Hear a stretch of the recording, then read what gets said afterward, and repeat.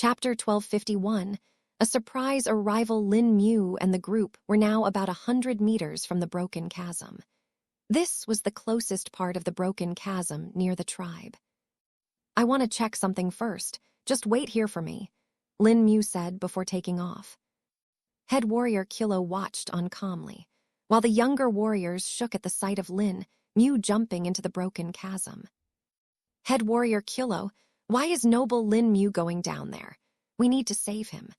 The young warriors didn't fully know that Lin Mu had gone down the broken chasm before as well.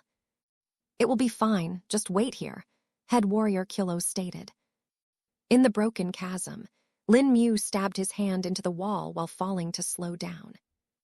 The wall cracked under the momentum, and a long channel had been dug out due to this. The channel was about 200 meters long, as that was how much it took to stop Lin Mu's fall. "Just about the right position," Lin Mu said as he saw the dark, dusty fog just a short distance away from him. He looked at the two twin snakes and spoke. "Do you two want to eat that?" Lin Mu pointed. The two snakes glanced at the dark fog before the black twin opened its mouth. It sucked in the air, pulling in the dark fog with it. Tilda akisikayak tilda. But just after taking in a small part of the fog, the black snake stopped and coughed out what she had sucked in. She hissed in distaste and curled back up. Guess this doesn't work," Lin Mu understood. He narrowed his eyes and activated spatial perception. He had already known that the reason why the chasm beasts were formed had something to do with the energy that came from a different plane. The dark fog here is more like a construction materials. It only becomes alive when the energy from the other plane is inserted into it, Lin Mu thought to himself. Perhaps only when the two are combined can the snakes eat it, he determined. "Guess we'll have to take the tougher route," Lin Mu sighed.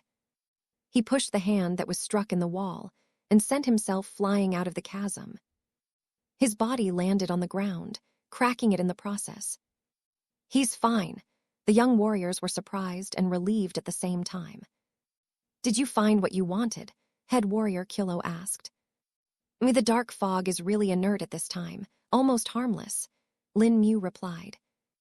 "Maybe we'll never learn the mysteries of the broken chasm," head warrior Kilo said before looking in the distance. Though it won't matter much once we leave this place," Lin Mu replied. The younger warriors simply stayed silent, as they knew it wasn't their place to speak right now. "We should continue.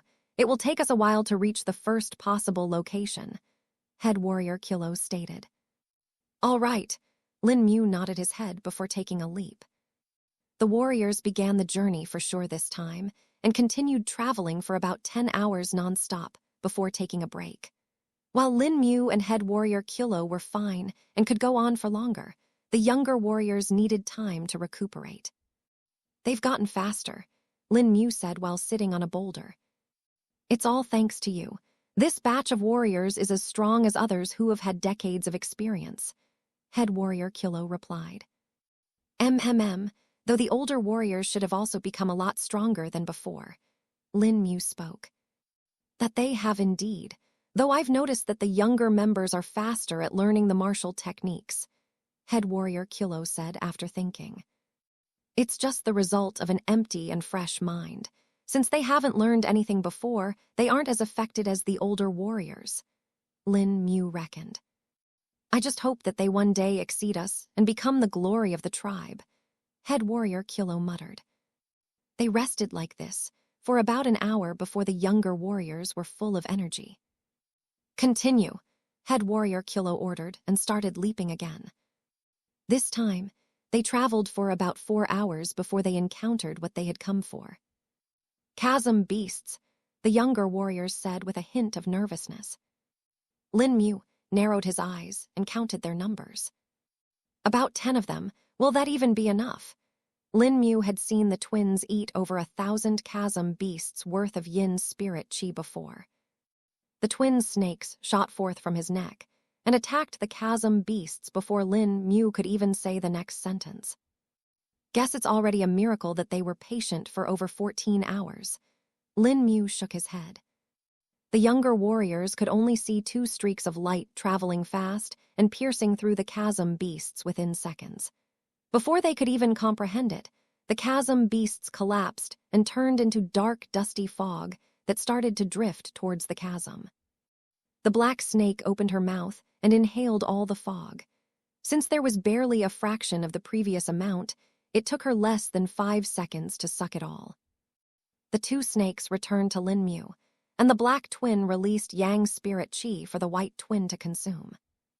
The whole process took less than a minute to be done, leaving the Hema warriors dumbstruck. Lin Mu watched the snakes and saw that they didn't fall asleep this time. Instead, they felt a bit more restless. "Let's continue. We need more chasm beasts," Lin Mu stated. "Leap," head warrior Kilo ordered, and they traveled further. 6 hours later, they encountered another isolated group of chasm beasts, which were quickly killed and consumed by the black snake. This process repeated about 10 more times, during which 3 days had passed. But while they were taking rest, strong energy fluctuations suddenly appeared accompanied by spatial disturbance. "Someone's arriving." Chapter 1252.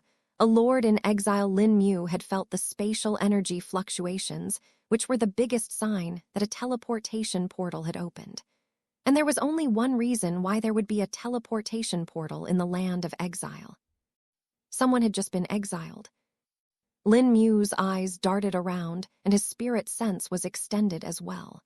Even if its range was limited, he would at least detect any attacks within that range and be able to react to it. There, head warrior Kilo was the first to spot the portal. He was a lot more experienced in this and had seen several portals open in the past. Lin Mu too noticed it and saw that the runes were very faint and hard to read. They've been hidden intentionally, Lin Mu discovered. It was possibly made with formation masters tempering with it, so they simply kept the runes hidden. Doing this for a large and complex array like this was very difficult as well as expensive. This was no different from encrypting the runes, forming the arrays, and preventing anyone from figuring them out. Lin Mu might have been able to study them even if they were hidden, but their appearance itself was short-term.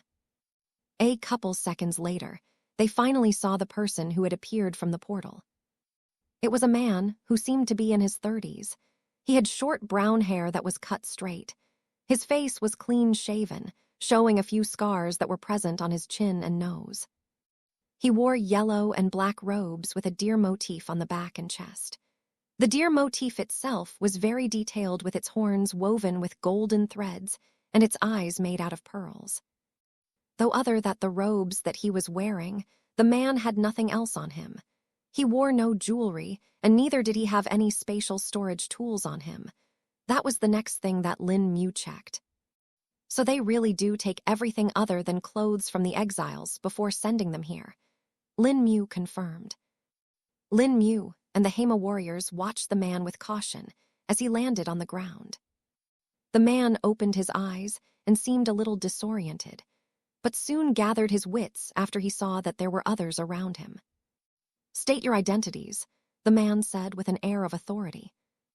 A wave of energy spread from him as well, alarming Lin Mu and head warrior Kilo. Immortal Ascension Realm, Lin Mu understood at that very moment. His brows furrowed and his thoughts flowed like a fast river. Multiple scenarios formed in his mind, and he calculated the best way to proceed. The one thing that he was happy about was that the man in front of them spoke in a language that was understandable to Lin Mu.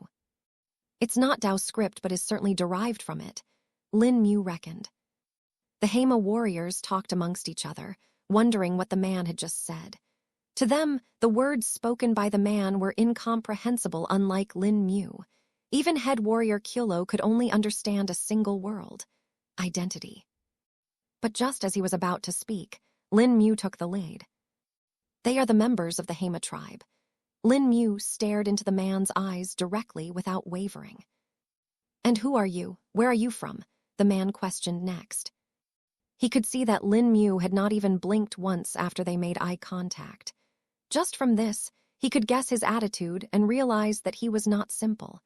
As for the four-legged strange people that were there with him, he was completely lost. "I am Lin Mu. I'm a wandering cultivator." The man furrowed his brows, thinking about something. "Why don't you tell us who you are? It's only fair that you do the same," Lin Mu asked next. "Humph, I'm Haiyan Chuan, Lord of the Haiyan County," the man said proudly. Seeing this, Lin Mu raised his brow. "Is this man serious? Why's he acting like this here?" Lin Mu couldn't understand. And just as he was wondering at the man's words, he was baffled at the next. "Well then, why aren't you all kneeling?" Haiyan Chuan asked. "Why should we?" Lin Mu asked simply. "Why? You dare ask the lord of a county why? You dare not follow the etiquette of venerating your superiors?" Haiyan Chuan retorted with anger. "What lord?" Lin Mu couldn't hold his chuckle anymore. "You are in the land of exile now. That makes you no different from all those that came before." "You dare insult me?" Haiyan Chuan was infuriated. "This is merely a temporary thing. I will soon be brought back," he stated. "Oh, you have a special arrangement." A smile appeared on Lin Mu's face. "Of course. Do you think a great lord like me would belong to a wasteland like this? I'm here merely because of some complex circumstances." The man spoke without a care.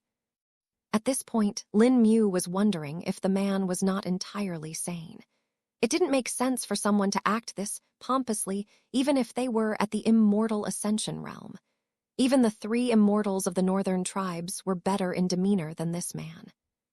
Compared to them, he acts like a child. Lin Mu suddenly recalled something that he had read in the records of the lost immortal. Wait, he isn't one of those, is he? In the records of the lost immortal, the unfortunate man had the misfortune of encountering several characters who were influential and rich. They threw around their background and money, acting pompously. And whenever they met a disadvantage or failed, they called their elders to act for them. They were of many types and identities, but the common factor in all of them was that they were self-conceited.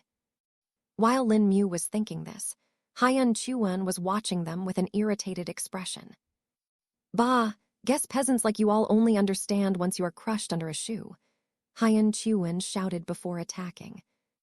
His palm glowed in a yellow light and created 5 sabers that slashed at the Hema warriors. "Get back," Lin Mu shouted before he appeared in front to block. His speed was surprising to Haiyan Chuan, not to mention the fact that Lin Mu had blocked his attacks with his bare hands. Even though the 5 sabers had gone after different targets, Lin Mu was still fast enough to block them all. Tilde clang, tilde clang, tilde clang, tilde.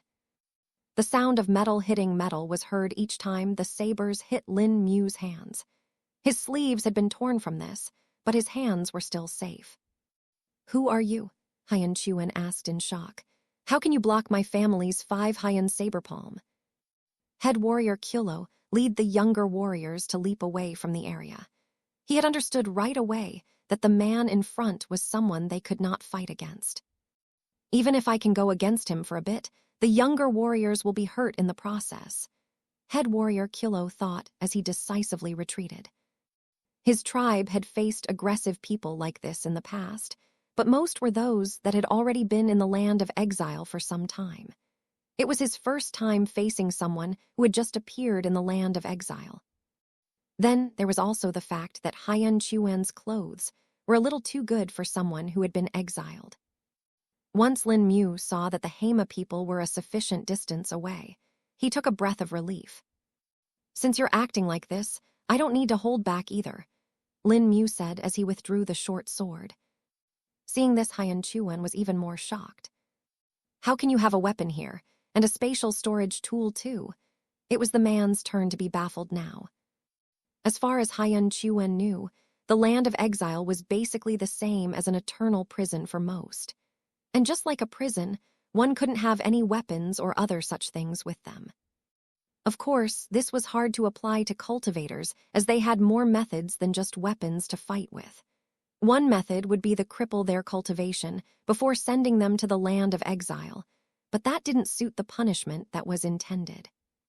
In the first place, the land of exile was supposed to be a punishment in which the prisoner would be faced with helplessness. They were intentionally left with their cultivation intact, just so that they could despair upon facing the dangers of the broken chasm. It was multi-layered punishment that only prevented the prisoners from taking any weapons or other aids such as pills, spirit tools, and more. And just as Hyun Chuan was wondering about all this, he felt a pressure rising from Lin Mu. Sword intent? Chapter 1253, Hyun Chuan's sword intent was something that was considered as a talent. Whether it was acquired talent or naturally present, didn't matter. Any cultivator that had comprehend sword intent would get respect for the most part. There were often many that could reach the immortal realm but still be unable to comprehend sword intent. As a lord of a county, Hyun Chuan knew what having sword intent meant. Even in his land, there weren't many that had comprehended it. He knew of the power that an expert with sword intent had as well as the danger that they could pose. He not only has access to spirit weapons and spatial storage tool but also sword intent. How is someone like this in the land of exile? They wouldn't send someone like that here. Hyun Chuan was both confused and concerned now. Don't worry, as long as you surrender I won't kill you. I've got plenty to ask of you anyway, Lin Mu said before swinging his sword. He clearly stated his intentions, wondering if the man would understand. A clear sword light shot out from Lin Mu's short sword, tearing the air. Hyun Chuan's eyes narrowed, and he waved his palm again, creating 5 sabers. This time, though, the sabers were barely able to hold on before being cut apart by the sword intent-infused slash. It was also now that Hyun Chuan detected Lin Mu's cultivation base. Lin Mu's spirit chi fluctuations were highly contained, thus it was almost impossible for others to detect his cultivation base if he didn't reveal it. Plus, the restraint on the spirit sense also meant that most couldn't probe him directly. When Hyun Chuan had appeared, Lin Mu had ensured that there was no spirit sense near him to avoid his abilities being revealed. Even if he had confidence in being able to hide his cultivation base, it was best for him to be cautious in an immortal world. There were always new and mysterious abilities that he might not know of and get caught off guard.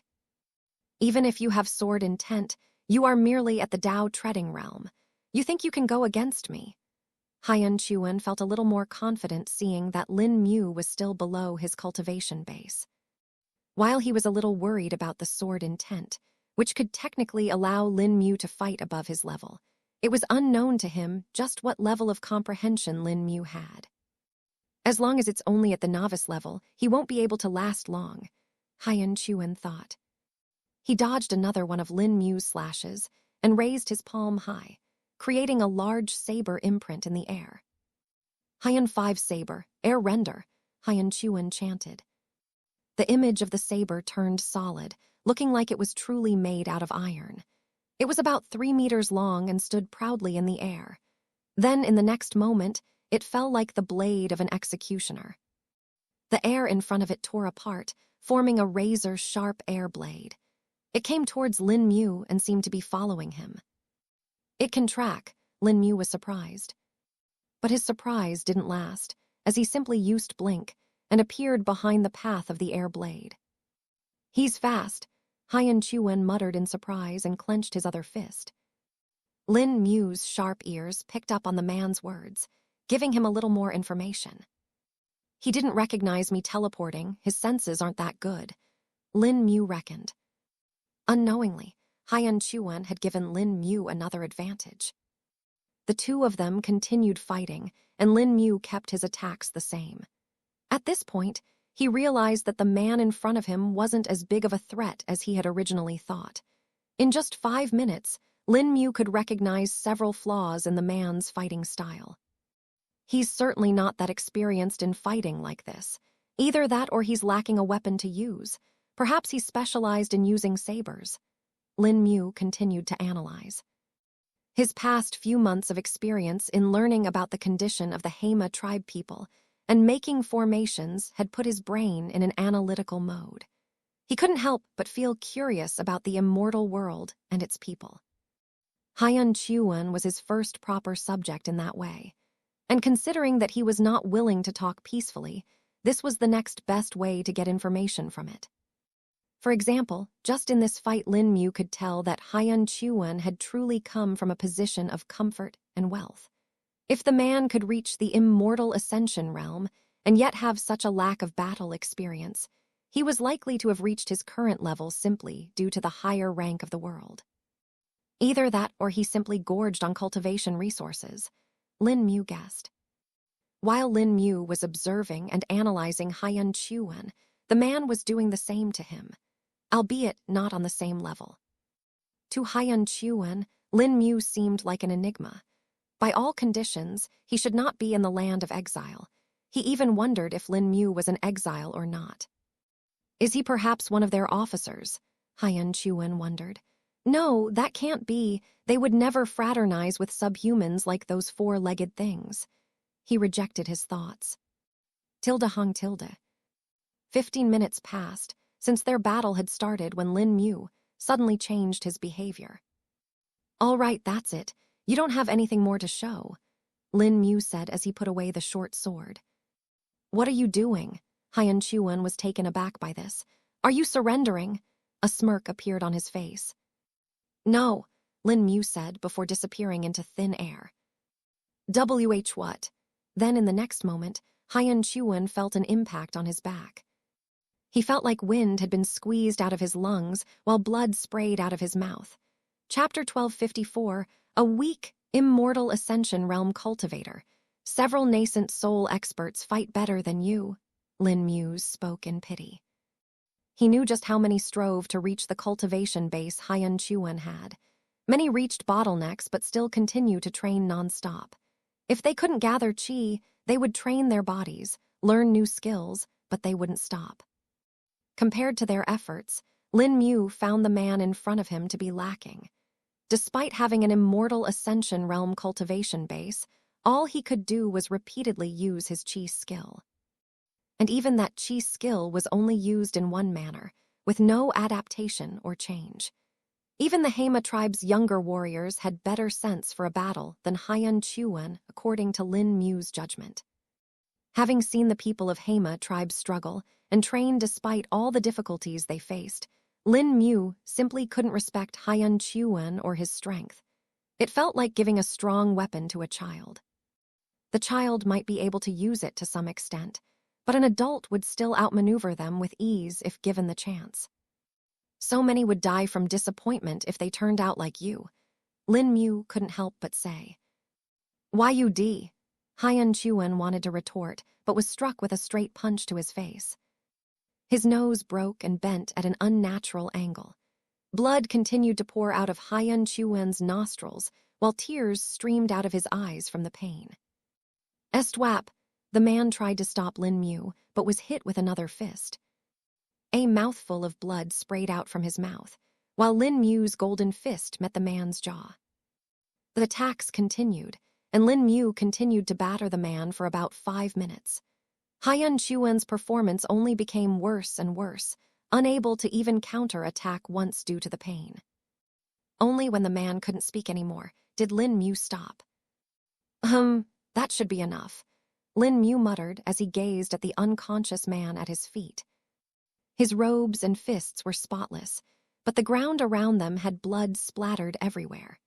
The red and brown soil mixed with blood gave a strangely beautiful look if one were to stare at it long enough. The twin snakes popped their heads out from Lin Mu's collar. Oh, sorry, were you too scared? Lin Mu gently asked. The 2 snakes had been appeared around his neck the entire time, and when Lin Mu started fighting, they had simply hidden under his robes near the neck. Lin Mu also ensured that no attack came near them. After all, to him, they were still infants and were only at the nascent soul realm. The attacks of Hyun Chuan could still hurt them, and Lin Mu certainly didn't want that. Hissed. But instead of showing signs of being scared, the 2 snakes stared intently at the unconscious Hyun Chuan. Lin Mu could then feel a wave of emotion spread from them through the link. You want to eat him, Lin Mu guessed from the hunger they were presenting. You can't, at least not before I get some information out of him, Lin Mu said. Perhaps we'll decide on how he behaves after this, he added. Tilda hissed Tilda. The twin snakes lowered their head and looked pitiful. Don't worry, we'll get you more food. Lin Mu rubbed their heads and assured them. With that, the two snakes calmed down and laid down on Lin Mu's shoulders. Now to take care of this guy.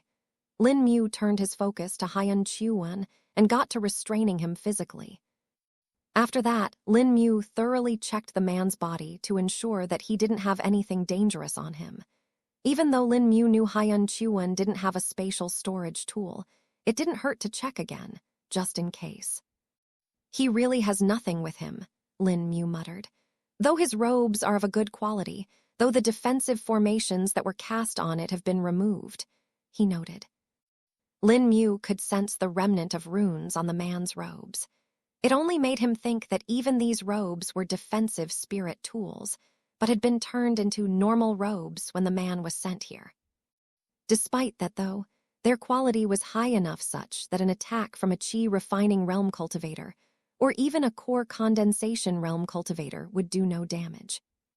I should check what they are made out of later. I don't recognize the materials. Lin Mu made another note. He then flipped his hand and took out a small bottle from his ring before opening its cap. 2 dark green pills with a black leaf-like patterns appeared in his hand, which he then fed to Haiyan Chuan. Haiyan Chuan's body spasmed like he was having a seizure for a few seconds before stopping. And when it stopped, the spirit Qi waves coming from his body almost stopped. Even the flow of spirit Qi in his body had slowed down to a snail's pace. That'll keep him from doing anything unnecessary, Lin Mu muttered before tying the man's arms and legs with a rope. The rope was also a mid-grade spirit tool and was specifically used for restraining cultivators. It was effective even for nascent soul realm cultivators, which was more than enough for Haiyan Chuan, who would basically be the same as a mortal for now. I doubled the dose of the poison considering he's in the immortal ascension realm, so it should last at least a few days. Lin Mu calculated. The poison pills he had fed Haiyan Chuan were something that could block the meridians of even a Tao-treading realm expert. They were very valuable, and even Lin Mu only had a few of them in his storage. The gifts of the Alliance are finally coming in use. Lin Mu chuckled before calling for the Hema warriors. The warriors appeared a minute later, with Kilo taking the lead. It's fine now. He won't be able to do anything. Chapter 1255 Return to the Hema tribe. The warriors of the Hema tribe had seen Lin Mu fight from the distance. As people of the Hema tribe, they had developed naturally good eyesight. The good eyesight was also the reason why they could throw spears at a long distance with great accuracy. Thus, they had observed everything from a distance clearly. At first, they were nervous as they could see that the power of the newly exiled human was quite strong. But the more time passed, the more they realized the man was a joke. Even the head warrior could have taken him on as long as Haiyan Chuan didn't use his Qi skills. While they couldn't understand the man's words, they could understand from his expressions and tone that he was humiliating and insulting them. They couldn't help but feel pleased with seeing the man beaten up like this. And upon seeing his pummeled appearance from a short distance, the young warriors of the Hema tribe felt a chill on their backs. It was simply too pitiful to look at. Are you fine, noble Lin Mu? Head warrior Kilo asked with concern. Even if he could tell that Lin Mu had won the fight, he didn't know if there were any other problems that might have happened. After all, after having obtained the information about cultivation and various aspects of it, Kilo knew there were a lot of things he simply could not perceive yet. I'm fine, thank you for your concern, though, Lin Mu replied. And what about the man? What did he want? Head warrior Kilo asked. Well, I think he was just delusional. He attacked for a silly reason. I'll tell you more later, Lin Mu answered. Though he will be useful to us, he added. Useful? Shouldn't we kill him to prevent any danger? Head warrior Kilo questioned. Oh, he won't be able to do anything. I've restrained his cultivation base, and even his body is bound now. Even the children of the Hema tribe should be able to snap his bones. Lin Mu answered with a chuckle. But since we want to get out of the land of exile, we need more information. We need to know what is out there. Lin Mu said before looking towards the rust-hail mountains in the distance. This man should have some information for us. All right, do we return now? Kilo inquired. No, the snakelets are still hungry. We will hunt more chasm beasts. Lin Mu replied. We'll do as you say. I'll get the young ones to carry this man. Head warrior Kilo obliged. Then, under head warrior's Kilo's orders, one of the warriors came and picked up the unconscious Haiyan Chuan like a sack and hung him over his shoulder. With the build and broad shoulders of the Hema people, it was no issue for them to carry a human like this. After all, Haiyan Chuan wasn't as heavy as Lin Mu. In fact, he was lighter than some of the stone spears and weapons that the Hema people typically carried. The fight was but just a little hiccup in the journey, and they continued searching for chasm beasts for about 2 more days before the twin snakes finally felt satisfied. However, they didn't sleep like they had before. Even though they are satisfied, it isn't the same level as the last time. Lin Mu could tell from the amount of energy they had exchanged. Once the twin snakes felt satisfied, they turned back and made their way back to the tribe. They encountered a few chasm beasts that had newly formed during the return and were quickly eaten by the twin snakes. Their return journey didn't take as long, and they were back in less than 5 days.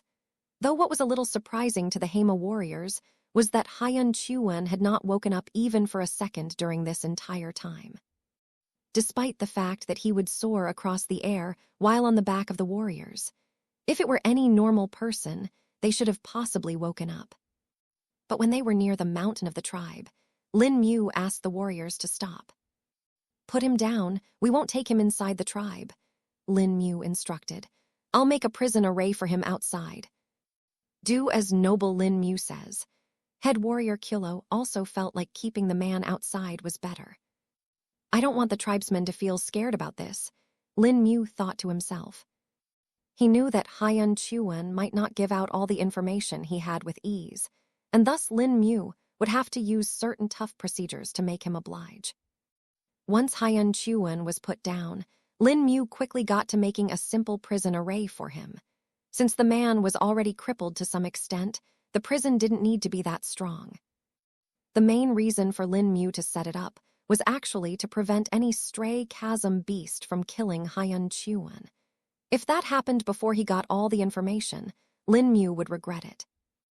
Though he's been asleep for a little too long, isn't he? Lin Mu realized. He could tell that the man was still alive, and his vitality was still relatively stable. The poison wasn't killing him or anything. Plus, his injuries had also stopped bleeding for the most part. Maybe he'll wake up after he's a little healed. Lin Mu reckoned and fed him a few healing pills. But Haiyan Chuan didn't wake up after he was healed, either. Lin Mu waited an entire day before the man finally showed signs of consciousness.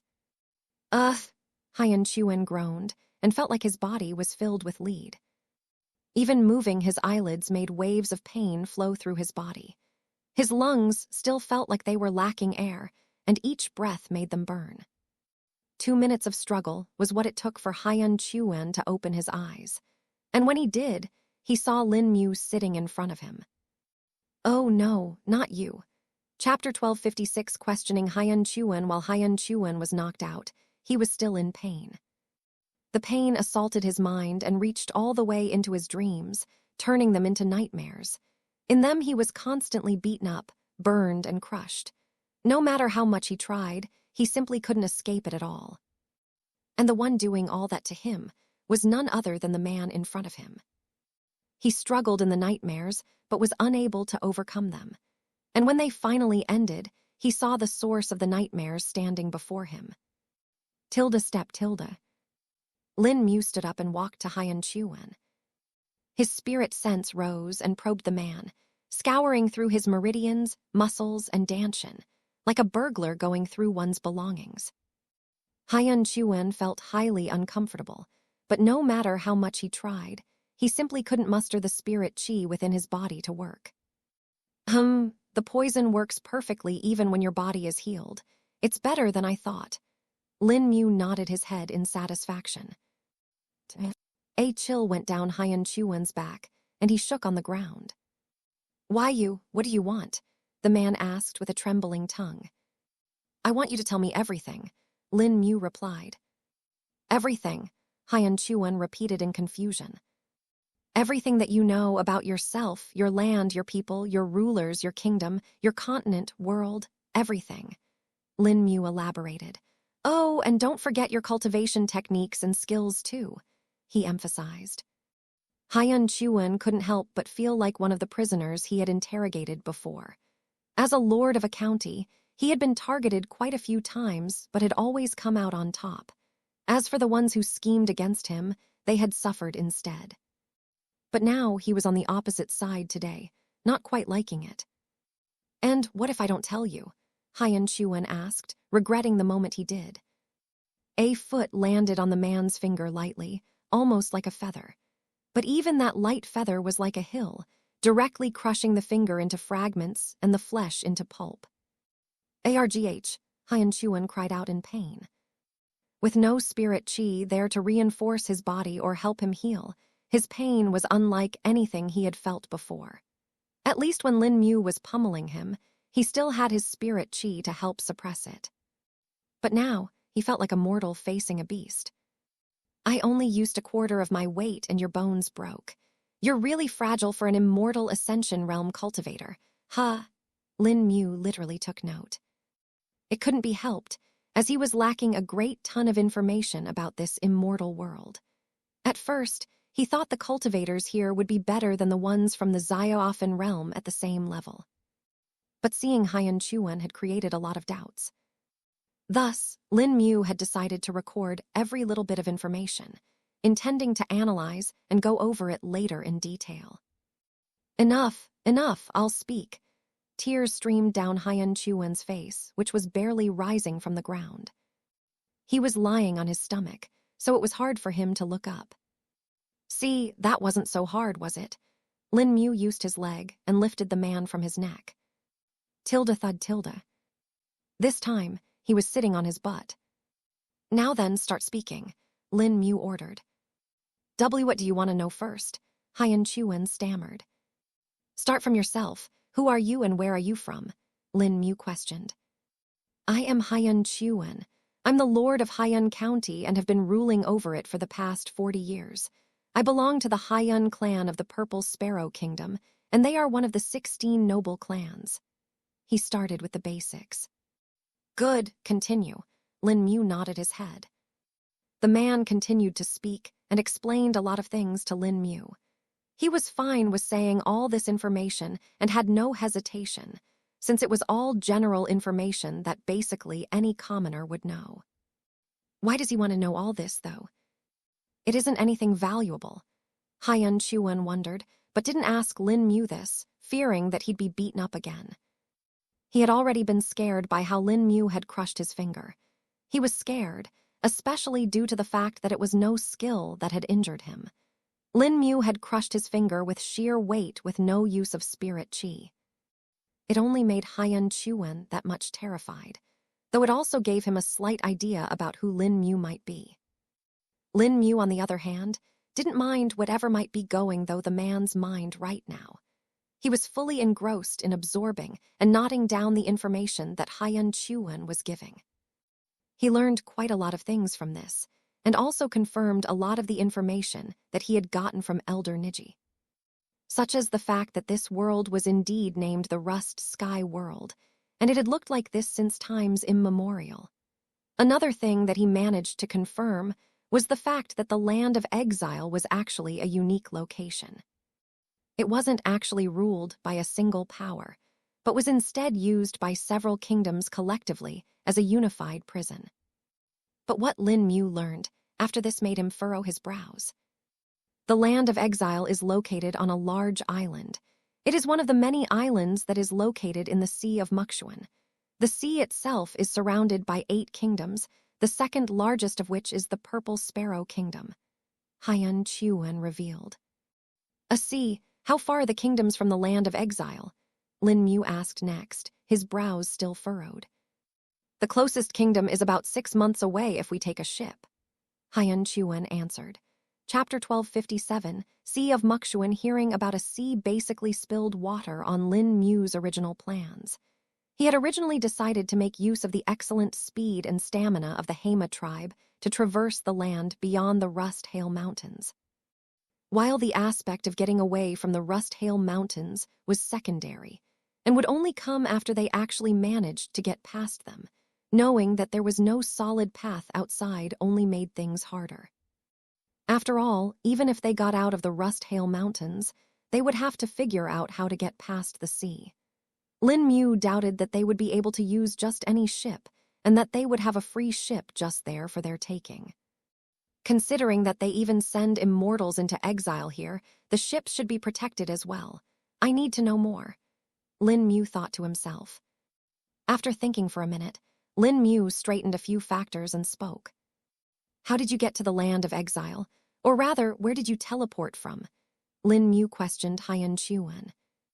I was sent here through the major teleportation array that is set up in our Purple Sparrow Kingdom.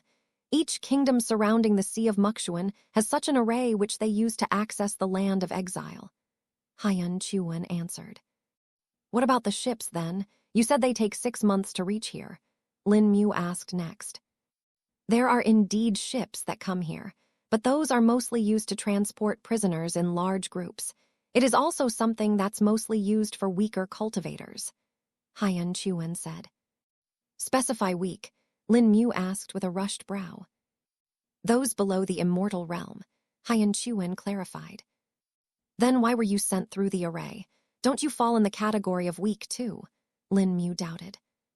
Well, I had the benefit of being from a noble clan, so they sent me through the array, Haiyan Chuan said, but seeing that Lin Mu didn't seem to be satisfied, he explained further. You see, the cost of using a teleportation array is quite high. At least it's not worth using for normal prisoners. Thus, they would only use them when the risk of sending the prisoners with a ship is too high. I see, Lin Mu understood a bit better. Tell me about the Sea of Muxuan. What are the risks of traveling? Lin Mu asked further. The Sea of Muxuan is one of the most dangerous areas of the Rust Sky world, and is certainly the most dangerous sea among all 8 seas of our world. Even the Great Ocean isn't as dangerous as this. Even the ships that sail in the Sea of Muxuan are especially made to withstand its environment and dangers that range from terrifying beasts, harsh weather, all the way to mysterious phenomenon. Every ship that sails to the land of exile needs to have at least an immortal at the 4th tribulation stage at the helm and several more immortals to guard it. Simply running the ship with all its defenses is difficult without multiple immortals powering and controlling it. The other weaker cultivators only manage the miscellaneous tasks above the ship, as well as guarding the prisoners inside. And when a ship is anchored at any port of the land of exile, it is to be quickly emptied of the prisoners. Basically, they are advised to stay as little as possible on the island before sailing back, Haiyan Chuan explained. This gave Lin Mu a wider view of the problem at hand. An immortal at the 4th tribulation realm, at the help of multiple other immortals running the ships, there is no way we can take over a ship. Doing that will be the same as jumping to our deaths, Lin Mu realized.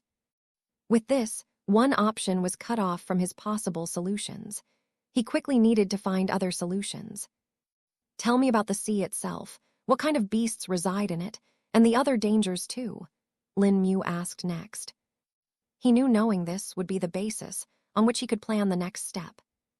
There are countless beasts in the Sea of Muxuan. They range from as weak as the nascent soul realm all the way to the peak of the immortal realm. As for the weather, it is unpredictable, and storms are the most common climate. One can get lost very easily in the sea, and specialized tools are needed to guide the path of a ship. There are always over 50 ships that get lost in the sea, and many more that get destroyed.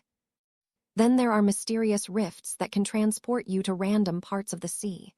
We do not know how these rifts appear, but they are almost always guaranteed death to those that enter them.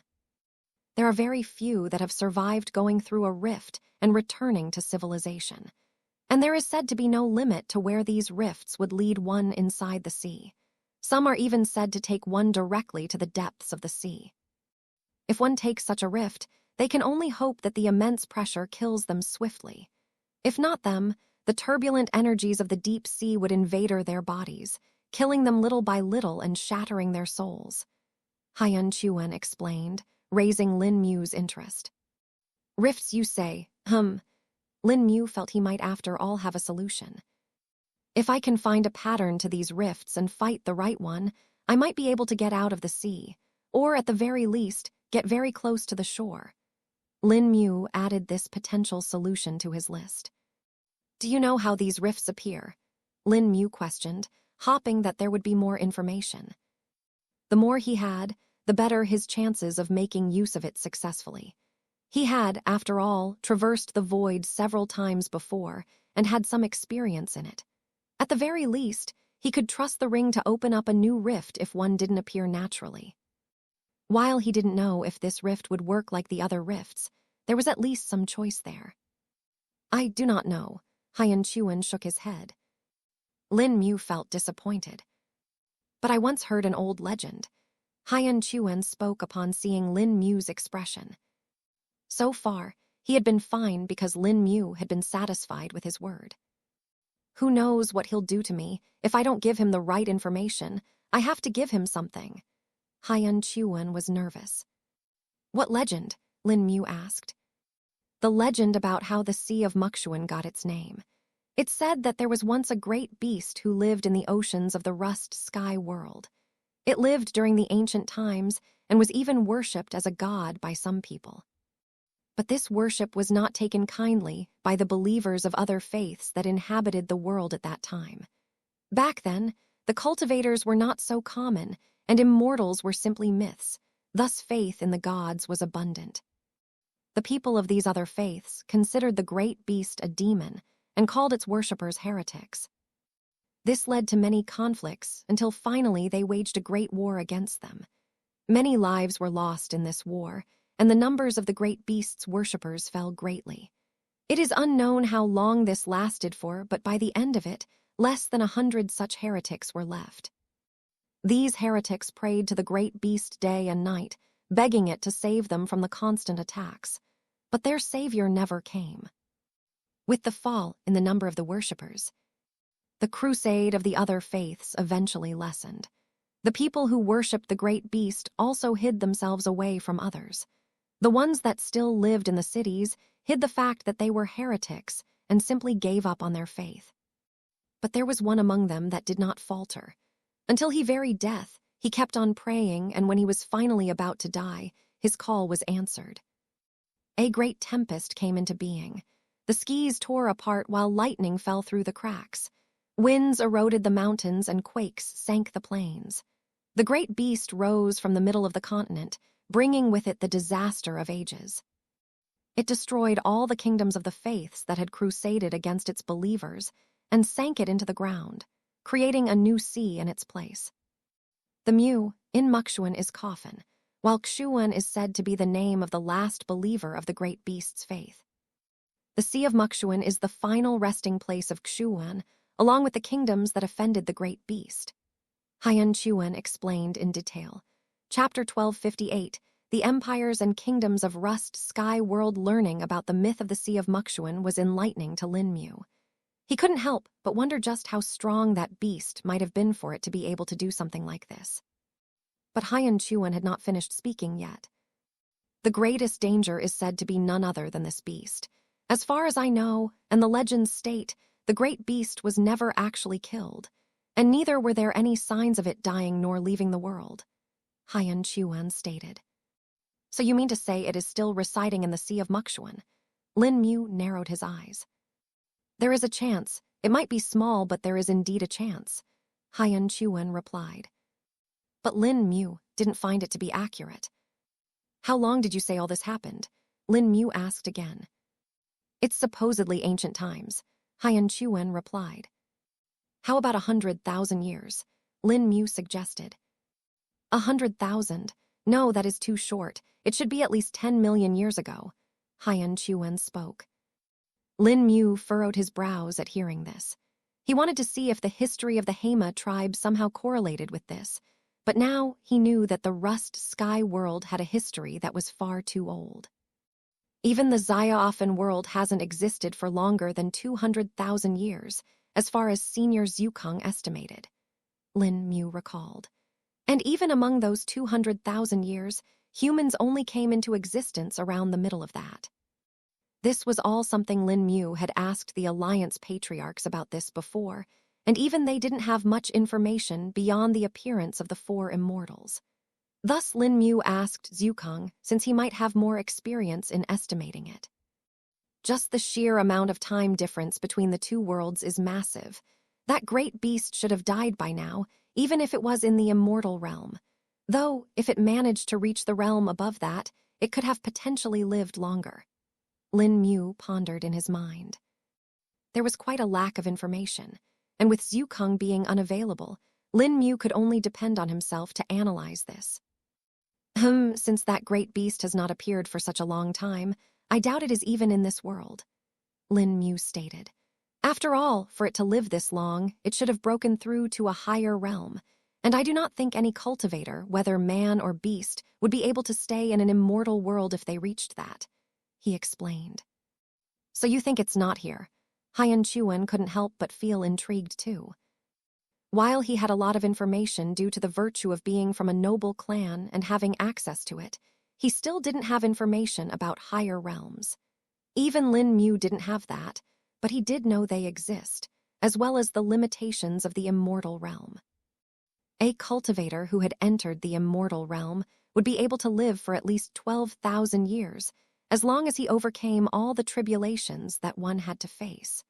There were 7 immortal tribulations, each at a 1,000-year gap.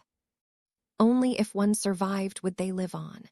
Being in the immortal realm didn't make one invincible after all, it only allowed them to continue living.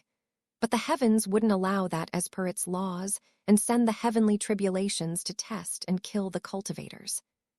There were ways one could survive even after failing the tribulation, of course. But doing that meant that they would only get an extra 1,000 years. And the tribulation that came at the end of those 1,000 years would be a lot stronger than before. If by some chance they used the method to avoid death once more, the next tribulation would become exponentially stronger. The heavens would not take tricks like these as a joke and punish others equally. Hence Lin Mu was sure, no beast or human would be able to live in the rust sky world for that long. At least we know there is one less danger. Lin Mu took note. He looked at Haiyan Chuan and asked him to continue. The man had a lot of things to say and continued to do so for an entire day and night. As an immortal Ascension Realm cultivator, even if his cultivation base was restrained, he wouldn't die from this. In fact, he would be able to work for an entire month without a break and would still be fine. Not to mention, Lin Mu had healed his injuries already. Haiyan Chuan explained about the various kingdoms that were surrounding the Sea of Muxuan, as well as their powers. He even knew about the other continents that were beyond the ocean at the borders of the kingdoms. In total, the Rust Sky World had 4 continents. The continent that Lin Mu was on right now was the second largest, and was called as the 8-Kingdom Alliance continent. East off this continent was the largest continent of the Rust Sky World, and was ruled by the Dao Wind Empire. It was simply named after the empire and was called Dao Wind Continent. Then east of the Dao Wind Continent, there was the Huiking Continent ruled by the Huiking Empire. Finally, west of the 8-Kingdom Alliance continent, was the smallest continent, the Holy Topaz Continent. Haiyan Chuan had never been out of the 8-Kingdom Alliance, but knew enough about the powers of the other continents too. Roughly, the continents were all the same in strength. But the Holy Topaz Continent, ran by the Holy Topaz Dynasty, was the strongest due to the fact that they had existed the longest. Having understood the various political powers of the worlds, Lin Mu hoped that he wouldn't have to face the same thing he had in the Zaya-Offen world. Leading an entire alliance is too hard and time-consuming. Chapter 1259, A Way Out from Exile. It had now been 4 days since Lin Mu had started interrogating Haiyan Chuan. The man had been promptly answering everything, thus Lin Mu had no reason to encourage him with some pain either. But just as Lin Mu was about to ask the nth question, he heard a voice. "Noble Lin Mu, here's some food for you." A Hema tribe member came to hand some baskets of stone flesh mushrooms. Lin Mu waved his hand and let the Hema member come into the barrier. "We already cooked them as you liked. Elder Niji said that you will be here for a while, so he suggested sending them to you directly instead of calling you down to eat," the young Hema member stated. "Thank you, Elder Niji's right." Lin Mu nodded his head. Once the Hema member left, Haiyan Chuan spoke up. "What are they?" "I thought I told you before. They are the people of the Hema tribe," Lin Mu replied while cracking a stone flesh mushroom in his hand. "The Hema tribe? Did a tribe like that exist?" Haiyan Chuan furrowed his brows. Lin Mu looked at the consensus on the man's words and decided to ask him more. "You don't know about the Hema tribe?" Lin Mu questioned. "No, there is no tribe like that in any of the 8 kingdoms," Haiyan Chuan answered. "Even considering the other continents where subhumans live, I don't think a tribe like them exists," he added. Lin Mu had heard about the subhumans already before. They were basically other races that had humanoid forms but weren't actually humans. This included a few beastmen races as well as some miscellaneous ones. This would be Lin Mu's first time seeing any of them, after all. Though there weren't any such settlement of subhumans present in the 8 alliance kingdoms, as most of them were used as slaves and servants here. The identity of subhumans was low in the 8 kingdom alliance, and their oppression was quite harsh. It is a little surprising considering that the subhumans that Haiyan Chuan talked about are usually stronger than humans. If they are suppressed like this, then it means that they probably came to this world later, or something else happened that led to them being in this situation, Lin Mu reckoned. He had read about the subhumans in the memoirs of the lost immortal before. They were actually called by many names, such as demihumans, humanoids, beastlings, beastkins, demonkin, and lot more. But the Rust Sky world simply chose to call them as subhumans. "You've never heard people like them before? That's strange. They've been living in the land of exile for over 100,000 years now," Lin Mu said, much to the man's shock. "What?" Haiyan Chuan couldn't believe it. "How can someone survive that long in the land of exile?" "Well, they have. With enough strategy and skill, anyone can do it," Lin Mu replied. "Though what I find confusing is that there is no records of them." "No, at least I don't know. There might be some records, after millions upon millions have been sent to the land of exile in all the years," Haiyan Chuan replied. I see. Then is there any place that might have records about all those that have been exiled?" Lin Mu questioned. "I think each kingdom should have its own set of records," Haiyan Chuan answered. "Though there are also some times when the inhabitants of the islands send their prisoners here. I do not know if those are documented or not," he added. "There are other inhabitants." Lin Mu was surprised, since the man hadn't spoken about this at all. "Yes, there are a few. Most of them are just rogue cultivators or clan that want to stay independent. They can't do that in the kingdoms or empires, so they chose the wild option of staying on the islands of the Sea of Muxuan," Haiyan Chuan replied. "How far is the nearest inhabited island from here?" Lin Mu asked, feeling like he might have just found a new solution for their escape. "I don't know about the independent islands, but there is a supply island of the Ring Mist Kingdom 3 days away from here," Haiyan Chuan stated. 3 days away, huh? Lin Mu remembered that. Hundan Chuan looked at the calculative expression on Lin Mu's face and wondered if he was planning what he was thinking about. "You aren't planning to escape the land of exile, are you?" Haiyan Chuan asked. "I am," Lin Mu honestly answered. "Does that matter to you?" "You should give up. There is no one who has gotten out of here before," Haiyan Chuan stated. "Huh, didn't you say your people were going to come get you from here? Doesn't that mean there is a way?" Lin Mu said with intrigue. "That is different. I'm not a permanent exile. I am just here because there was no option. Once the situation in my land cools down, my people will come fetch me," Haiyan Chuan revealed. "And how will they do that exactly? You just said there is no way," Lin Mu interrogated. Hyun Chuan could feel a sharp gaze on him and knew that Lin Mu was really serious about this. The array, the teleportation array. While the long-distance array only works one way, if you are on the island itself, you can use its short-distance array. It only functions to send one across the Rust Hail Mountains. They are going to use that to get me, Hyun Chuan revealed. Interesting. Seems like you will get to live after all. Lin Mu now knew he had the key to getting out of here. Hyun Chuan couldn't help but swallow his saliva in fear. Tell me more about the people that are coming to get you, as well as why you were sent here. I want all the details, Lin Mu demanded. After all, if he was going to use Hyun Chuan as the bait, he needed to know what he was catching first. Chapter 12, 60 Hyun Chuan's situation. Lin Mu was quite interested in how Hyun Chuan had ended up in the land of exile. From his demeanor and actions, he was clearly a noble and had even said that he was. But then him being sent to this place didn't make sense. Especially the fact that he was actually going to return to his kingdom and that people would be coming to fetch him. From what Elder Niji has said, nothing of that sort has ever happened in the past. Could it be that he is simply being lied to?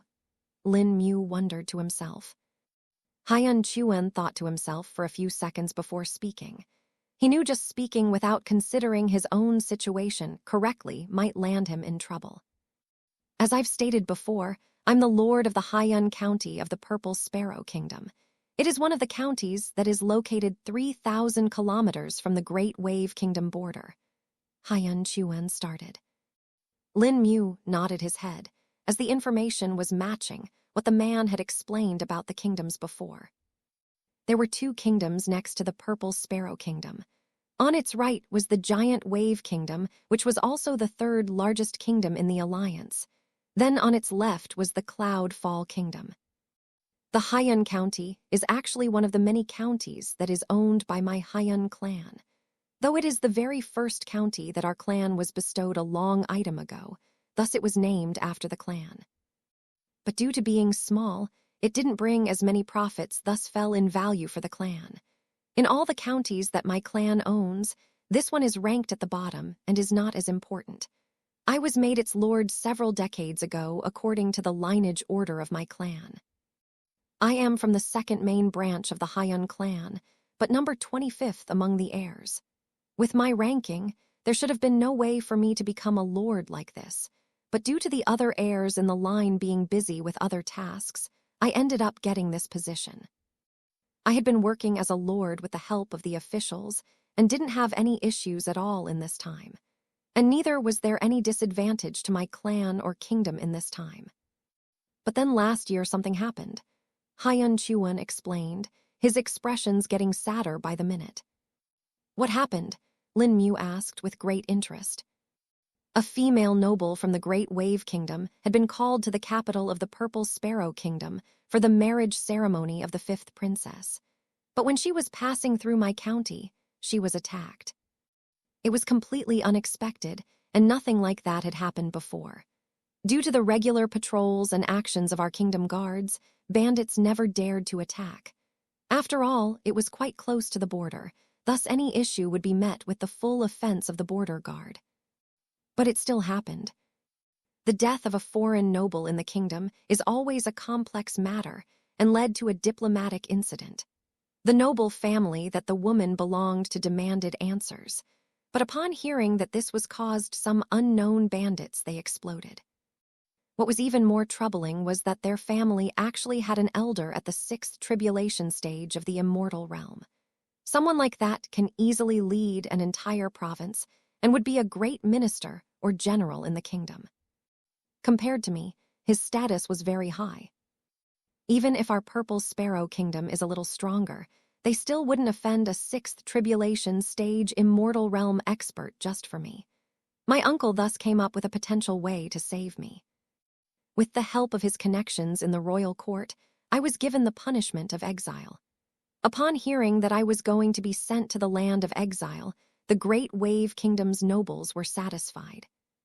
My uncle assured me that they would only send me to the land of exile temporarily. After all, They couldn't really monitor the situation inside the land of exile, so wouldn't know if I died or lived. Haiyan Chuan continued to explain. Upon hearing all this, Lin Mu felt like it didn't seem right. All this seems a little too suspicious. And how are they intending to get you? Lin Mu questioned.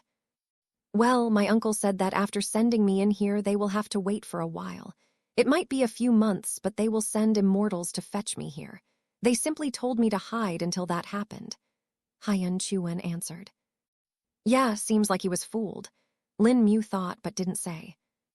I get that they will enter the land of exile, but how will they get back out along with you? As far as I know, the Rust Hail Mountains are dangerous even for immortals. Lin Mu asked. It is actually possible to get out using special teleportation talismans.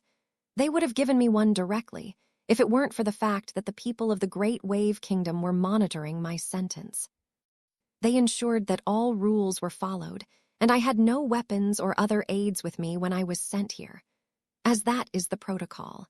But with my clan's influence, it wouldn't be an issue to smuggle some things in here with immortals.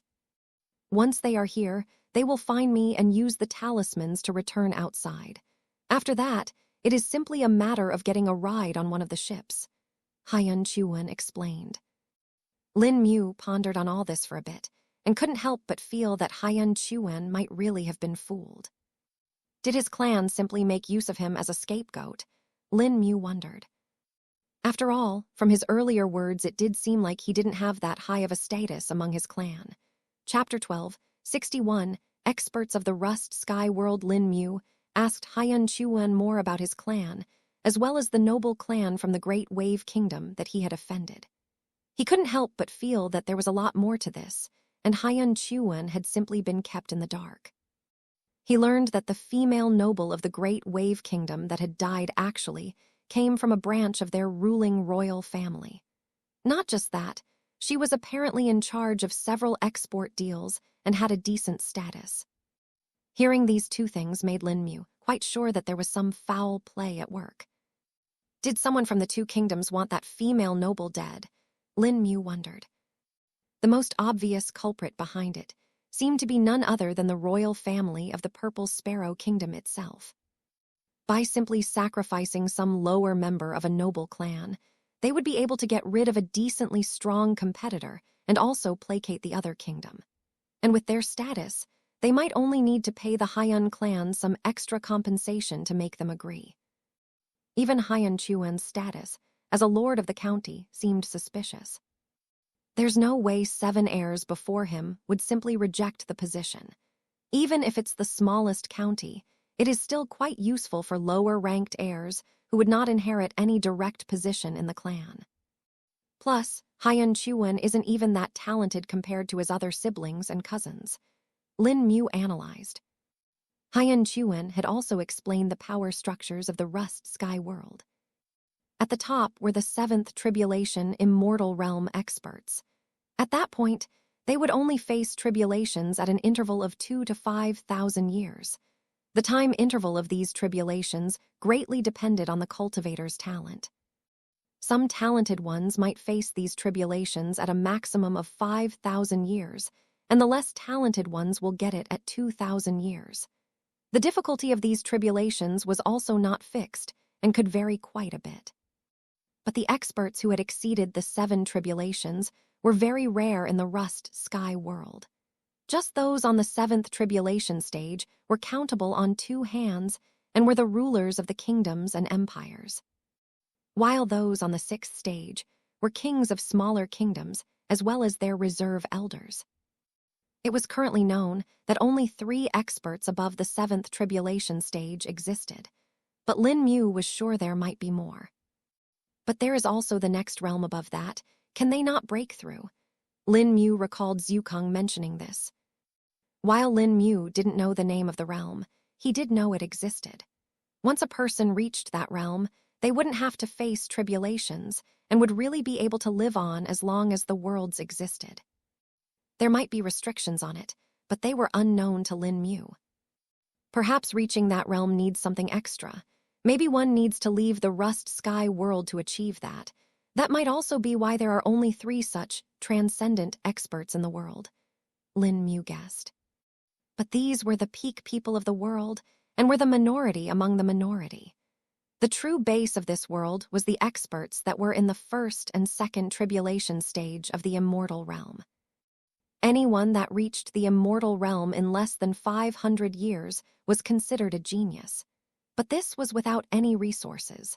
With resources like the Hyun clan had, one should be able to reach it in 200-300 years. All this was quite mind-boggling to Lin Mu, since in 500 years, it was already a miracle for one to reach the infant soul stage of the nascent soul realm. At what realm do the people of this world start? Lin Mu questioned. He already knew from the lost immortals' memoirs that depending on the level of the world, the newborn infants there might be born at different cultivation bases. This was even more drastic for the rust sky world that was close to world ascension. Most of the infants are born in the core condensation realm. Even the commoner mortals all birth core condensation realm offspring. The same applies to beasts and other races. After being born, the children are restrained from cultivating until they grow to a certain age. Since reaching the nascent soul realm would fix their appearance, doing this at a young age would give trouble to most people. But this doesn't apply to the children of nobles or those with decent wealth. They can simply consume some body maturation pills and directly grow themselves. The children of the nobles continue cultivating and reach the Tao treading realm by the age of 100. Even if they still look like 10-13-year-old children, it doesn't matter since they don't need to do any other duties till then. The true test of talent begins from the Tao treading realms, as they would all comprehend on different pace. Those that break through the earliest are considered extra talented and are finally given the body maturation pills. Hyun Chuan explained. But don't immortal worlds like the rust sky world not have the need for immortal ascension realm? Lin Mu asked. Yes, that is true for those that comprehend their own Tao traces and form a Tao embryo with no assistance. But for those that were helped by a Tao treasure or Tao essence crystals, they will still end up in the immortal ascension realm. Hyun Chuan replied. Then how do they reach the immortal realm? Lin Mu questioned with some confusion. Well, there are 2 ways. First is that the person would automatically break through after some time. But if they don't, they can take an ascension spirit pill to do that. But the use of the pill makes one's foundation weaker. Only those that have no talent use those. They might get stuck as false immortals too and die to the first tribulation that they face. Hyun Chuan said with some embarrassment. Chapter 1262, Teleportation Gates. Lin Mu had gotten 2 important bits of information from Hyun Chuan right now. The existence of the body maturation pill and the ascension spirit pill was the answer to several questions that Lin Mu had in the past. Of course, he had no use for the body maturation pill, but the ascension spirit pill was something that might come in handy. I don't know if I'll be able to have a normal breakthrough. After all, I was not born in an immortal world, and neither did I come here after the normal ascension. Lin Mu realized he was in a strange state of unknown limbo. Of course, he hoped that he would be able to break through without the use of external methods.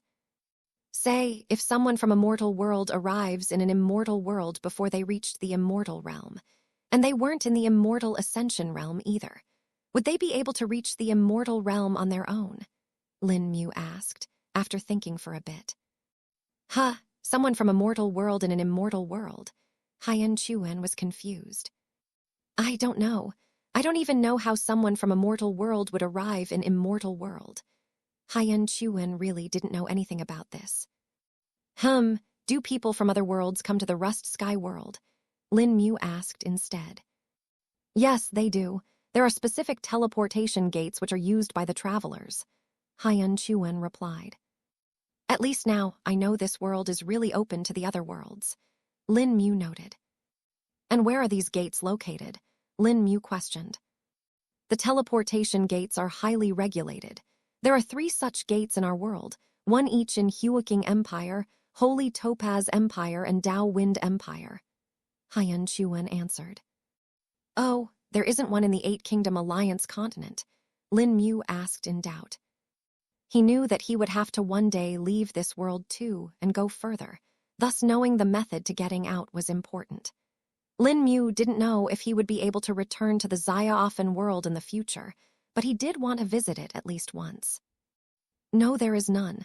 The Eight Kingdom Alliance did not qualify for one to be built here, Haiyan Chuan stated. There is someone that determines this, Lin Mu questioned. Yeah, the Immortal Court. How do you not know that? Even commoners should know that. Haiyan Chuan had been wondering why Lin Mu was asking so many questions. At first he thought that it was just to make him unable to figure out the real things he wanted to know. But now he wasn't so sure. The questions about the Rust Sky world were still fine, considering he might have come from another world. But not knowing about the Immortal Court, that is impossible, Haiyan Chuan thought. You don't need to know that, Lin Mu plainly stated, making Haiyan Chuan drop it. There was not even a single thought in his mind that Lin Mu might be from a mortal world. After all, to him, a person as strong as Lin Mu shouldn't be from a mortal world. He had defeated him who was in the Immortal Ascension realm while being in the Tao Treading realm. In Haiyan Chuan's opinion, something like that could only be done by someone that was a genius of the immortal world. Even among his own siblings, there were such geniuses. He had fought a few of his more talented siblings and had lost to them even though they were at a lower realm than him. Lin Mu decided to stop the interrogation for now and left the man in the prison. He had gained a lot of information and needed to go through it again before analyzing it. Haiyan Chuan was left sitting there on the ground, still bound with the ropes. I need to inform Elder Niji about the possible arrival of immortals. If we want to get out, they will be the first option. As long as I can get my hands on the teleportation talismans, I'll be able to make replicas. Or at the very least, use the ring to open a path. Just the coordinates would be enough too, Lin Mu thought to himself. He had made the promise that he would get the Hema tribe freedom from the land of exile, and he was going to follow through it. With this in mind, Lin Mu went to meet up with the elder. Tilde knock, tilde knock, tilde. Noble Lin Mu, did you finish interrogating with that man? Elder Niji opened his residence door quickly. Yes, there are a few things I need to tell you. We will need the people of the tribe to be prepared, Lin Mu replied. Elder Niji's brows furrowed, but he nodded his head. Let's get head warrior Kilo and others here too. We'll make it easier for us, Elder Niji suggested. Yes, Lin Mu agreed. Elder Niji simply sent out a message on the mirrors, and 10 minutes later, all the higher-ups of the tribe were assembled at his residence. I have several things to talk to you about, including how we will be getting out of the land of exile, Lin Mu stated. Hearing this, the expressions of the Hema tribe people became serious. It had been their lifelong dream of several generations to get out of here, and they finally had some hope to do that. Lin Mu went on to first explain what the land of exile was and how it was surrounded by a sea. He also told them the dangers as well as the kingdoms that ruled over it all. It was a stunning revelation to the people and also a bit disappointing. Many of them didn't even know what a sea was, and Elder Niji had to explain to them. The land of exile was already quite vast to them, and comprehending just how large the Sea of Muxuan was just difficult. Chapter 12, 63 Points of Consideration. The Hema tribe was filled with a newfound drive after Lin Mu's revelation. They learned how big the world really was and what they would have to do to get out. But it was just the starting point for them. Even if they got out, they would still need to face the other human empires. And from Haiyan Chuan's words, Lin Mu was quite sure that they wouldn't take kindly to the Hema tribe that wasn't human. A life of slavery wasn't something that they wanted. It would be the same as jumping out of one prison into another, and it was hard to tell which one was worse. Additionally, there was still the fact that the people who originally exiled them might still be around and might not take kindly to them being out. Lin Mu, though, was worried about something else.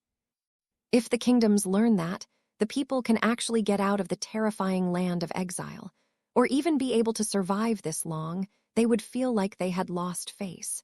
It would no longer be as useful as a place of punishment, and that wasn't something they would want. It would just embolden their convicts instead, Lin Mu thought to himself. The punishment of being sent to the land of exile was mental, as much as it was physical. From Haiyan Chuan's words, the prisoners and criminals would be told that they were being sent to the land of exile a long time before they were actually sent. They wanted them to suffer and continually think about the hell that was the land of exile. After all, something unknown was a lot more terrifying and could be used as a good pivot point for threats. But once it got out that people lived and survived there for over 100,000 years, that threat would no longer hold weight. Not just that, they would also learn the methods to survive and fight against the chasm beasts. While it would still be a punishment and a quite dangerous one, they would still have a chance. With this information, they might be able to strategize before that and be prepared. They would have hoped to escape and survive. Considering all this, the Hema tribe certainly can't live in the Eight Kingdom Alliance, Lin Mu muttered to himself while standing on the roof of his residence. He had been watching the tribe and the people who were working hard, cultivating so that they could get stronger. They all knew about the standard of the Rust Sky world and how they needed to be in the immortal realm to even be considered something. Right now, the strongest person in the tribe was Elder Niji, but even he was only comparable to that of a Tao-treading realm expert in spirit chi and nascent soul realm in actual cultivation. Neither of which was enough to fight against the humans of the kingdoms. There is still a chance that they could hide in some remote part of the kingdoms, but we first need to get there. Lin Mu continued to ponder. He had made a few points that needed to be completed before the tribe would be able to survive. The first was to have a sufficient number of immortal realm experts. This was something that would happen naturally, and all that they needed was time. With their innate talent, it was all but inevitable. The second was to secure a way out of the land of exile. While Lin Mu was doubtful as to whether Haiyan Chuan's people would really come to save him, he still didn't put down that option. Because if they were really coming, Lin Mu would do everything in his power to capture them and get the teleportation talismans. If he had them, it would allow him to wait till the tribe was strong enough, and he himself would grow stronger too in that time. The third point was actually getting off the island on which the land of exile was located. The Sea of Muxuan was treacherous and filled with beasts. They were going to need a ship to do that. No, we'll need several ships with the population of the tribe, Lin Mu estimated from the information. Haiyan Chuan had said that while there were many different sizes of ships coming here, the largest was still not enough for 100,000 people. At most, the largest ship might hold 30 to 40,000 people. Even if we get a ship that large, we will need at least 3 of them. Lin Mu's lips pursed. Considering that the ships were controlled by immortals at the 4th tribulation stage, it was going to be a really tough job. The other possible solution to the ships was the rifts that appeared in the sea. Lin Mu was hoping that he could use the ring to lock down the coordinates of the other islands. He would then jump from island to island using the rifts and make a stable path. But that was something that would take a lot of effort and skill. The 4th point was only valid if all the previous points were successfully covered. It was to find a place for the tribe to live in. They might not be safe if several people saw them. A few tribesmen would still be fine as they could disguise as slaves, but an entire tribe would be alarming. The reason they needed to find a place to stay was so that their tribe could go stronger. Without that, they wouldn't be able to get off the Eight Kingdom Alliance continent. According to the information obtained from Haiyan Chuan, there were 2 main routes of going to other continents. First was to simply use a teleportation array that led to the other continent. But using them was expensive, and transporting an entire tribe was even more problematic. The second option was without restrictions from the powers. They would take to the ocean on their own and sail to the other continents. Chapter 1264, making use of old and new loot, the Hema tribe was now in overdrive. Their cultivation bases rapidly increased, and the number of nascent soul realm cultivators amongst them had reached nearly 40%. Lin Mu estimated that at the current rate, the entire tribe would be at the nascent soul realm in about a month's time. Their progress is fast, but what we need are the top-tier experts. At the very least, they need to be at the Dao treading realm to even last against enemies, Lin Mu reckoned. In front of him was a large register. There were thousands upon thousands of names in them, along with more information written next to it. The names and the information was changing every few minutes, and multiple runes glowed on it. At least they managed to finish the tribe register. This will make it easier to manage the tribe and its manpower, Lin Mu muttered to himself. The register in front of him was actually a high-grade spirit tool, but it wasn't an defensive, or supportive spirit tool. It was in fact an administrative spirit tool used by sects and large organizations. As long as one smeared some blood on it, their information will be recorded. There were several functions such as monitoring cultivation base, checking their locations, and even their body's state. Of course, this spirit tool wasn't without restrictions either. It needed to be constantly supplied with spirit chi, and it only worked in a certain range. For the Hema tribe, it was just perfect as its maximum range was twice as big as the tribe.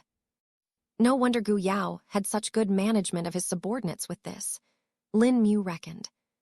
He had obtained this register from the Gu Legion headquarters. At that time, Lin Mu had stuffed whatever he got into the ring and hadn't really taken a proper look until quite later. But even then, he had missed this register, which looked like a mundane book. If it weren't for the fact that Lin Mu was scouring the ring for different cultivation manuals, as well as other such books to help the tribe, he would have never found this register. After finding it, he had given it to the warriors outside and had instructed them to get everyone from the tribe to imprint their blood on it. They had finished the task in less than 2 days, and it was now free for Lin Mu to monitor and use. With the spirit cultivation attenuation formation array working on its own, he didn't need to personally go and monitor it. Haiyan Chuan is also registered now. Lin Mu noted the name at the very edge of the page. It was the name that seemed to be stable and was unmoving due to the man's suppressed state. It was also set at the lowest point due to effectively being at the chi refining stage right now. Lin Mu had already extracted as much information as he could from Haiyan Chuan. This included the cultivation technique and chi skills he knew, too. But Lin Mu found out something different about them. The cultivation techniques that Haiyan Chuan, or rather his clan, cultivated had an inbuilt restriction of the lineage. Unless one belonged to the Haiyan clan, the cultivation technique would cause harm to the body. Lin Mu asked the man about this and discovered that this was a common thing set by many clans and powers. It made it possible for them to restrain the spread of their techniques and protect it even when it was leaked out. Thankfully, the chi techniques and skills were still usable. As a member of one of the noble clans of the Purple Sparrow Kingdom, Haiyan Chuan had access to a lot of chi skills. Lin Mu had obtained a total of 24 chi skills from the man. And nearly every one of them was better than the chi skills from the Xiaofen world. The only pity was that Haiyan Chuan didn't have the proper manuals for these chi skills with him. Otherwise, Lin Mu might have been able to learn a lot more. After all, there were certain nuances in written text, which weren't passed on through oral commutation, and vice versa. Lin Mu didn't dare give these to the Hema tribe, fearing that they might hurt themselves instead. After all, their physiology was still different, that's humans on a certain level. It was best for Lin Mu to test them all first. Let's try this one. I already know a similar technique, Lin Mu muttered to himself before extending his hand. He kept his palm open facing upwards and circulated the spirit chi according to the prescribed circuit. Tilde crackle tilde. A few sparks appeared over his palm and fizzled out. The first try failed. Again, Lin Mu attempted it again, this time keeping his focus on his spirit chi. Tilde crackle tilde. Sparks appeared once more, but this time they were a lot more pronounced. All right, now to maintain this. Lin Mu kept his focus, and soon the sparks started to increase in amount. Then a few seconds later, as if a stove had been lit, a long flame ignited on Lin Mu's hand. There we go, the first step is complete. Lin Mu was pleased. This was similar to the basic fireball technique that Lin Mu had learned a long time ago. The major difference was that the basic fireball technique was merely a low-grade chi skill and was for beginners. The one that Lin Mu was using right now, though, was a high-grade chi skill. Searing flame tongue technique, Lin Mu muttered. Unlike the previous technique, which only created a small ball of fire in his hand, this one created a long flame that flicked around like a tongue. Its heat was also a lot more intense, and so was its reach. The basic fireball would only work till a certain range before it faded away. But it wasn't the same for this technique. It would continue to burn as long as Lin Mu supplied its spirit chi and could even extend to several tens of meters. Lin Mu flicked his hand, and the flame tongue shot forth. It extended for nearly 20 meters before it started to list its structure, prompting Lin Mu to stop it. This should be enough for most fights. Lin Mu nodded his head. Upon coming to the Rust Sky world, Lin Mu realized that he was actually lacking in lower and mid-level attack techniques. While the boulder collapsing fist was good, it was a little too good. Its consumption was also higher, and it wasn't suited for long battles. Then Lin Mu had his ring skills, but they were more supportive in nature. Even meld, which could be used offensively, was not a regular use skill due to how much spirit chi it consumed. The exhaustion of spirit chi with chi skills was higher here anyway. Finally, there was Lin Mu's own body. A weapon that would be there almost always and could be used as long as he had the energy to do so. Even if he exhausted spirit chi, it didn't matter as his body would still hit hard. The weight combined with the hardness made his body a terrifying bludgeon that could break with a single strike. Lin Mu's fists were like hammers that could shatter bones and stones alike. His body was something that could be used constantly without any major issues on his consumption, but it was a little too flashy. Like the Lost Immortal said, hide your true skills and strike when the enemy expects the least. Lin Mu recalled the man's memoirs. With the many unfortunate experiences of his life, the Lost Immortal had learned to hide his true capabilities. He would use weaker skills with low consumption of energy, unless he absolutely had to use something stronger. Lin Mu realized that he needed to do the same, and while he had plenty of chi skills in his ring, almost all of them were incomparable to the ones from this world. Even the ones that were good, like the inheritance techniques from the top sex, were only efficient if they also cultivated their own cultivation technique. Thus, Lin Mu reckoned it was better to just obtain new chi skills from the Rust Sky world, something that was according to its higher standards. Tilde shua tilde, shua tilde. The searing flame tongue lashed through the air like a whip, a few times before Lin Mu dispelled it. That's good, now the next one enlist, Lin Mu said with contentment on his face. He expended his fingers and circulated the spirit chi through them. A few seconds later, a faint figure appeared between each of his fingers. There were 4 such figures, and they looked too vague to make out. Tilde foosh tilde. Suddenly, the figures became unstable and disappeared. The chi skill had failed. Lin Mu tried it again, but failed once more. He kept on repeating without thinking about the failures and got better and better. A couple of hours later, the 4 illusory figures became a lot more defined, and they could be identified. They looked like small birds with sharp beaks. Now the final step, infusing elemental spirit chi. Lin Mu channeled the fire attribute spirit chi from his danshin and let it fill the figures. In less than 10 seconds, the 4 bird figures grew red flaming feathers and took on the form of a sparrow. Once this was done, Lin Mu's eyes glowed, and he flicked out his hand. Searing Sparrow Darts. Chapter 1265, modifying and making a chi skill. The 4 bird like darts between Lin Mu's fingers flew out swiftly and struck the rock wall in the distance. Crack crack tilde. The 4 darts directly made 4 holes in the rock, and molten stone dripped out of them. Their speed was quite fast, and it was hard to track them, but the effect was very obvious. Damn, while it isn't as strong as the second form of the boulder collapsing fist, the piercing power and speed of searing sparrow darts is really good.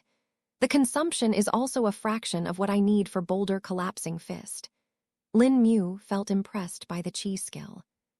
The 2 skills Lin Mu had used so far were the best ones out of the 24 chi skills he had obtained from Haiyan Chuan. They were also the most suited for him and matched the other skills that he already had.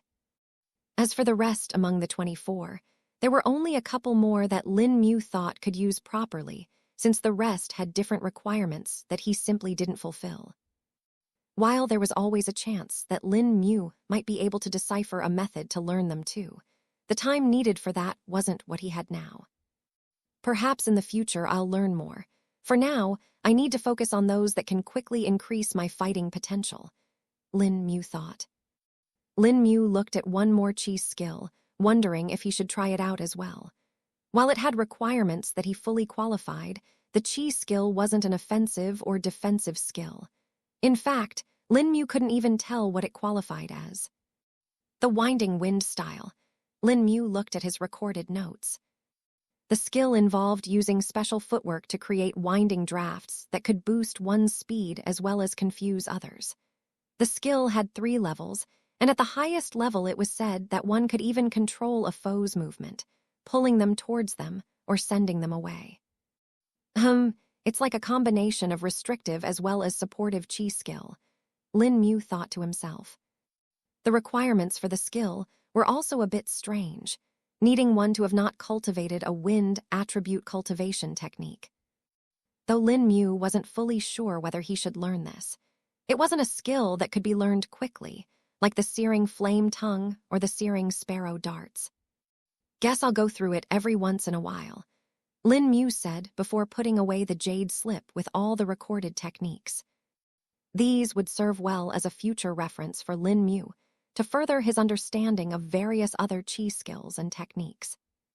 Though it didn't mean that there wasn't any quick use to these chi skills, Lin Mu had actually found something that would benefit the Hema tribe well. I just need to make some changes to this, and they'll be able it with no problems, I hope, Lin Mu muttered to himself. He got to work, and his fingers started to move like a brush, drawing runes in the air. 15 minutes later, the basic formula for a chi skill appeared in the air. The formula was something that not many people would be able to understand. After all, it contained more than just instructions on how to use a chi skill. It contained the diagrams of chi circuits, quantity and flow of spirit chi to be controlled, as well as some idiopathic factors that were simply there. While most could read and practice a chi skill directly, not many could decompress formula like this and further analyze this. All this fell into the field of not just formations, but directly into the workings of the Tao traces to some extent. Lin Mu's comprehension of the Tao script and formations had made it easier for him to do this. He observed and analyzed each part of the formula for over 30 hours before he finally found points which he could manipulate and modify. The main goal of Lin Mu was to make this chi skill compatible for the Hema tribe. The skill in question was actually a mid-grade kicking technique. It was called as the Bronze Might kicking technique and was a hard-hitting skill. It was slow, but when struck, it would crush the opponent's bones and organs. Simply put, it was a trump card-like skill that should only be unleashed when the foe was vulnerable. But now Lin Mu was modifying the same skill to become a general use skill. He had picked it for an important reason.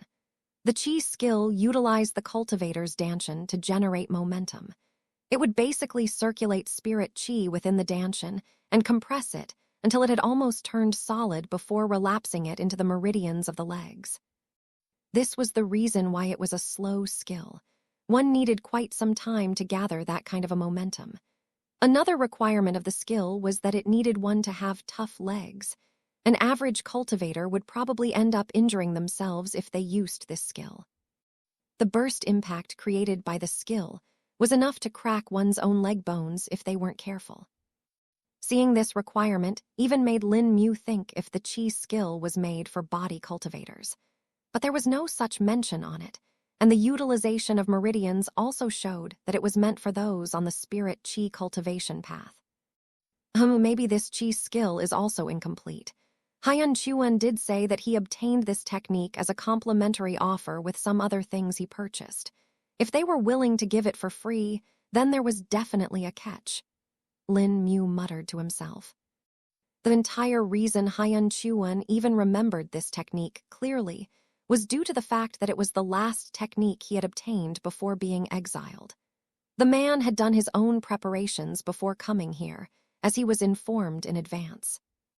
He spent some money on obtaining techniques and skill that would help save his life here. Since talismans, other resources and tools would be out of option and be taken away. Such skills would be the only thing he could keep with himself. The man even had a self-healing technique with him, which Lin Mu was happy about, even if the said self-healing technique needed at least a year to actually learn. Lin Mu continued to go through the formula and made changes according to the Hema tribe's physiques. To change the technique from a slower trump card to a faster, normal use skill, I'll have to address the issue of gathering momentum. Lin Mu found the solution after about 12 hours. I'll need to test it first to see how much the spirit chi roils, Lin Mu muttered to himself before getting into a stance. The stance was simple, and one just needed to stand straight with a leg raised to their chest. The next step was to take a breath of spirit chi from the air, letting it enter the legs and swiftly rush through the meridians of the legs. This would create the initial momentum, and then one would dump it all into the danshin. Lin Mu did as per the instructions and soon felt the rush of spirit chi within his danshin. It had taken up a small spot near the edges of his danshin and was like a spinning fan. The more it spun, the faster it was getting. But after every few spins, the circumference of its spin was getting wider, and when it widened, its speed would fall until it picked up again. Usually, one would continue to expand the circumference until it was as large as one's danshin, but in the case of Lin Mu, it would take a long time. Not to mention, there was a lot of liquid spirit chi in Lin Mu's danshin already. It was enough to form an entire sea, and thus the newly arrived spinning spirit chi was like a paper boat. If Lin Mu wasn't careful, this small part of the spirit chi would be drowned out by the sea of spirit chi and assimilate into it. Thus he could only let it float above the sea of spirit chi, lest it be pulled into it and dissipate. Lin Mu did this for about a minute before he felt like it was enough for a test. He opened his eyes and released the spinning spirit chi into the meridian of his leg that was raised. The sound of a surging river was heard, and a strong wave of spirit chi spread from Lin Mu's leg.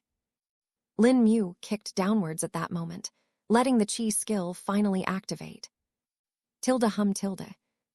A faint glimmer of bronze color light appeared on his leg before it met the ground. His leg directly split apart the ground, creating a 20-meter long and half a meter wide crack. Chapter 1266. The Hema tribe's first chi skill. Lin Mu's eyes widened as he gazed at his handiwork. This is a little too effective, isn't it? Lin Mu was not expecting such a great difference. The amount of spirit chi he had used in this was quite less. It could roughly compare to that of a low-grade spirit stone. It was frankly more than should have been possible for the technique. It should be the added weight of my body and just the general toughness, Lin Mu guessed. There were bound to be a lot of actual difference when one cultivated a technique. These were the normal variations that were simply unavoidable and were actually quite important in the long run. Many techniques and skills made by cultivators had actually arisen out of pre-existing techniques that showed natural variations in different cultivators. The talented ones could take these minor variations and turn them into something great. Lin Mu had set out to make the bronze might kicking technique compatible and optimized for the Hema tribe, so this discovery was useful for him. The Hema people also have tougher bodies with good vitality. While the effect won't be as strong, it should still be decent, Lin Mu reckoned. The next part that he needed to deal with was the way the spirit chi gained momentum in the danshin. The Hema people had a different styled danshin. Instead of being just a single vessel, it was three-lobed. The biggest and main lobe of the danshin was the same as any other, but the two smaller lobes that were attached to it were a quarter of the main. This meant that the Hema tribe effectively had 1.5 times larger danshins than the average expert. But it also meant that spirit chi wouldn't gain momentum the same way it would in a normal danshin. The circumference of the spinning spirit chi would touch the two lobes and would get disturbed because of its walls. There were 3 methods that Lin Mu could come up with at the start. The first was to simply keep the circumference small such that it never touched the walls. But this meant that the full potential of the technique would not be utilized. The second method was to simply have a danshin that was large. That way, even if they didn't fully expand the circumference, the impact would still be the same or greater. This came with restrictions, and only talented members with higher cultivation base would be able to do it. It was against the original goal of Lin Mu, of allowing anyone from the Hema tribe use it. The third solution Lin Mu came up with was a simple yet difficult to implement. It involved creating not 1, but 3 such spinning sets of spirit chi. There would be one of such in every lobe, and its size could also be adjusted accordingly. That way, while the circumference would be smaller, when the momentum from all 3 lobes was combined, it would be greater than just a single danshin. This method came with the greatest benefit and optimization, but also needed the user to be skilled at controlling spirit chi. Lin Mu pondered over it for a bit before deciding on the third solution. With their talent and dedication, they should be able to execute the third method successful. Besides, it isn't like they just have to start from that. They can start with the first method, and when they feel that they could control more, they would expand to other lobes. Lin Mu analyzed. Now that he had a direction, Lin Mu got to modifying the formula and spent about 5 days in making it. There were many fine changes he had to make, as the Hema tribe had 2 sets of legs, making the force to be split. Lin Mu made it so that they could either use both legs at once, or channel the entire momentum into just a single leg for an even greater impact. Then on the 6th day, Lin Mu finally looked at his result. Time to test it out. Lin Mu quickly called one of the warriors standing near his residence. "What do you mean to do, noble Lin Mu?" the warrior asked. "I have a chi skill that your tribe should be able to use," Lin Mu said before explaining the skill to the man. It took a few minutes for the man to memorize it, but he was ready to perform it right away. "Let's go to the backyard," Lin Mu said, recalling the crack he had put on the ground there. He didn't want a crack to be put on the floor of his residence, even if it might be smaller. "I'm ready," the Hema warrior said and stood in the posture. It was even easier for them since they had extra legs to balance. The warrior merely lifted one of his left legs and took a deep breath. A stream of dense spirit chi quickly entered his lungs and then into his meridians. The Hema tribe members were now greatly used to the breathing technique that Lin Mu had taught them, thus doing something like this was easy. Once that stream of spirit chi entered his danshin, it quickly spun in the main lobe in a small circle. Its momentum increased as more and more spirit chi joined it, being pulled into the vortex. Lin Mu's spirit sense was observing everything, noting fine differences and errors that occurred. These might not affect the utilization of the skill, but once the errors were hammered out and the flow optimized, the final result would be even better. After all, even if the difference was as small as 0.5%, that little fraction could spell the difference between life and death during a battle. Finally, the vortex reached a sufficient circumference, and the warrior channels the spirit chi into his leg. Intense wave of spirit chi rose from it as a layer of bronze light appeared. The warrior kicked and struck the ground, directly burying it halfway to his knee. Chapter 1267, improving and finalizing the bronze might kick, the expression of the warrior was stuck in a daze, just like his leg was stuck in the ground. "Ooh, noble Lin Mu, is this supposed to happen?" The warrior was confused. While he was told that he would be able to exert a force far greater than before, he never thought it would directly shatter the stone ground like this. One must know, the stone ground was naturally tough and was made even more durable once Lin Mu had set up the earth-fixing array. The warrior in question was at the mid-stage of the core condensation realm and was considered one of the weaker ones among the tribe. And even someone like him had created enough force to kick through solid rock. Lin Mu, who watched it all with a sharp eye, nodded his head. "It is good," Lin Mu spoke. "Don't worry, just pull your leg out." A few small pieces of the stones fell from the warrior's foot, but no actual damage was present on his leg. "My leg is fine," the warrior was surprised. He thought that it should have at least scraped his skin with how much force had been used, but there was seemingly nothing. It was extremely exciting and shocking at the same time for him. A few minor adjustments are still needed, but they should be done quick, Lin Mu thought to himself. Just by observing how the Hema warrior used the modified bronze might kicking technique, Lin Mu had learned of more flaws.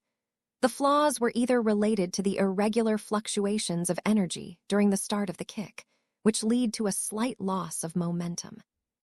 It wasn't anything that would break the skill, but eliminating it would still improve the skill more. The next flaw that Lin Mu noted was in the bronze light that formed over the leg. The bronze light actually had a function and wasn't just there for show. It was, in fact, the instantaneous compression of spirit chi that would provide the rigid surface for the hit. It also protected the legs of the person, preventing them from getting damaged. Even with the good defense of a Hema warrior, hard surfaces would still cause them some damage, especially in the case of a weaker warrior at the core condensation realm. Noting these down, Lin Mu dismissed the warrior and told him to practice on his own. He then returned to his residence and got to hammering out the flaws. This time the process was fast, and in just a couple of hours, Lin Mu was done. That should improve the flow as well as keep the defense intact. Lin Mu rubbed his bristled chin. His beard had started to grow back and was growing faster than ever before.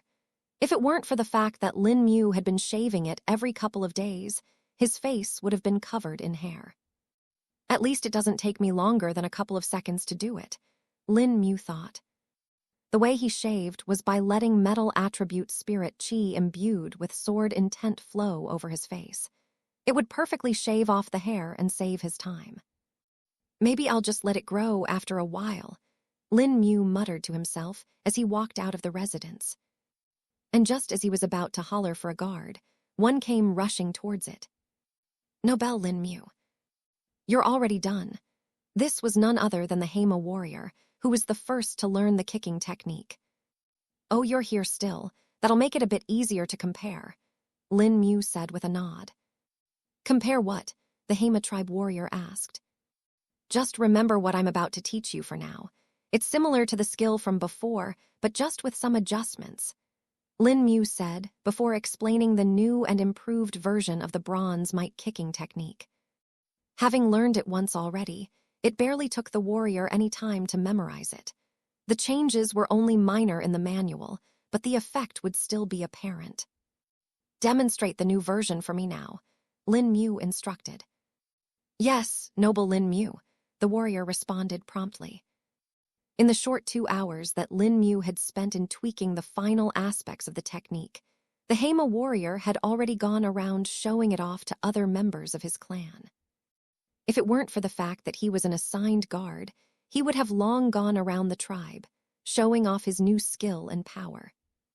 But Lin Mu's authority kept him in place. Not to mention, he didn't want to go away at all after learning the power of the skill. "The more I stay with Nobel Lin Mu, the more might learn. I should stay with him," the warrior thought internally. Lin Mu didn't know what was going through the man's mind, and neither did he know just how much excitement he had created for the man. His focus returned, and he glanced at the Hema warrior utilizing the chi skill. This time, both of his left legs were raised, with one of them even straightened out upwards. A momentum started to build up in the warrior's dantian before it reached the maximum circumference and was unsealed into his legs. Boom tilde. 2 craters were created in the ground at once, and spider web-like cracks spread across its area.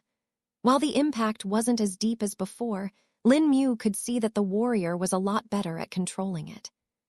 He had also increased the speed slightly. The improvement is significant on just the second try. Lin Mu was pleased.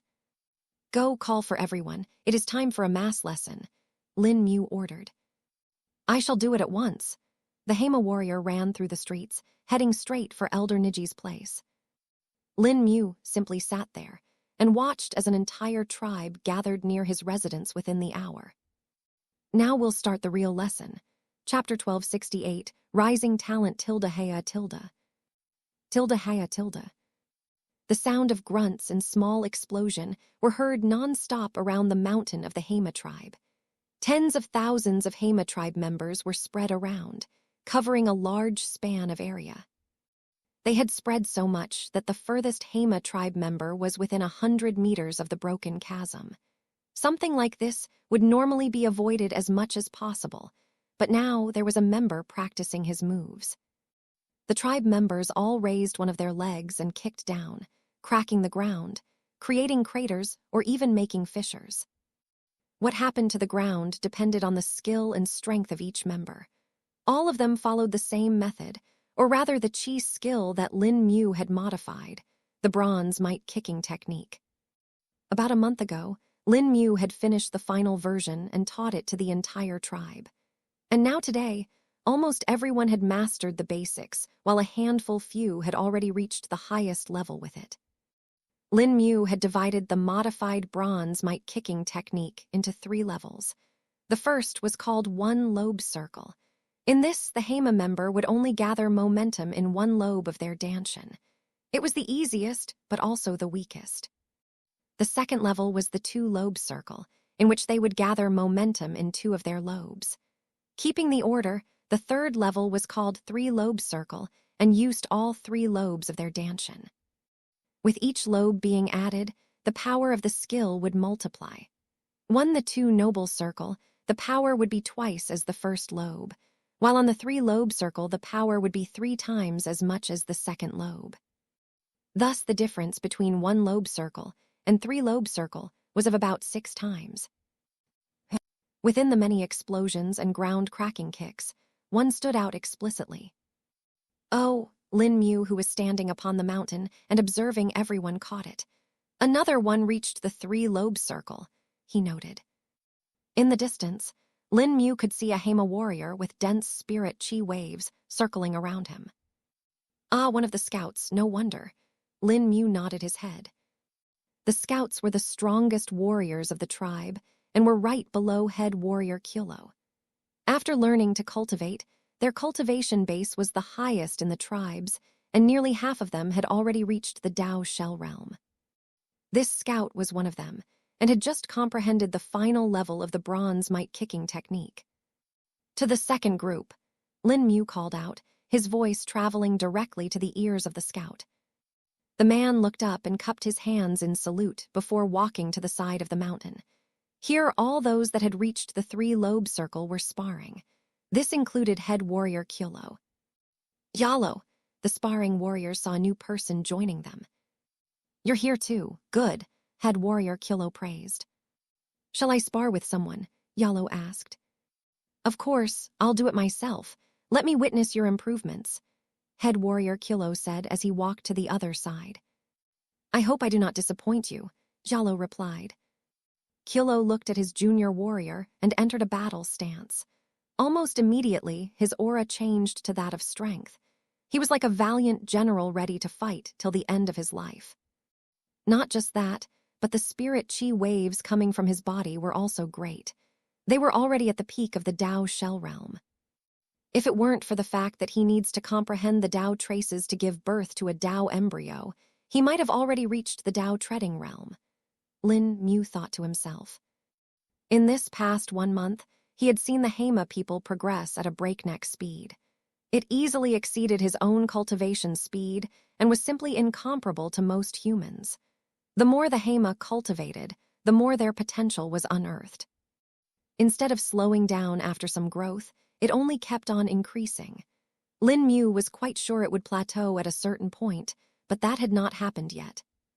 For a tribe this talented and strong to be exiled, something really great must have happened. Lin Mu muttered to himself. He knew that the Hema tribe had the ability to cultivate in the past and was stipulated in their tribe history as well. But after being exiled, they had lost all their inheritance of cultivation. To Lin Mu, it didn't seem like such a strong tribe would have been exiled easily. Considering their current growth and past height, they definitely had immortals among them. It's a bit fishy, Lin Mu guessed. Whatever it may be, Lin Mu and the tribe would simply have to wait until it is revealed. Even if their history was wiped out in the kingdoms, there was bound to be some records left over. IH. Lin Mu was brought out of his thoughts by a sudden grunt of pain. He looked over and saw that one of the sparring warriors had been knocked away by his partner. It was nothing unusual and had already happened several times before. But what happened next made Lin Mu raise his brows. I won't lose just like that, the warrior who had been sent flying backwards said midair. If he kept his current trajectory, he would fall on his head. But instead of that, the man propped himself on his hands and stood on it. Then, while doing a handstand, he actually executed the bronze might kicking technique. Lin Mu's brows rose even more when he saw the way the warrior was using it. Two opposite legs of the warrior glowed in a bronze light before he kicked out. But instead of hitting something, it only made him spin like a top and sent him flying forwards at a great speed. Using his hands as the pivot, the warrior kept on spinning and was like a fast top. His legs continued to glow in a bronze light and flickered.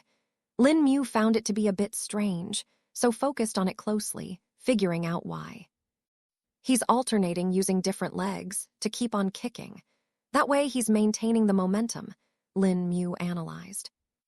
The spinning warrior's partner was caught off guard, and the distance between them was narrowed down within 2 seconds. The spinning motion actually allowed the warrior to move faster than their sprinting speed. It was rather surprising, since their normal sprinting speed was already quite fast. Tilde thud, tilde thud, tilde thud thud thud tilde. Finally, the spinning warrior struck his opponent, hitting him several times in a second before sending him back flying. With that, the spinning warrior finally came to a stop and let his body down. "Damn, are you okay?" the formerly spinning warrior asked, realizing he might have gone a little far. "I'm okay, just sore now," his opponent replied from the distance while laying on the ground. The other warriors went to pick the man up and saw bruises on his body. "I think I have some cracked ribs," the injured warrior said, feeling pain in his chest. Tilde thud tilde. Lin Mu landed next to them and spoke. "Let me take a look." His spirit sense extended and checked the internal injuries. "MMMHMM, cracked ribs indeed." Lin Mu nodded his head. "I'm sorry, I didn't mean to do that. I got lost in the fight," the spinning warrior said. "It's okay, I don't blame you," the injured warrior said with a smile. "But what was that attack? How did you do that?" he questioned. "Yeah, that was really different."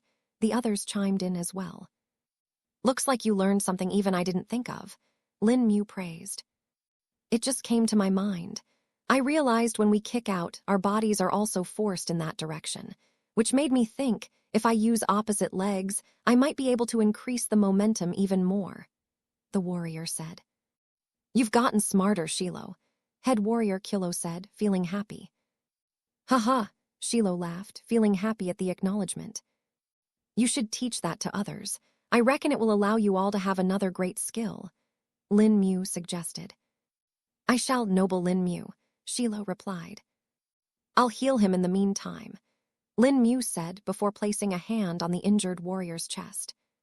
He then took a deep breath and executed the healing skill he had obtained from Hyun Chuan.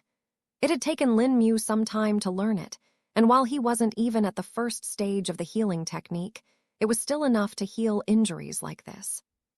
Lin Mu's hand glowed in a gentle green light as wisps of healing energy entered the chest of the injured warrior. The waves of energy were like the gentle touch of a mother and caressed the cracked ribs. They started to heal at a visible pace, and 5 minutes later, all damage was eliminated. Even the bruises on his skin had faded away, leaving behind the normal tone. "There you go," Lin Mu lifted his hand. "Thank you, noble Lin Mu," the warrior said with gratitude.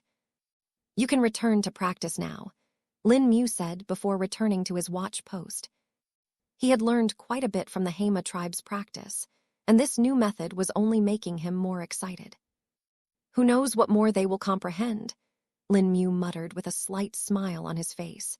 Chapter 1269, Heavy Anxiety and Burning Desire. Lin Mu had returned to his residence after night had fallen upon the land of exile. The day of training for the Hema tribe ended, and they all returned to rest and cultivate as well. Tonight Lin Mu was also going to rest. "Been a while since I properly slept. I just analyzed and learned in this time," Lin Mu muttered to himself as he sat on the bed. He glanced at the twin snakes sleeping on the pillow next to him and nodded his head. "They've been asleep for a week too," Lin Mu recalled. He had learned little about the twin baby snakes since the time they had been born. Till now, he only knew that they needed to consume food that was rich in yin or yang qi to nurture themselves. Lin Mu had also given them some beast qi, but it didn't actually satisfy their hunger. It actually didn't show any effect on them. This prompted Lin Mu to think that perhaps they were beyond the point where beast qi would help them. Or the amount of beast qi they need to consume in order for there to be any effect is a lot more than before, Lin Mu thought. Another thing Lin Mu learned about the twin snakes was their strength. While their cultivation base was at the nascent soul realm, their actual power was enough to go against even a peak Dao shell realm cultivator or beast. And even that was something Lin Mu only knew because they had killed chasm beasts of that strength.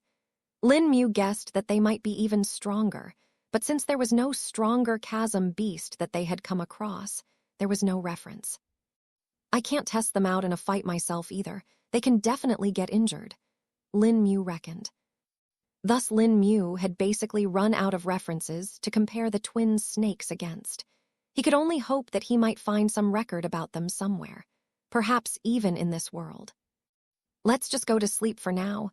Who knows when the people will be coming to get Haiyan Chuan?" Lin Mu muttered to himself as he took out his favorite white bolster and laid his head on it. The white bolster had been with him since the very start and was one of the starting things he had obtained from the rifts. It was definitely the best pillow he had felt, and its materials were truly good. After resting his head on the bolster, Lin Mu soon fell asleep. He didn't enter the sleepscape and simply slept normally. Lin Mu saw several dreams, memories of his past, his childhood, and of his companions from Zayar world. Some were good, some sad, but they all were a part of him. His sleeping face even had a gentle smile on it. But somewhere along the string of dreams, Lin Mu's smile turned into a frown. All of a sudden, the dream that he was in shattered into fragments, leaving him in an empty, dark space. "Find," a longing voice echoed. "What?" Lin Mu looked around but couldn't see anything. He couldn't even tell where the voice was coming from. "Find," the voice echoed again. This time, it felt like it was coming from all directions. "What is this?" Lin Mu couldn't tell. "Doesn't feel like a dream." He looked at his hands and body, finding them to be clearly visible. This was strange since the entire area was pitch black, and yet his body could be seen by him. It only served to confuse him. "Let's just wake up for now," Lin Mu decided. Having gone to sleepscape hundreds of times, waking up was like turning on a switch to Lin Mu. "Huh, what?" But as a shock to him, no matter how much he tried, he couldn't wake up at all. Just as Lin Mu was wondering what was happening, he felt a pain in his chest. "Argh," he cried out. The pain was strange, a mix of heavy anxiety and sheer unease. "What is happening?" He unknowingly started to pant. "Find it," the voice echoed once more. Lin Mu's ears registered the second word and focused on it. "Find it, find me." "Find you," Lin Mu spoke in confusion. "Who are you?" "Find it, find me, find the rest of me," the voice spoke, getting louder. Now Lin Mu knew that there was someone contacting him. Through what means, though, he didn't know. Then in the next moment, a blinding flash of colors assaulted Lin Mu's eyes. The pitch-black space was illuminated, and a scene was presented to him. In front of Lin Mu was a large mountain range, and two concentric circles of multicolored light floated in the air. The outer circle was split into two colors, one being purple and the other being azure, while the inner circle was split into 5 colors: green, blue, red, brown, and yellow. Seeing them, a memory resurfaced from the depths of Lin Mu's mind.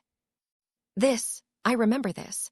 Lin Mu recalled a dream he had seen a long time ago. It was back when he had gone out to hunt steel-back wolves, along with the people of the High Core. He was resting in a tent when he had seen this dream, though when he had woken up, he had basically forgotten about it. Lin Mu didn't know why he had forgotten it, nor did he know why he was seeing it now. A few moments later, though, the scene changed a little, as a silhouette appeared next to Lin Mu. "Who's this?" Lin Mu wondered. "Is it me?" But looking closely, he found the figure to be shorter than him. The figure was about 5'4" tall and looked like that of a child. "That's not me. Even when I had that dream before, I was taller than that," Lin Mu remembered. He kept on observing the figure, trying to make out who or what it was.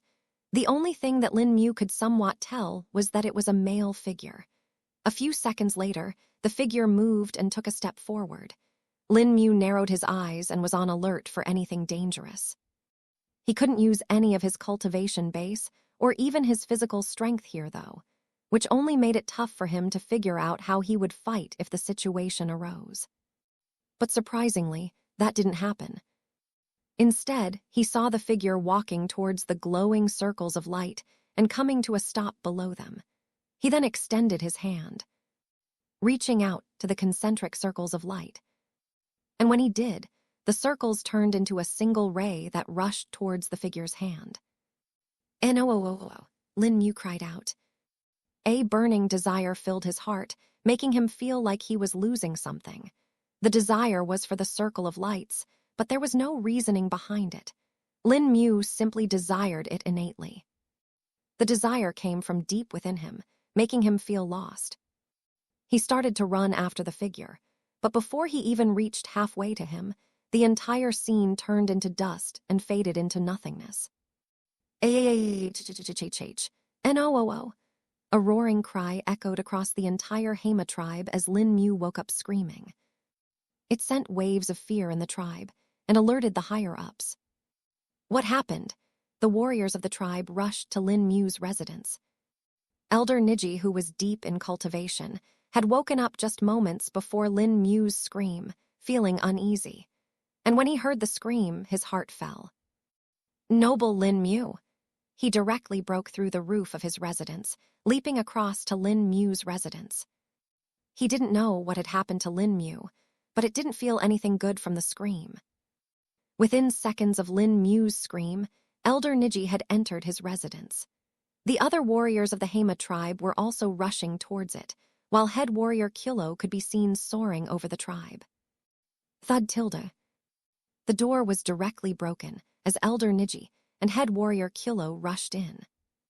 There they saw Lin Mu. His fingers and hands were twitching while he stood with a strange expression. It felt like a mixture of rage and anxiety, while a violent aura surrounded him. "What is this?" Elder Niji was at a loss. Even the twin snakes woke up and gazed at Lin Mu warily. Lin Mu felt like there were bugs crawling all over his skin, and it felt incredibly itchy. Not just that, but an intense desire filled every bit of his body while a distant calling was heard in his mind. The itch felt like what an addict would feel from withdrawal, and the desire was equally great. But what was the addiction or the desire? Even Lin Mu didn't know that. All he knew was that he needed to follow the calling if he wanted this feeling to go away. "You called for me. Fine then, I'll come find you," Lin Mu said, his voice like the freezing water of the Arctic. Elder Niji and head warrior Kilo, who heard Lin Mu's voice, trembled. What happened to his voice? Why does it feel like it isn't him speaking? Elder Niji wondered. But head warrior Kilo felt something else. Why does it feel like it isn't just his voice? There seem to be more people speaking, Kilo thought. All this while, Lin Mu's aura continued to flare, expanding more and more. It covered Elder Niji and head warrior Kilo until it finally covered the entire tribe. Chapter 1270 Unease and Fear. The Hema tribe had a violent aura looming over it. Every person within it could feel it, and the closer they were to the source, the worse they felt. On some level, the aura felt more dangerous than the chasm beasts. The warriors of the tribes who had battled them often could easily compare this. What is happening? The warriors didn't know that the source of the aura was none other than Lin Mu, whom they were running to check on. Only Elder Niji and head warrior Kilo knew of the reality, as they were witnessing it with their own 2 eyes. Noble Lin. And just as Elder Niji was about to speak up, the violent aura faded away in an instant. It was as if it never existed, but the cold sweat covering their backs and foreheads showed that they all had really felt it. It was not an illusion, nor was it a hallucination. The Hema tribe members all took a breath of relief. Those that were weaker directly collapsed, while those that were stronger held on. But even then, they all felt quite tired. It was as if they had worked for a day non-stop and were exhausted from that. But that was simply not true. The exhaustion was the effect of the violent aura that had suppressed them. Even if it was just for a few seconds, it was still impactful. Noble Lin Mu, what? Elder Niji wanted to speak but was gestured by Lin Mu to stop. Leave me be for a while. Do not let anyone get close to this place, Lin Mu stated firmly. I understand, Elder Niji replied hesitantly. He turned around and gestured for Kilo to follow him with his eyes. They left the residence and walked some distance away where they saw the warriors of the tribe waiting. What happened, Elder? They questioned in confusion and fear. Everything is fine. You all need to concern yourselves, Elder Niji answered. Noble Lin Mu wants to stay in seclusion for the time being, so ensure nobody goes to disturb him, he commanded. Why, yes, the warriors hurriedly replied while Elder Niji walked away. Head warrior Kilo followed behind Elder Niji and did not speak until they reached the elder's residence. Elder Niji, that was not normal. Head warrior Kilo spoke. I know, but we shouldn't interfere in his matters, Elder Niji replied. But you've seen that aura, it was of pure violence. It was as if I was facing a great chasm beast, one that could compare to an immortal, head warrior Kilo said, a hint of fear on his face. That is true, but we know that noble Lin Mu can be trusted. He's already helped us all this time, and there is no reason for him to cause us harm, Elder Niji spoke. But that demeanor, I don't know if noble Lin Mu is fine, head warrior Kilo said with concern. You saw his face then, too. It was that of anger. Tell me, when would some have that level of anger on their face? Elder Niji asked. Head warrior Kilo thought to himself for a minute before speaking. When something or someone precious to them is harmed, head warrior Kilo guessed. That was anger that was directed towards someone. While we do not know who that is, we can say for sure it is not any of us, Elder Niji replied. But how can you be so sure, Elder? Kilo asked. Do you think any of us would be alive right now if that anger was really directed towards us? Elder Niji asked in repose. That is true, Kilo couldn't deny it. He had seen Lin Mu's strength more than once and knew just how strong the young man was. If he really wanted to, he could probably flatten the entire tribe on his own. Besides, you heard what he said before that, right? Elder Niji questioned. Why, yes, something about finding someone, head warrior Kilo answered. Exactly, that might be the reason why he was so angry, Elder Niji reckoned. But there isn't anyone here. How could someone have enraged noble Lin Mu like that? Head warrior Kilo wondered. There are many methods of sending a message among the immortals. I wouldn't be surprised if someone used that to taunt noble Lin Mu or do something to him unknown to us, Elder Niji guessed. We can only wait then, head warrior Kilo replied. Yes, wait and watch. while also following the objectives given by noble Lin Mu, Elder Niji stated. He's already taught us how to get stronger, so we should do that. The stronger we are, the better our chances of survival when we leave this forsaken land, he added. That is indeed true, head warrior Kilo agreed. I shall return to prepare for later then. Go ahead, I'll deal with some matters here on my own, Elder Niji said before returning to his study above. Faint light spilled from the hole in the ceiling, illuminating the stairs and the floors. Unknown to Elder Niji and head warrior Kilo, Lin Mu was still standing in his residence. His expression had turned blank now, but the uneasy feeling around him had not gone away yet. The twin snakes were especially concerned and couldn't take it anymore. Tilda hissed Tilda. They leaped from their pillow and wrapped around Lin Mu's neck before rubbing against him. Lin Mu gazed at them, and his expression eased up. That's right, I can't get carried away like this, Lin Mu spoke. I need to focus just what could be the source of this intense and burning desire, he wondered. The itchy and anxious feeling still filled his body and irritated his skin. If it weren't for Lin Mu's high tolerance to pain and discomfort, he might have just scraped away his skin. Closing his eyes, Lin Mu first chanted the Severing Heart Sutra, cutting away the intense desire. Then he chanted the Calming Heart Sutra, nullifying any remnant effects of the dream. Only then did he take a breath of relief. Chapter 12, 71, Embryo Growth Stage of the Tao-treading realm. Lin Mu's brain was hard at work, trying to find out what it was that was compelling him to go to the east.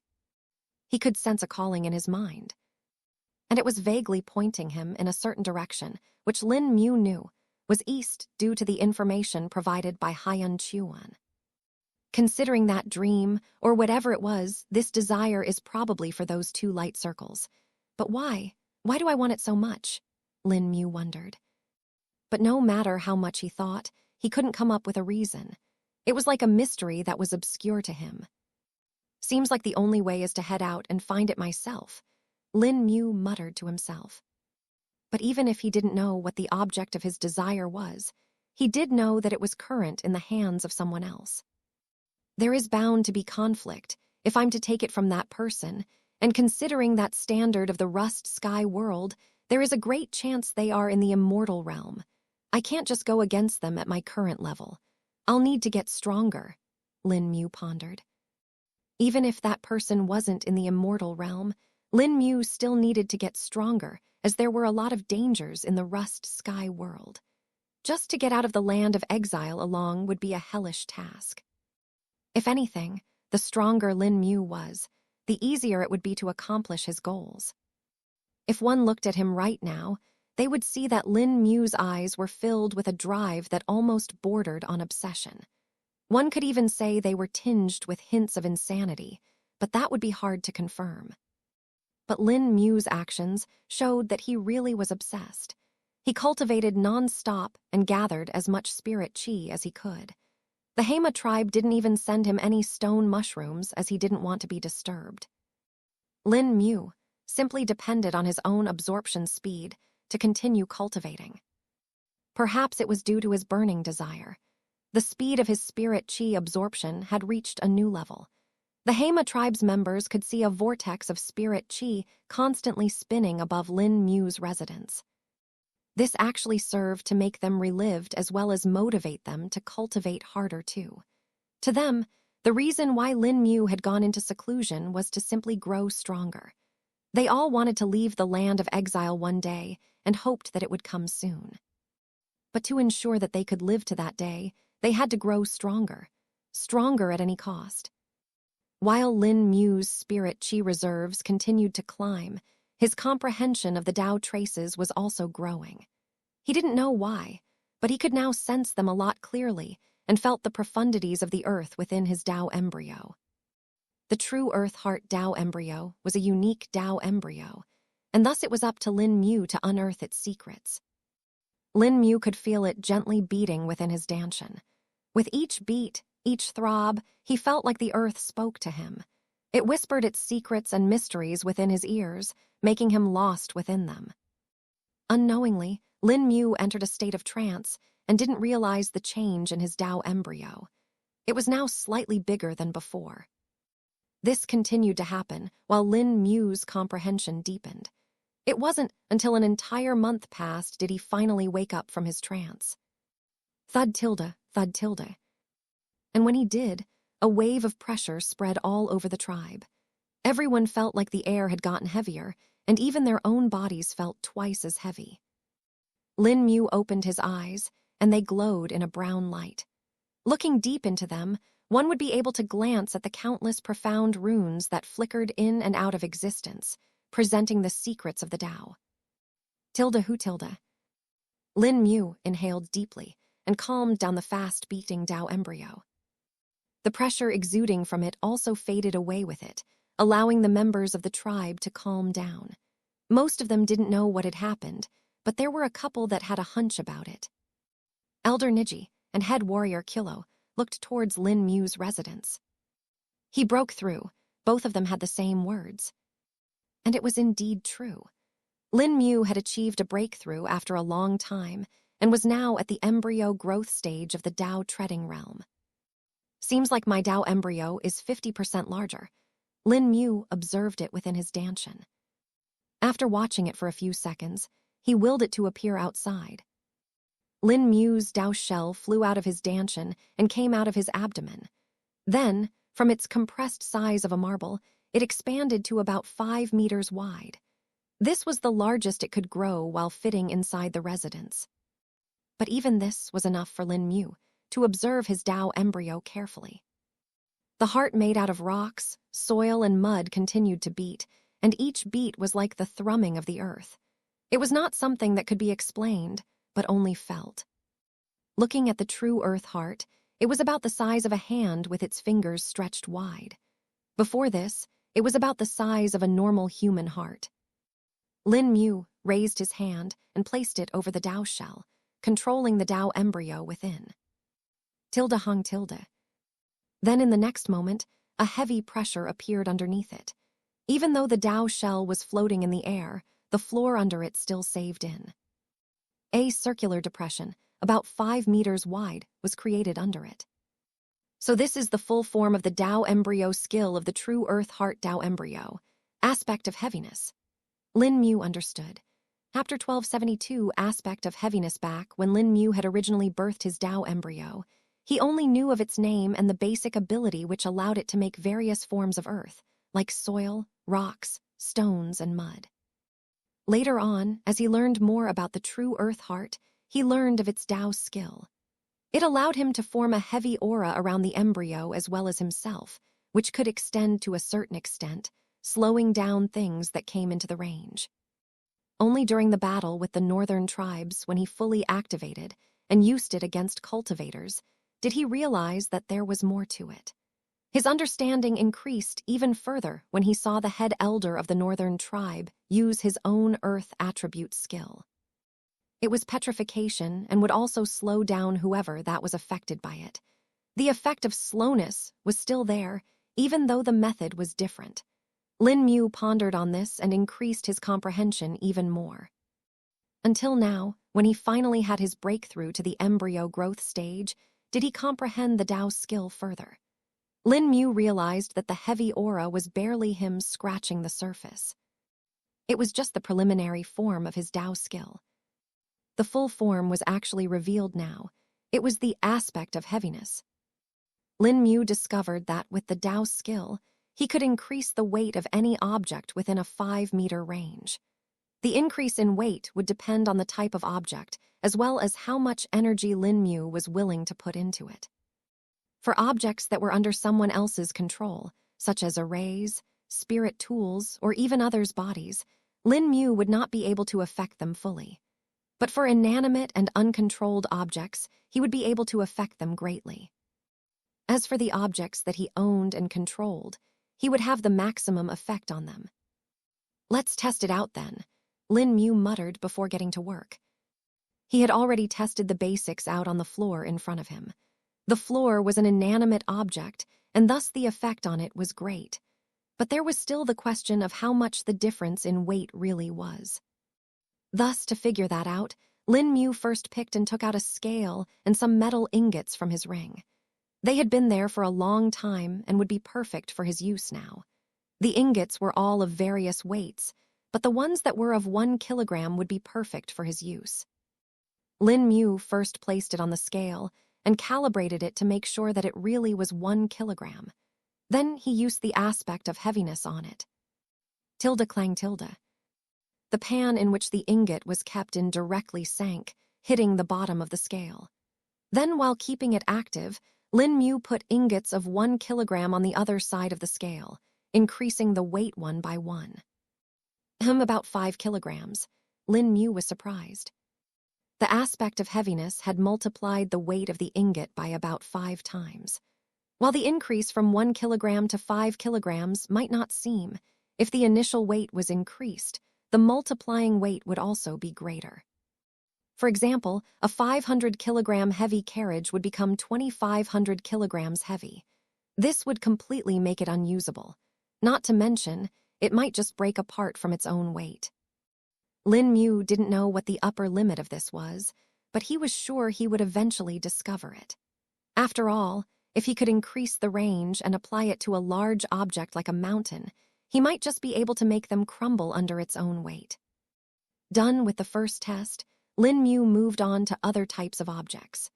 After testing out different materials, Lin Mu confirmed that the effect was the same for all kinds of objects in the same category. Then came time for Lin Mu to test the objects that he owned himself. The short sword will be perfect for this, Lin Mu muttered and took it out. The short sword floated and came to sit on the pan of the scale. It allowed Lin Mu to see its weight, which was about 2.5 kilograms. The short sword had always been light but fast to use. Aspect of heaviness. Lin Mu applied the Dao skill on the short sword and saw an increase. Tilde clang tilde. The pan of the scale hit the bottom instantly and created a rather loud sound. Tilde dang dang tilde. Lin Mu then added weights to the counterpan, getting the current weight of the sword. 25 kilograms, this is 10 times. Lin Mu was shocked. It was double the amount of weight increase for the inanimate objects.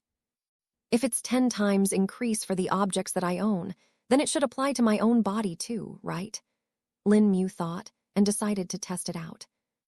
He already knew his own body weight from before, but knew he wouldn't be able to test the weight after the aspect of heaviness was applied to it. There simply wasn't any equipment he would be able to use to test it. But so far from his tests, he knew that the effect was absolute. What he needed to test was whether he himself could handle the increase or not. Lin Mu took a deep breath first and focused on himself. His spirit sense was alert and monitoring every inch of his body. After all, the aspect of heaviness applied to every part equally, so his normal defenses might not be enough to bear it. After all, his toughness came from his skin, flesh, bones, and marrow. They were also the ones that prevented any damage from passing into his body. But considering the effect of the aspect of heaviness, it wouldn't just apply to them, but also his internal organs. Having a Xianshan physique and also being at the 4th level of the 5 treasures realm, Lin Mu had a tough body and tough organs, but there was still a limit to what the organs might be able to bear without getting damaged. HAA. Lin Mu let out a grunt as the aspect of heaviness activated, making him feel the increase almost instantly. The ground below him sank and caved in with Lin Mu's body, sinking nearly 10 meters before stopping. Just Lin Mu's normal weight was enough to crack and sink the ground with every step, making him nullify it by using his cultivation base as the counter force. It was similar to flying, but the force was just on his body alone. Lin Mu was lucky that in the Rust Sky world he was still able to use this effect, despite the fact that he couldn't fly here. At first, he was confused, but then realized that the inability to fly was actually to do with the spirit chi spread in the air rather than his own body. Thus he could still use spirit chi as a counterforce to make his body's weight manageable. But now that he had used the aspect of heaviness, he was no longer maintaining the counterforce. Or rather, he simply couldn't as the weight had gone beyond the limit that Lin Mu could handle. Uh, this is too much. Lin Mu felt like he was holding a mountain with every inch of his body. It was different than carrying something heavy, as the load from that would only be on his bones, muscles, and skin. But right now, it was being exerted on every organ, every cell of his body. Lin Mu couldn't even move a finger, not to mention move at this point. I have to stop this. Lin Mu's spirit sense detected fine tears appearing on his organs, prompting him to deactivate the aspect of heaviness. Ha. Lin Mu panted with exhaustion as pain filled his body. He crawled out of the hole he had made with his body and lay on the ground. His face and back were covered with sweat while his eyes were bloodshot. Some vessels had even burst, and blood spots could be seen in his eyes. Yeah, this is not usable like this, Lin Mu reckoned. The danger was far too much. The risks outweighed the gains of using the Tao skill like this. Lin Mu had originally thought that he could use the aspect of heaviness on his body and use it while attacking. It would greatly increase the force of an attack. But now he knew that doing that might just hurt himself more. Even his body cultivation wasn't enough to bear such an increase in weight. The main issue is with my vessels, organs, and other soft tissues of my body. My muscles, bones, and skin are fine, Lin Mu concluded. If I've to use it, I need to modulate the range of the effect. Chapter 1273, Modulation with focus at the current range of the aspect of heaviness. Lin Mu would find it impossible to use. But if he managed to reduce it or limit, it affects only certain parts of his body, he might still be able to make use of it. I can certainly reduce the range of it, Lin Mu said after resting for a bit. He stood up and targeted one of the many stones that were lying around after his previous actions. The stone was about 1/2 inch in size and was mixed with several tens of other stones of varying sizes. With a little focus, Lin Mu effectively targeted only one out of the many others. A faint sound was heard as the stone tilted on its broken edge before rolling down the bent ground. It was evident that the increased weight had finally made it move, and also confirmed Lin Mu's guess. Well, no issues in controlling a small area by reducing the range. Lin Mu nodded his head. But this is for an independent object. Will this apply to only a part of the object? He wondered. Lin Mu continued his trials, and it took him a few hours before he actually managed to reduce the effect to only a part of an object. This is a lot more difficult to control. If I lose focus for even a second, it spreads all over the object. Lin Mu muttered to himself before wiping away the sweat from his nose. It took Lin Mu hundreds of tries. He had finally managed to reduce the effective area of the Tao skill. Albeit, he could only maintain the control for about 5 seconds. But 5 seconds was more that's enough for him to use it on his body. Let's try it on my body now. That's the main goal after all. Lin Mu perked himself up. He focused on his fist before activating the Tao skill. Shit! Lin Mu was unable to handle the sudden increase in the weight and fell down, hitting the ground and cracking it once more. His right fist was like a sledgehammer, pounding a new hole into the ground. Need to do it again. This time be a little more prepared, Lin Mu thought to himself as he deactivated the Tao skill. He tried it all again, but didn't fall like last time. There we go, that's better. Lin Mu gazed at his hand, that was lightly glowing in a brown and yellow light. The affected area of his hand was only till his wrist, thus Lin Mu could now use it freely. And unlike before, when he felt like all his organs were being torn, it didn't feel painful at all. Other than some discomfort due to the increased weight, Lin Mu was fine. After all, the weight of his fist was a lot lower than the weight of his entire body, even if it had been increased by 10 times. Having felt it properly for the first time, Lin Mu cocked back his arm and punched out. Just the sheer force of the hand pushed away the air, creating a draft that made dust fly around him.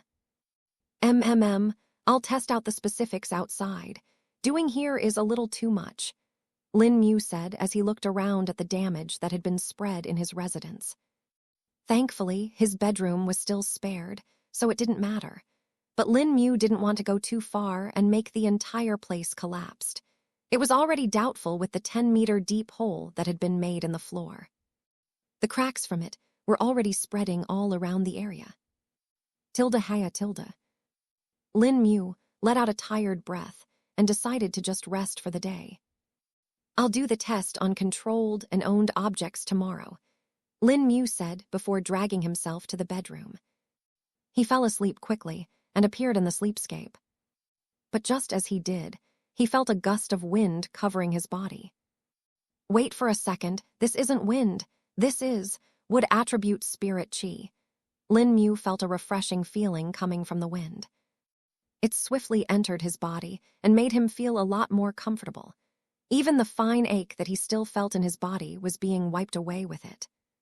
It wasn't like this the last time I came here. Lin Mu was surprised.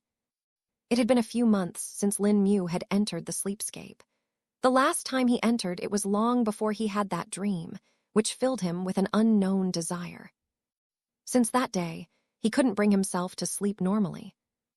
Only now, when he felt a little accomplished with his breakthrough, and the exhaustion, did he feel comfortable enough to enter it. Still, this is rather nice. Lin Mu smiled and looked around. The grass on the ground was lush green, while the few plants in the sleepscape were almost bursting with vitality. The spirit apple tree close to Lin Mu was covered with tens of spirit apples. Its leaves were a vibrant green, while its branches swayed lightly in the air. The number of spirit apples seems to have increased once more. The wood elemental spirit apples have basically more than doubled, Lin Mu noticed. He then turned around and looked in the distance, spotting the other two plants in the sleepscape. The wood spirit tulip was growing nicely, and the flower on top of it had become even larger. Its petals released a faint fragrance that soothed one's senses, while its leaves absorbed the wood elemental spirit chi from the air. From all sides, the wood spirit tulip seemed to be enjoying its life. Lin Mu heard a rustling sound and looked opposite from the wood spirit tulip. Oh, when did you become so big? Lin Mu saw the purple sickle amaranth, having almost tripled in size. It absorbed the attribute-less spirit chi from the air and let out wood elemental spirit chi, nourishing the life here. Chapter 1274, Rich wood spirit chi and growth of plants. The growth of the plants in the sleepscape was a pleasant surprise to Lin Mu. I knew that increasing my cultivation base seems to be the key to growing the sleepscape, but this change is quite big, Lin Mu thought. After thinking for a few seconds, Lin Mu realized it might have to do with the Dao treading realm itself. The Dao treading realm deals with the Dao traces and makes one comprehend them. Only by deepening our understanding can we progress further. In this realm, we don't need to focus on spirit chi as much as we have to do on learning, Lin Mu pondered. In short, the Dao treading realm was focused on a qualitative gain, rather than a quantitative gain, though spirit chi. Sensing the increased wood elemental spirit chi gave Lin Mu an idea at this point. He flipped his hand, and a pillow appeared in it.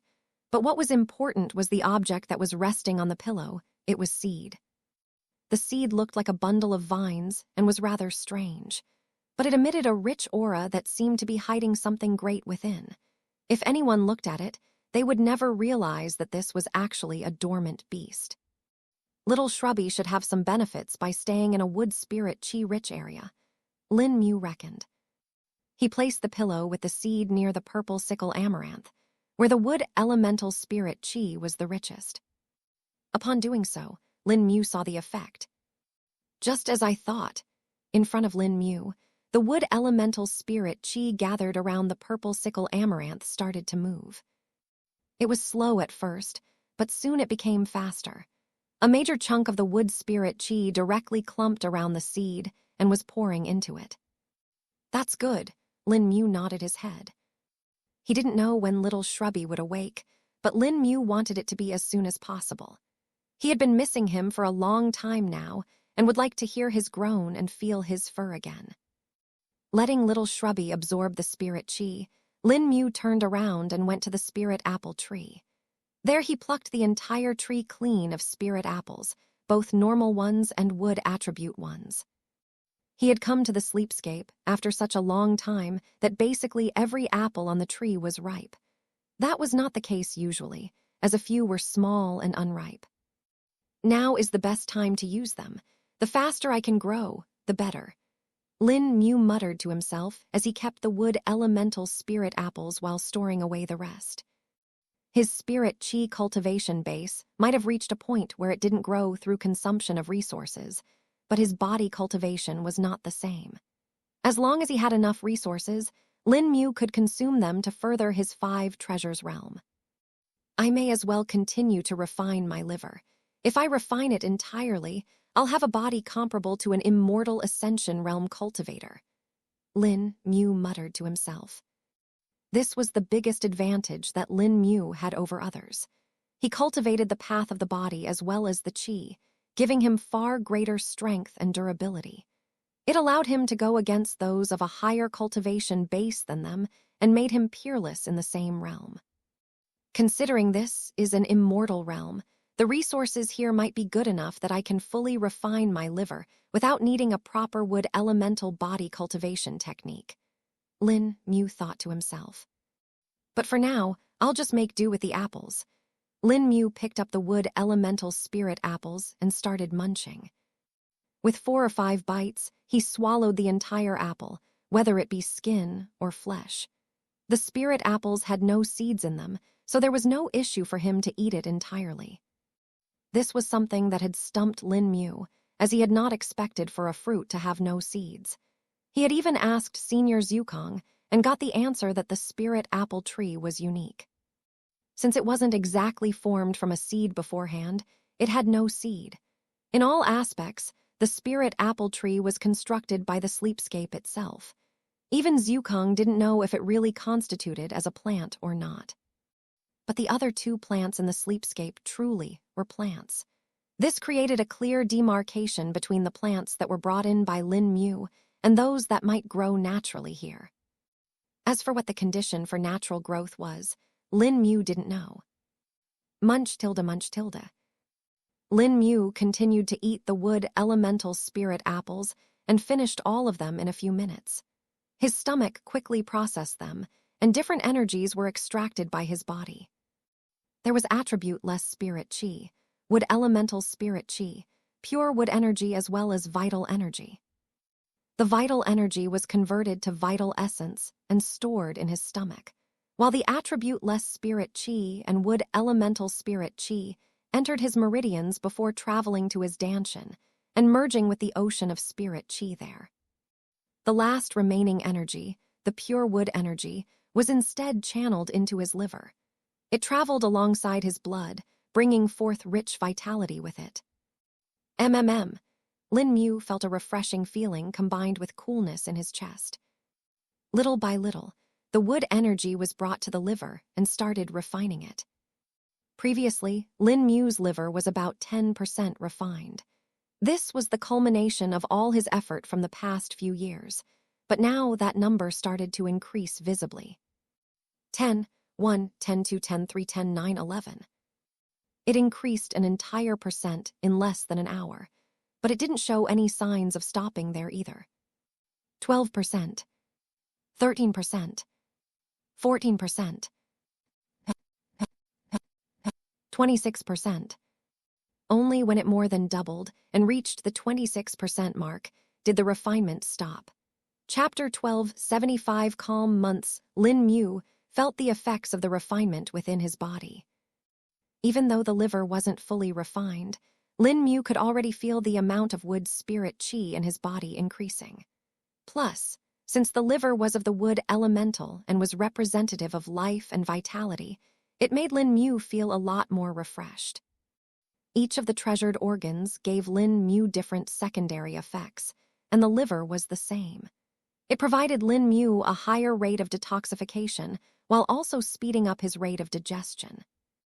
Though the part about digestion wasn't really needed for him with his stomach. It was already beyond a level that could be understood, leaving even Zukong confused as to how it did that. This is rather nice, Lin Mu muttered as he sensed the energy stir within his body. In less than 6 hours, he had refined his liver more than he had in the past 2 years. The feeling of growth gave him pleasure and made him happy. It also helped him forget the intense desire he had been feeling for a while. If I can keep this pace, I might reach the completion for the 5 treasures realms soon, Lin Mu thought to himself. The increase in the wood spirit chi in the sleepscape had brought forth a multiplicative effect. Though Lin Mu also knew that the effect of the wood spirit apples would stop after a certain point, or at the very least slow down to a snail's pace. At least I know that I can depend on the apples till then, and once I reach that point, I'll just seek out wood elemental herbs or fruits here. This is an immortal world, so there definitely are a lot, Lin Mu said to himself. Lin Mu had even asked Haiyan Chuan about this, but the man was not as knowledgeable in this regard. He had mostly cultivated using alchemical pills, but never really dabbled in spirit herbs or their refinement methods. While he did know the names of some common spirit herbs and immortal herbs, they were limited in number. If Lin Mu wanted to know more, he would have to buy a compendium of herbs from one of the many shops. I'll deal with that when it's time. For now, I need to grow stronger and also guide the Hema tribe in getting stronger, Lin Mu said with determination. He spent a few more hours in the sleepscape watching little Shrubby, who had turned into a seed, as well as reading the memoirs of the lost immortal. Reading memoirs were important for Lin Mu right now since they were his biggest source in higher-level information from the immortal worlds. Thus Lin Mu wanted to read as much as possible and hoped that he found some jackpot-worthy information within it. By the time the day arrived and Lin Mu woke up, there were already people of the Hema tribe waiting outside his residence. Oh, Lin Mu could sense the people outside and opened the door. Noble Lin Mu, you're awake, the Hema tribe member said with a little surprise. Yes, I just woke up, Lin Mu replied. Forgive us for coming here, even though you had said not to. But the elder couldn't help but feel anxious about your condition. He himself came by several times but you didn't respond. One of the Hema people spoke. Yeah, so he just asked us to wait here and inform him if there was any chance, another person stated. I see, Lin Mu replied before looking at their faces, finding them to be nervous. It is fine, you didn't break any rule coming here, Lin Mu allayed their worries.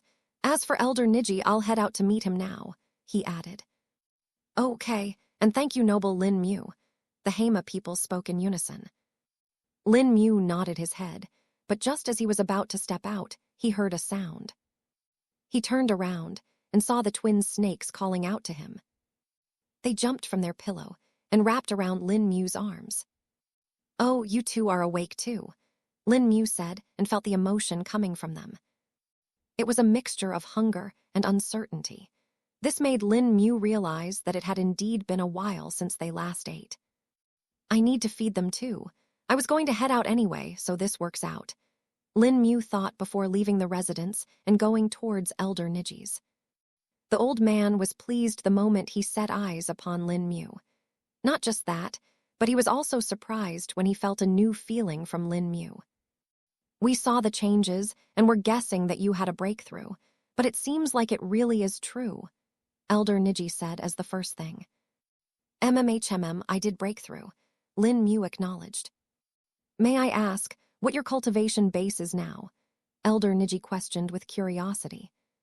While he did know of all the cultivation realms and their names, he didn't know what they felt like. Even while having the spirit chi equivalent to that of a Tao treading realm expert, Elder Niji didn't have the same senses. I'm at the embryo growth stage of the Tao treading realm, Lin Mu answered without hesitation. That's great. Elder Niji was even more surprised.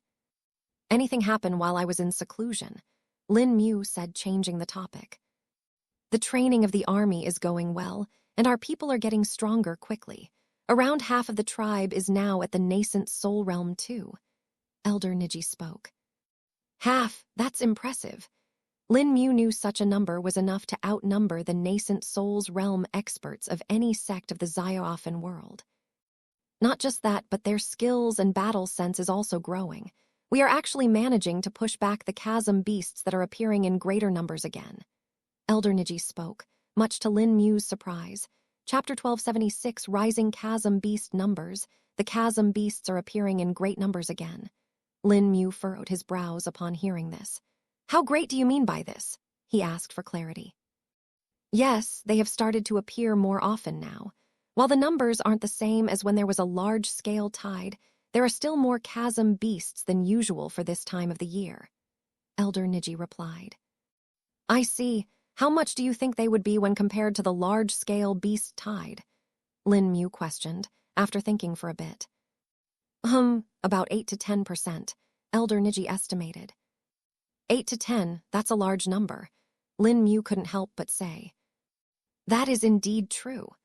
Elder Niji agreed, knowing that the normal number of chasm beasts was barely around 1% of the large-scale tide most of the time. Are there any casualties? Lin Mu questioned next. Injuries, yes, but no actual casualties so far. Our people have grown stronger, and now even a child is able to defeat a chasm beast. Elder Niji answered with a little pride in his tone. Lin Mu was still worried, though, and asked more questions to the old man.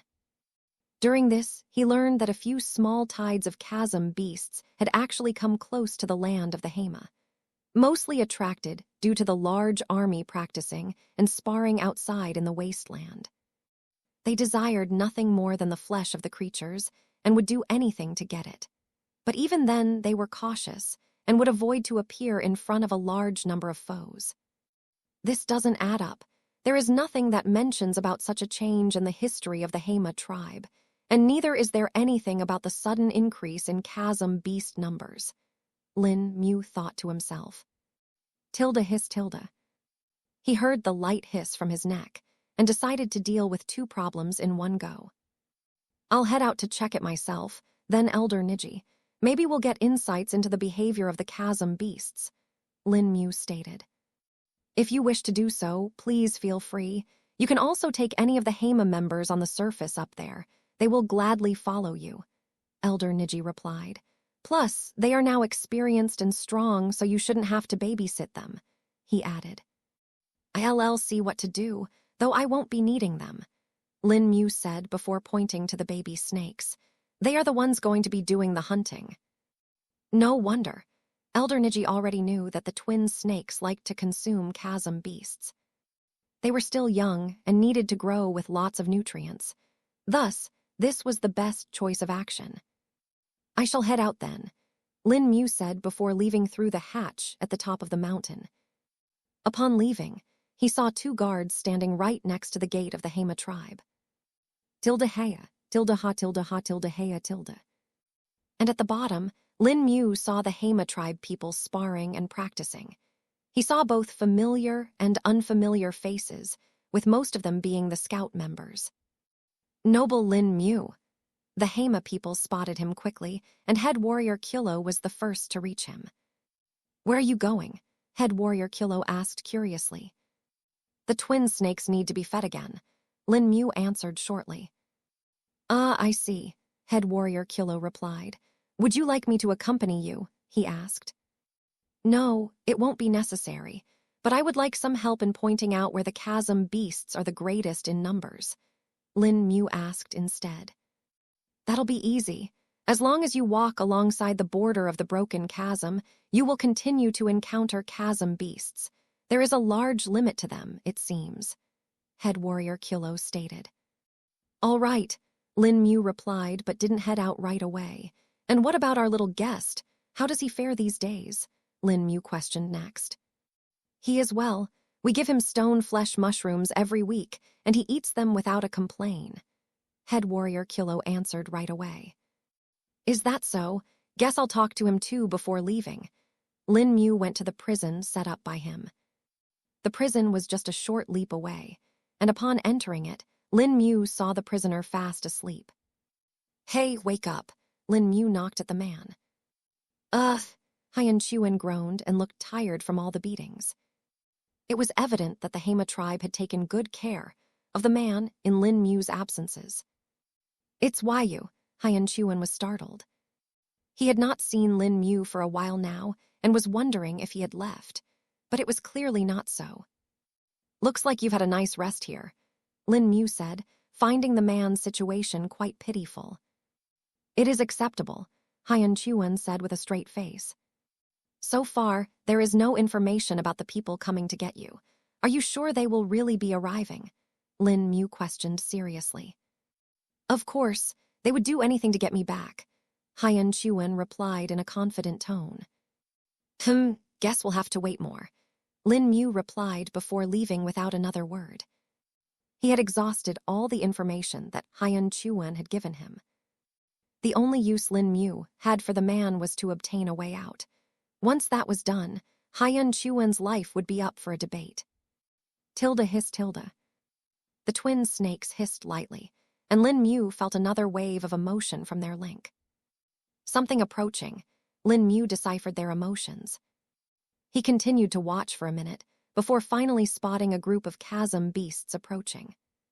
"Perfect, we can start with them," Lin Mu said as he leaped into the air. His body soared through the air and was spotted by several Hema tribe people. Lin Mu didn't mind them for now and simply focused on getting to the incoming chasm beasts. Then, when he was close enough, the twins struck out. Chapter 1277, Where are the chasm beasts going?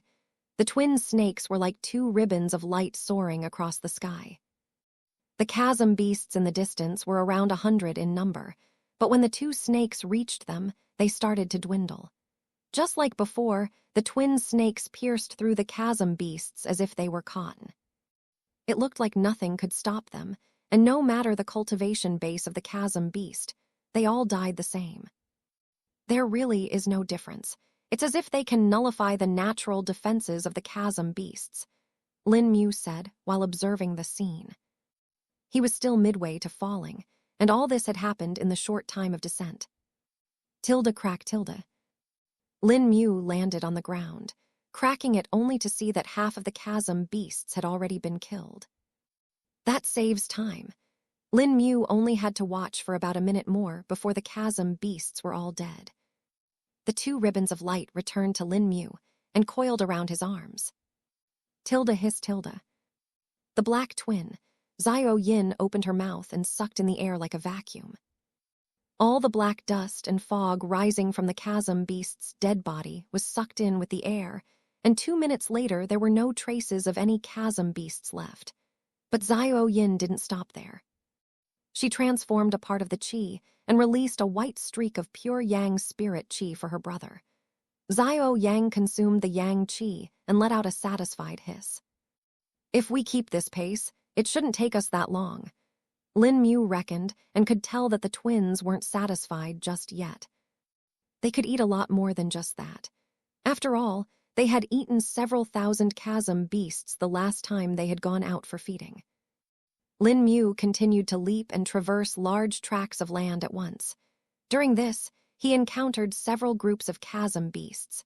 Some large, some small, but the common thing was that they were roaming with some aim. Lin Mu didn't know what that was, but so far he had seen that they all followed a specific direction. "It's strange, they are all going towards one point. It doesn't seem to be the Hema tribe either," Lin Mu wondered. He could approximately analyze the path that the chasm beasts were taking, and it was several degrees off from the location of the Hema tribe. Maybe the beasts that the Hema tribe encountered weren't even from the main group. They might have just been the small groups on the periphery, Lin Mu thought after a while. He guessed that if they followed the path of these chasm beasts, they might end up finding more of them. And not just that, Lin Mu would also learn what was it that was attracting them. "Let's just follow them then. We'll be hunting more chasm beasts anyways," Lin Mu reckoned. Thus Lin Mu changed his direction and started to track the chasm beasts. It wasn't that difficult to find where they were going since they left footprints everywhere. Plus the twins could sense their prey when they were close enough. Lin Mu traveled for about 6 days like this, hunting thousands of chasm beasts in the process. The twin snakes had plenty to eat, and even though their hunger was satisfied by this point, they could still eat more. Since they could still eat without any issues, Lin Mu let them eat. They are getting stronger, too. It wouldn't be long before they break through. Lin Mu realized. The aura of the twin snakes was suppressed like his own most of the time. If it weren't for the fact that they had a link, Lin Mu would have a hard time sensing their cultivation base. It was already at the peak of the nascent soul realm and was showing no signs of stopping at all. It felt like they had no bottlenecks at all, and the only thing they were lacking was nourishment. It's just like Senior Zukong said. Immortal beasts will have no bottleneck until they reach the immortal realm and will progress as long as given enough time. Even the great slumber bear from back then was just a juvenile and still in the immortal realm. If it weren't for the fact that it was infected by the invader, Shadow Gloom Bone Lord, it would have been the strongest being on Zaya-Offen world back then. Lin Mu thought to himself. Then after another day's travel, Lin Mu finally reached the location that the chasm beasts were searching for. And how did he know this for sure? Well, damn, that's a lot of chasm beasts. Lin Mu was stunned. He was standing on top of a small hill and observing what was basically a blanket of chasm beasts spread for nearly 2 to 3 square kilometers. They were all circling around a specific area, but that was a little too far for Lin Mu to see clearly. Not to mention, the chasm beasts at that distance were very strong, being at the Tao treading realm along with a few immortal ascension realm ones mixed in. Lin Mu couldn't sense that directly with his spirit sense, but the mass of aura coming from there was the obvious warning. But much unlike his reaction, the twins were excited. Their eyes glowed with hunger while their tongues kept on flickering nonstop. If it weren't for the fact that Lin Mu was holding them back, they would have already pounced ahead. To them, it wasn't an army of chasm beasts, but rather a large-scale, unlimited buffet. Doesn't seem like there are any chasm beasts that are equivalent to an immortal here right now, Lin Mu concluded. He could tell this for sure, because if there were any, he would see them. According to the records of the Hema tribe, the chasm beasts that were equivalent to that of immortal realm cultivators were huge, being over 10 meters tall. Chapter 1278, The Twins' Breakthrough, and continued slaughter having made sure that there were no dangerous chasm beasts here. Lin Mu decided to let the twin snakes free. Go on, you two, I'll be right behind you, Lin Mu permitted. Tilda hissed Tilda. The twins zoomed ahead in the very next instant and began their routine of piercing through the chasm beasts nonstop. The chasm beasts at this point were weak, being equivalent to around chi refining to core condensation realm beasts, so Lin Mu had no worries. I gotta keep up with them, though. Lin Mu sprinted through the empty corridor created by the twin snakes. The chasm beasts were startled by the sudden intrusion of Lin Mu and the twin snakes. Tilda roar Tilda. A cacophony of cries and roars were heard as the chasm beasts nearby all pounced on the twins and Lin Mu. Unfortunately for them, they were far too weak to do anything to them. The twin snakes were like a sharp scythe cleaving through dried crops during a harvest. Hundreds of chasm beasts were killed every second, and soon an empty circle of about 200 meters wide was created. At the center of this circle stood Lin Mu, who beckoned for the twins to return. The two snakes wrapped around Lin Mu's arms and looked at their handiwork. While more chasm beasts were rushing towards them, it would still take them a minute to do that, and that was more than enough time for what they wanted to do. Go on, eat. I'll hold them back if they get close, Lin Mu said. Tilda hissed Tilda. Zio Yin sucked in all the dark, dusty fog and cleared out the entire area in less than 20 seconds. In this time, the chasm beasts had covered around half the distance towards where they stood. But there was still enough time for Zio Yin to convert a part of the energy into pure yang spirit qi and feed it to her brother. By the time the twins were done eating, there was still some time left, time that the twins didn't want to wait and rushed back into the fray. This process of harvesting and consuming continued 5 more times before the numbers of the chasm beasts had thinned a little. Around 700 meters wide. Lin Mu estimated the distance from the closest chasm beast. The twins returned to Lin Mu's arms, but this time they were undergoing a change. Oh, ready for a breakthrough. Lin Mu sensed the rise in their energy and aura. Dense spirit chi fluctuations came from their bodies and resonated with the spirit chi within the air. If anyone looked at this scene, they might not believe their eyes. What was basically an army of chasm beasts tried to drown out Lin Mu and the snakes, while they causally had a breakthrough without a care for the danger. Lin Mu sensed their dantions and saw 2 Dao shell outlines forming. That was fast. Lin Mu felt like he had merely blinked, and there was already an outline floating above their nascent souls. The outline was rather large too, spanning nearly 8 meters. One must know in the shell initiation stage, an outline was not fixed and was usually small. It might not even be a foot wide for a lot of cultivators. And yet, the twin snakes both had Dao shell outlines at the 8-meter point. A majority of the Dao shell realm experts couldn't even expand their Dao shells to 4 meters, not to mention 8 meters. But here, there were 2 infant snakes defying the common understanding. Lin Mu almost felt a little jealous of their speed of breakthrough. Their bloodline is certainly not normal if they can progress this fast, Lin Mu thought to himself. The chasm beasts' tear greatly agitated now, and the stronger ones among them were approaching. The number of the chasm beasts that were at the nascent soul realm and below were already thinned out to the low hundreds, leaving only the stronger kin to attack them now. Let's get started then. Lin Mu had to join in the fight at this time.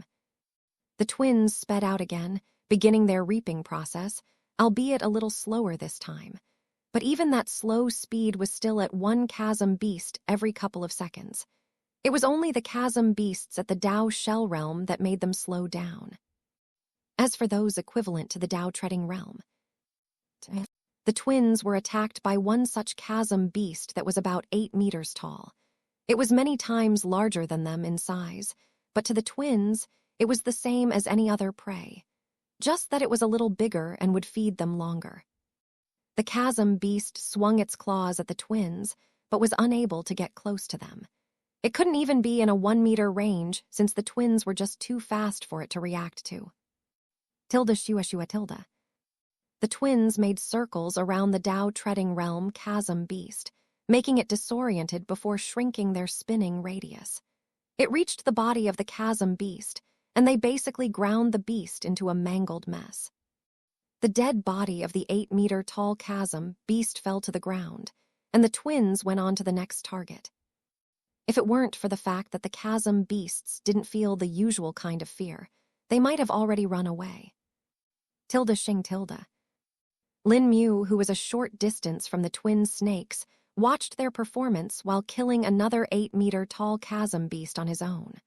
All it took was a single flick of a sword, and the neck of the chasm beast slid off easily.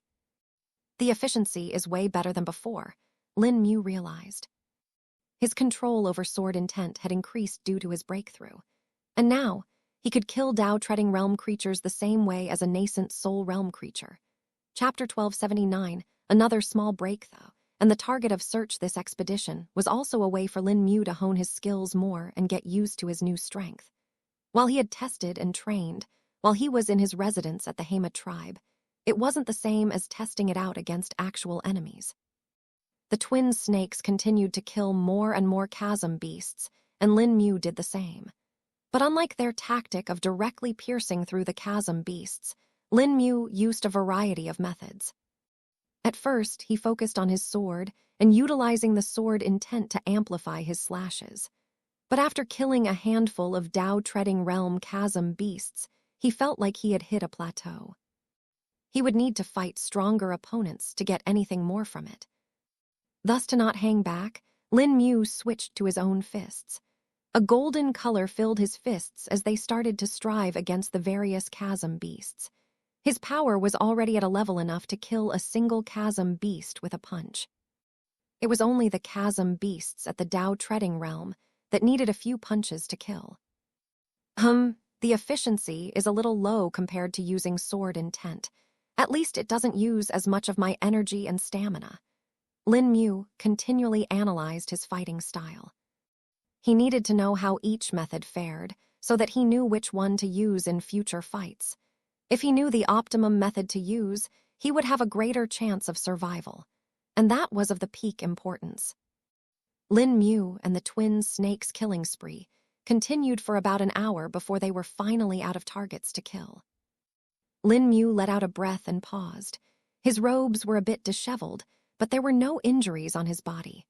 The twin snakes also returned to his arms, feeling exhausted as well. After all, even if they had large stores of spirit chi, they weren't used to prolonged fights like this. Especially one in which they needed to go against multiple stronger opponents. "You too can eat to your heart's content now," Lin Mu said as he looked at what was basically a blanket of corpses. The chasm beast corpses were dissipating into their dusty black fog form, and the air was tainted with it. If anyone were to look at these scenes, they would find it rather sinister. Even mortals would think that it was a scene from their nightmares. Xiao Yin opened her mouth wide and breathed in all the dark fog. This time, though, she couldn't suck all of it at once. She inhaled a part of it, before converting half of it to Yang's spirit chi and gave it to her brother. Then, while her brother digested that, she went back to sucking in more of the dark fog. This repeated 4 times before all the dark fog had been consumed by Xiao Yin. So their limit is about 10 Dao treading realm equivalent chasm beasts in one serving, Lin Mu estimated. From what he had observed, Xiao Yin only consumed a quarter of the chasm beast's dark fog at once. That consisted of about 10 Dao treading realm beasts and several more Dao shell realm beasts that Lin Mu couldn't be bothered to count. Regardless, though it was a massive number. "I think I've killed more Dao treading realm beings today than I did in the entire Xia world," Lin Mu reckoned. Of course, the chasm beasts couldn't really compare to a true Dao treading realm beast or cultivator, but that didn't mean they didn't have a lot of power. In fact, if it weren't for the fact that Lin Mu had a high resistance to the toxins of the chasm beasts due to his physique, it would be very dangerous. Lin Mu guessed it might be a combination of his body cultivation, combined with the true gold body forging arts, that made him almost immune to the toxins of the chasm beasts. Perhaps the only way I would get poisoned would be if I directly ingest the toxins, but even then, my stomach might restrain that too, Lin Mu thought to himself.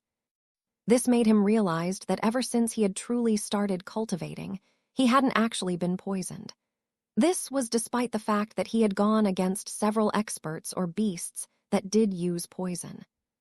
Lin Mu might have even been secretly poisoned from food and simply didn't register it. Now that I think of it, can I even get poisoned by eating things?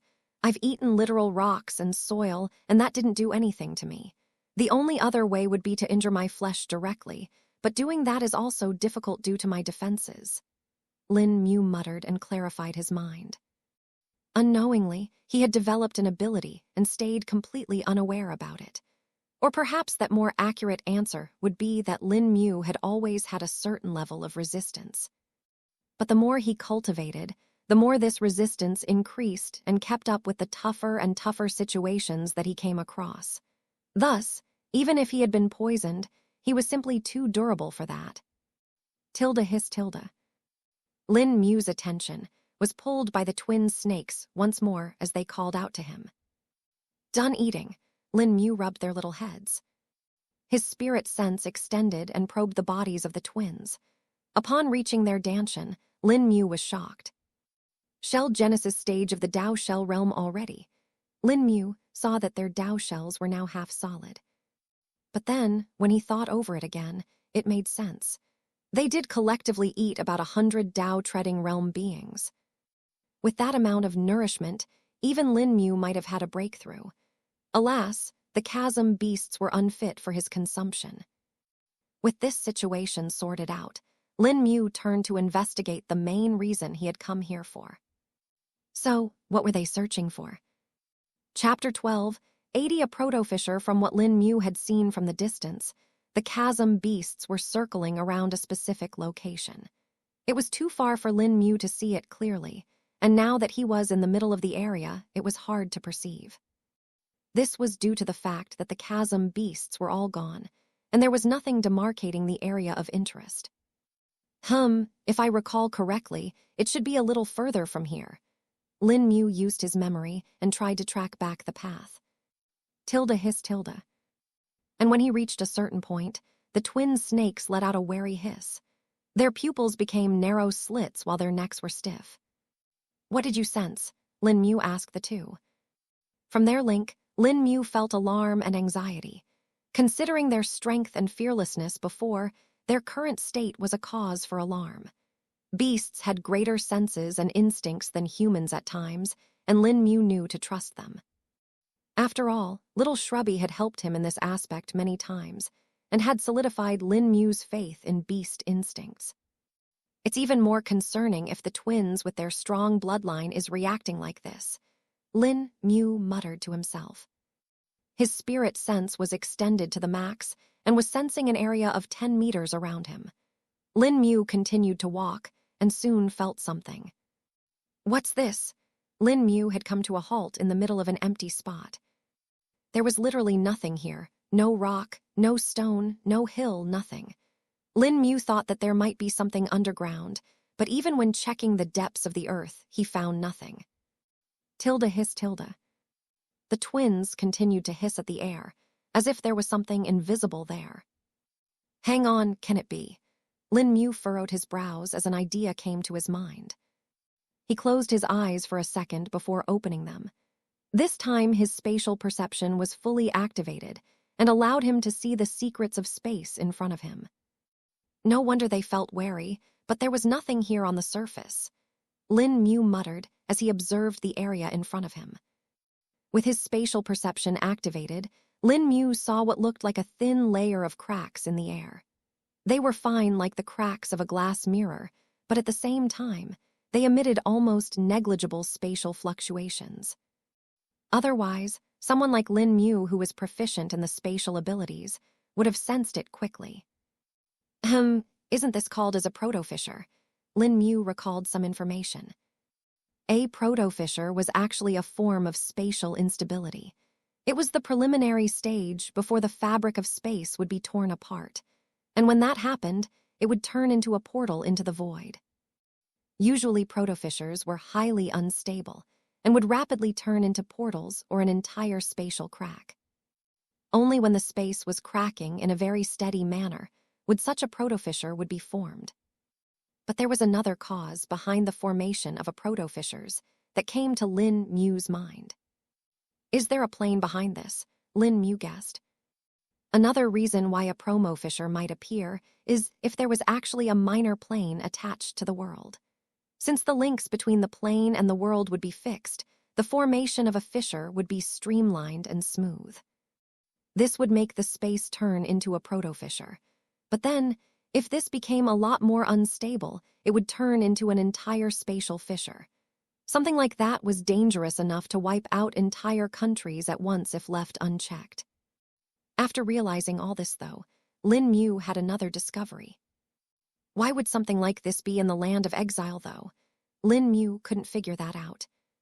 He waited and continued to observe the protofissure for a few minutes before deciding to process further. I'll only learn more if I explore the insides of that plane, Lin Mu said to himself. That is if it's even a plane. Having made up his mind, Lin Mu got closer. Tilda hissed Tilda. The twins were anxious, but Lin Mu soon calmed them down. It'll be fine, don't worry, you two. Lin Mu petted them for a bit.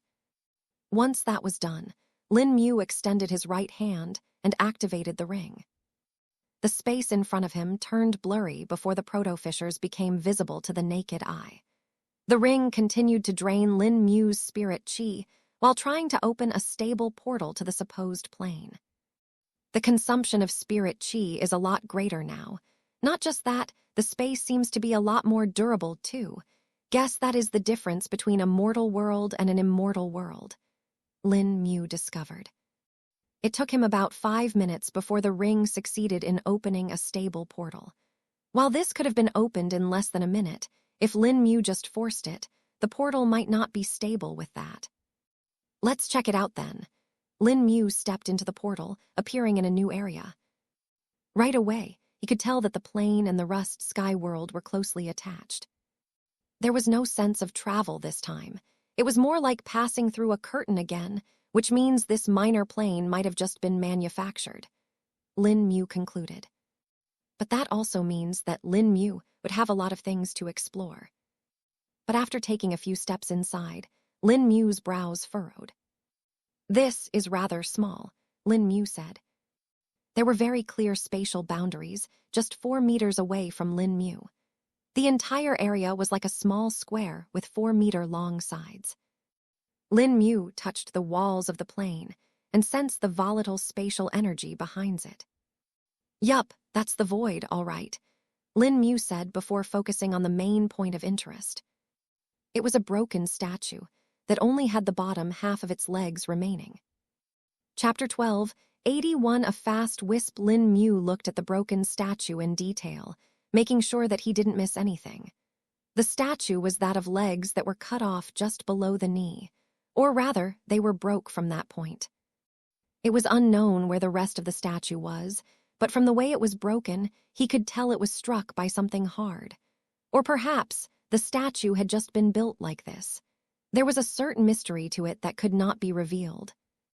No matter what angle Lin Mu looked at the broken statue from, it seemed rather normal. There were no spirit chi fluctuations coming from it, and neither was there any other kind of energy coming from it. Just what is it? Lin Mu wondered. The twin snakes were still a bit wary, but Lin Mu also felt a hint of confusion from them. It was as if even they didn't know what they were worried about before. This made Lin Mu feel relieved too. I guess they were just wary of the protofisher rather than the actual statue inside, Lin Mu guessed. It made sense that the instincts of the twins were good enough to make them careful about space and the void. Both were dangerous when not stable and could kill even the strongest of cultivators. 15 minutes later, Lin Mu was sure that the broken statue had no peculiarity. Even the material it was made out of seemed to be a normal stone, though Lin Mu had not given up on it entirely. Since it is here in such a space that was quite certainly manufactured, there is bound to be some secret to this, Lin Mu thought. He considered it for a bit before deciding to touch it with his hand. The spirit sense was also useless in this situation, as it simply passed through as if it were air. It meant that there were no defensive or security arrays on the statue. Having confirmed this, Lin Mu decided to just keep it for the time being. Perhaps I'll learn more about it in the future, he thought. Lin Mu's hand extended, and his index finger finally touched the surface of the broken statue. And when he did, Lin Mu felt alarmed. No! Lin Mu's blood raged, and several of his abilities activated. The golden body glowed bright, and the armor of the mortal strengthening scripture appeared. Even his sword intent awakened, protecting Lin Mu unconsciously. The true earth heart Tao embryo within his beat like a war drum. Tilde roar tilde. Even the bloodline of the great slumber bear awakened, as the illusory form appeared over his body, roaring at the broken statue. Despite all these abilities and defenses, though, Lin Mu realized that he had failed. A barely perceptible wisp entered his body. It was almost transparent, and if it weren't for Lin Mu's instincts telling him, he might not have even found it. Lin Mu's spirit sense tried to follow the wisp and soon sensed it enter his danshan. But once it was there, it halted. This allowed Lin Mu to see the form of the wisp clearly. It was smaller than a rice grain in size, and yet its presence was quite imposing. How could something this small cause such an effect was a mystery to Lin Mu. What was even more shocking was the speed of the wisp. Tilde woon tilde. But just as Lin Mu was watching the wisp, a new energy pulled onto it. This energy forced the wisp to split apart, telling it that it was not welcome. Tilde rip tilde. It was at that time that a change occurred. The wisp was torn apart into 2 fragments. One of them was pulled along the tendril of energy that had appeared in Lin Mu's body, while the other rushed into the nascent soul. There the fragment of wisp turned into a small bracelet that hung on the nascent soul's wrist. The second fragment, though, continued to be pulled away. Where is it going? Lin Mu wondered. Tracking the path of the energy tendril, Lin Mu found it to be entering his right hand, or more accurately the hand with the ring. The fragment of wisp entered the ring and disappeared inside. But Lin Mu didn't stop there. He was, after all, worried about what it was. Hence, with a single thought, Lin Mu's mind arrived in the ring. There, Lin Mu finally saw what was pulling the fragment of the wisp. It was actually coming from the gray orb of spatial energy. Senior, Lin Mu was surprised. Zukong had been in a dormant state for a long time now, and that great orb of spatial energy was where he was located. His avatar continually absorbed the spatial energy as a means to grow and recover. While Zukong hadn't told Lin Mu how long he would be in a dormant state, he had started to think that it should not be too long. And now that he saw this scenario, he was feeling like that even more. Did Senior Zukong interfere to protect me? Lin Mu wondered. Tilde poof tilde. The wisp was quickly pulled into the gray orb of spatial energy, evidential being consumed by the being inside or something. The surroundings felt eerily silent after that happened, and Lin Mu simply stood while observing everything. 10 minutes passed like this, and there was no change to the gray orb of spatial energy. Guess I was just hopping too much, Lin Mu said with a sigh. He withdrew his spirit sense and peered back into his dantian, focusing on his nascent soul. It turned into this bracelet, Lin Mu confused upon seeing the object. As far as he knew, nascent souls were not solid and any normal object would pass through it. And yet there was now a physical bracelet hanging from the nascent soul's hand. Lin Mu brought the nascent soul closer, wanting to look more, but then he heard a voice. Lin Mu. Senior.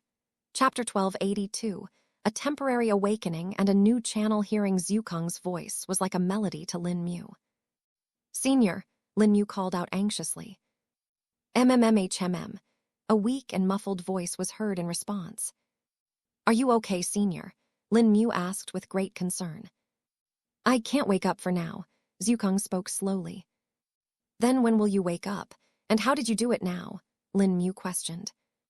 That thing gave energy, my avatar will. Ready soon, not much time is left. Zukong continued to speak, but Lin Mu found it hard to listen. It felt like there was a lot of disturbance between Zukong speaking and his voice reaching Lin Mu.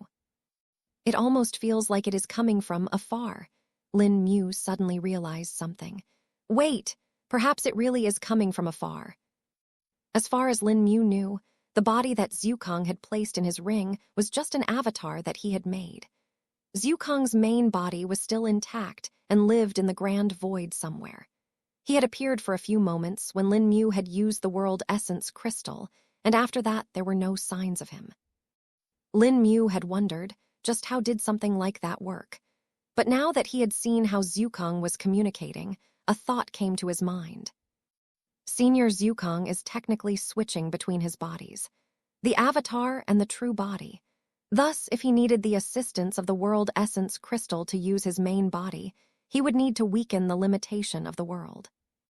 And what was exactly what he had done? But it had come at a cost, the cost being none other his ability to use the avatar and staying close to Lin Mu. Zukong was not worried about himself, though. After all, he was at a point where he could always recover, and the only thing he needed was time. The one who couldn't recover from great trouble was Lin Mu. But if that strange wisp shortened the time needed for Senior Zukong's avatar to awaken, it must have some benefits for the mind, Lin Mu reckoned. He glanced at the bracelet hanging on his nascent soul's wrist and wondered if he could make use of it too. But his initial attempts at making contact with it were a failure. I'll have to figure it out later, Lin Mu muttered to himself. Still, even if Lin Mu was never able to make use of it, he was already satisfied since Zukong had woken up, even if it was just temporarily. At the very least, it was some extra hope for him, hope that he would get to learn more about this world soon. Lin Mu opened his eyes, finding the broken statue to still be there. He tilted his head and glanced at the twin snakes as well, finding them to be nervous. It's fine, I'm fine. Lin Mu petted their heads for a bit. It was certainly shocking and scary for them. Not only had Lin Mu erupted with many of his abilities, but even the bloodline of the great slumber bear had been awakened. The oppression of that bloodline was actually ineffective on the twin snakes, but with them being infants, there was still some fear. While Lin Mu was calming down the twin snakes, though, he heard a strange sound coming from behind. What? Lin Mu turned around in a snap, gazing at a particular wall. His eyes narrowed, and spatial perception activated, revealing the scene behind it. The spatial energy is being pushed aside. Lin Mu saw the violent spatial energy of the void parting. Something like this was almost always unnatural, and was probably triggered by something as well. But while Lin Mu was observing it, he found cracks starting to appear. Oh no, that does not seem good. Lin Mu turned around and was just about to leave the minor plane when he had to pause.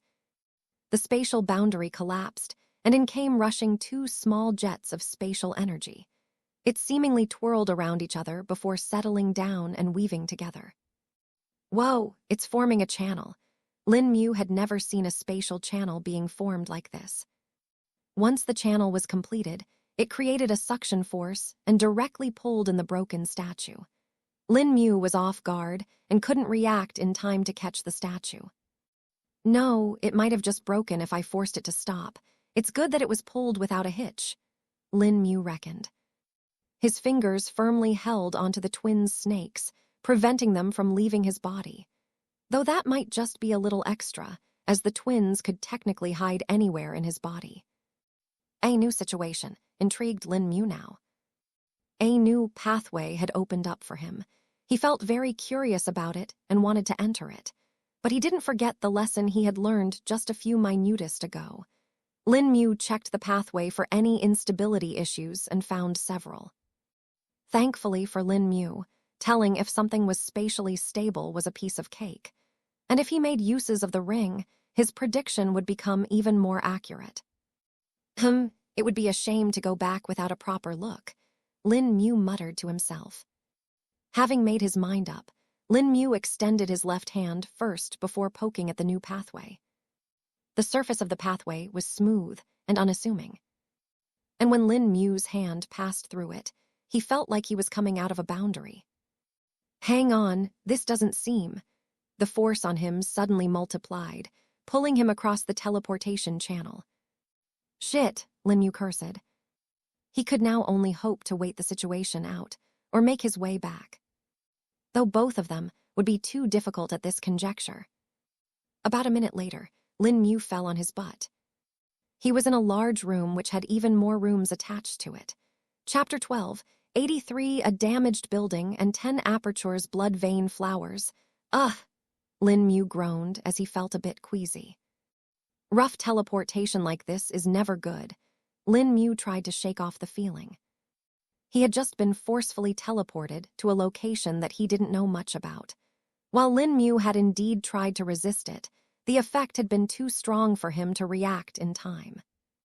It was almost as if it was lulling me into lowering my guard, and when I felt like it was fine, it suddenly increased the force and initiated a teleportation.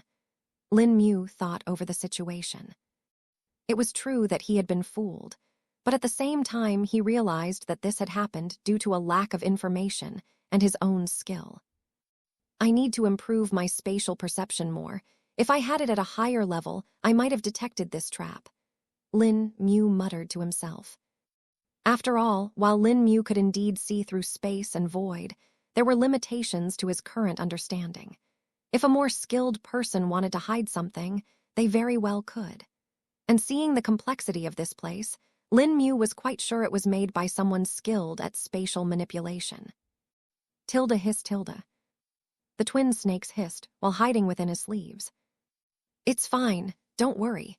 Lin Mu calmed them down before standing up. Since I'm here, may as well explore the area. Perhaps I'll find something useful or learn more, Lin Mu thought before looking around. His spirit sense was already extended, but couldn't reach the boundaries of this place. Lin Mu was standing in a large room that was about 100 meters tall and equally wide. There was nothing here, but more entrances could be seen attached to its walls. The floor of the room was made out of normal earth, but the walls were made from solid rock. There were also pillars at the corner of the room, holding up the ceiling. The pillars were perfectly square and had 5 segments of about 20 meters tall each. Seeing the construction, it was evident that this place had been made by a human. Let's go there first. Lin Mu picked an entrance that was to the very left and began exploring. There was no surprise in this room, and it was just empty. There's quite a lot of dust here, Lin Mu noted. He checked the dust with his spirit sense and discovered something. Oh, it isn't just dust, there's ash too. Lin Mu saw several ash particles. And when he looked through more dust, he found small fragments of paper too. They were very old, and it was certain that this place contained a lot of them once upon a time. Did they all burn down somehow? Lin Mu wondered. This room wasn't as big as the one he had come from, being about 20 meters tall but 50 meters wide. Unable to find out anything more than that, Lin Mu went back and picked another entrance this time. It was right next to the first one, but its insides were different. Instead of dust and ash, Lin Mu found wet wooden flooring. And not just that, but there was even some rotting furniture here. This looks like an office. Lin Mu could see the remnants of what were probably wooden desks, as well as several shelves here. The wood had rotten too much, and most of the furniture here was in shambles. Even the flooring was soft at this point, and Lin Mu's feet would sink in every time he stepped toward. The wet squelching sound was rather uncomfortable to hear too. Seeing this had given Lin Mu a few ideas about what this place might be. But he didn't want to go wrong with his guess and decided to look at the other rooms as well. The next room that Lin Mu entered was the same as the first room, having dust mixed with ash. And the room after that had wet rotting wood floor as well as mottled furniture. This pattern repeated, and a total of 10 rooms were alternating in this pattern. There's no doubt this place was probably a large administrative building, Lin Mu guessed. One room was probably filled with shelves, all stacked with documents and books, and an office accompanied it. Several such rooms formed sets of offices, filling up the entire building. Discovering this posed another question to Lin Mu. Why would there be a teleportation channel linking to this building? And why would the rooms with shelves be burned down while the offices rotting with water? Lin Mu questioned himself. Lin Mu now looked for an exit to this place, but didn't find any obvious exit. Even when probing the walls with his spirit sense, he didn't find anything. Do I need to use phase to get out? Lin Mu furrowed his brows. He didn't want to use phase and accidentally end up trapping himself in some difficult place. Not to mention, he also had the twin snakes with him who couldn't exactly come along with him.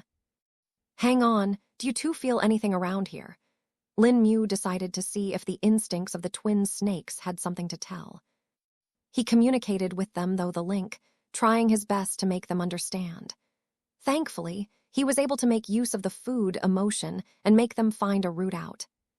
Tilda hissed Tilda. This time, it was the white twin who had found something. What at Xiao Yang? Lin Mu asked. In response, the white twin flew out of his sleeve, jumping straight to the top of the large room. The roof seemingly cracked under the sheer power of the little snake's body, and he drilled through it. Lin Mu furrowed his brows in worry and jumped after Xiao Yang. Tilda crack crack Tilda. His fingers stabbed straight into the rock ceiling and ripped apart chunk after chunk. His spirit sense was scanning ahead, but only found more rock. Is this place underground? Lin Mu was puzzled. He continued following behind Xiao Yang, and after about 200 meters of digging, Lin Mu finally sensed something new. The rocks above him crumbled apart after losing their foundation, allowing Lin Mu to come out on top. The familiar feeling of the space filled Lin Mu's senses. Looking around, Lin Mu saw where he was. The lesser void. Lin Mu could see a faint wall isolating this area, which was basically a large chunk of the earth. It was like an asteroid floating in the vast expanse of the space, but in this case, it was the void. There was a bubble-like membrane isolating the entire area from being affected by the energies of the void. but the surface of this asteroid was rather contrasting against the darkness of the void. Flowers. Lin Mu could see a garden of orange flowers spread all around him. The flowers were about the size of a palm and had 10 petals. Their stalks were green with a red line going through it, while their leaves were triangular with dark red veins on them. A rather prominent energy could also be felt coming from them. All this created a rather warm environment, which almost made one forget that they were in the lesser void and not on a world. Xiao Yang, wait! Lin Mu suddenly shouted, seeing the white twin about to swallow a flower. Still, Lin Mu was just a moment late. Xiao Yang swallowed the entire flower with its stalk and leaves. Tilda hissed Tilda. It then turned around and spat out a small streak of black energy. Yin spirit chi. Lin Mu was surprised. Tilda swooshed Tilda. Xiao Yin spent no time waiting and inhaled the small bit of Yin spirit chi. Seeing that both of them were fine, Lin Mu took a breath of relief. Seems like this place is a garden of some sort. Lin Mu walked around and let the twins continue their meal. Lin Mu knelt next to one of the flowers and examined it in detail. The more he looked, the more he felt like the flower seemed to be familiar. Wait a second, isn't this? Lin Mu quickly took out the memoirs of the lost immortal and flipped to one of the old entries. Yes, this is it, the 10 apertures blood vein flower. Lin Mu confirmed. It was a rare flower that could be classified as an immortal herb. But many didn't know it was an even better herb for body cultivators. It was rich in yang energy and could be utilized to make high-grade elixirs that could be used by those at the immortal realm. As soon as Lin Mu realized this, he turned around. Oh no, I need to hurry. Lin Mu used all his speed and collected as many of the 10 apertures blood vein flowers as he could before Xiao Yang ate them all. Chapter 12, 84 Value of Immortal Stones. Xiao Yang had already finished half of the flowers in the garden, which alone was a large number. There were easily over 100 flowers in the garden, which would be a terrifying number if they were brought to be sold.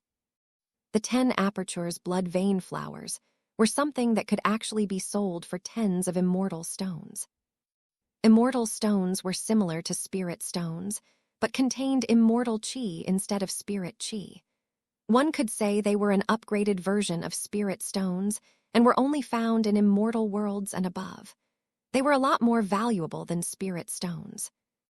Even if someone had 1,000,000 high-grade spirit stones, they might not be able to exchange it for a single low-grade immortal stone. It wasn't even a matter of cost, but rather the change it could bring forth. Even if spirit chi cultivators couldn't make use of immortal stones, they could still use it to power some immortal weapons. There were some lucky individuals in the myriad of worlds who held immortal weapons, while they themselves were below the immortal realm. With such weapons under their control, they could reign supreme for a long time. Even a nascent soul realm cultivator might kill entire armies with the swing of an immortal weapon and slay immortal ascension realm cultivators. It was the equivalent of having a nuclear bomb. Of course, such a thing only applied to the spirit cultivators who didn't have any immortal chi of their own and needed to depend on the immortal stones to utilize such weapons. For a false immortal who had not yet survived his first immortal tribulation, he could still kill a spirit cultivator with an immortal weapon.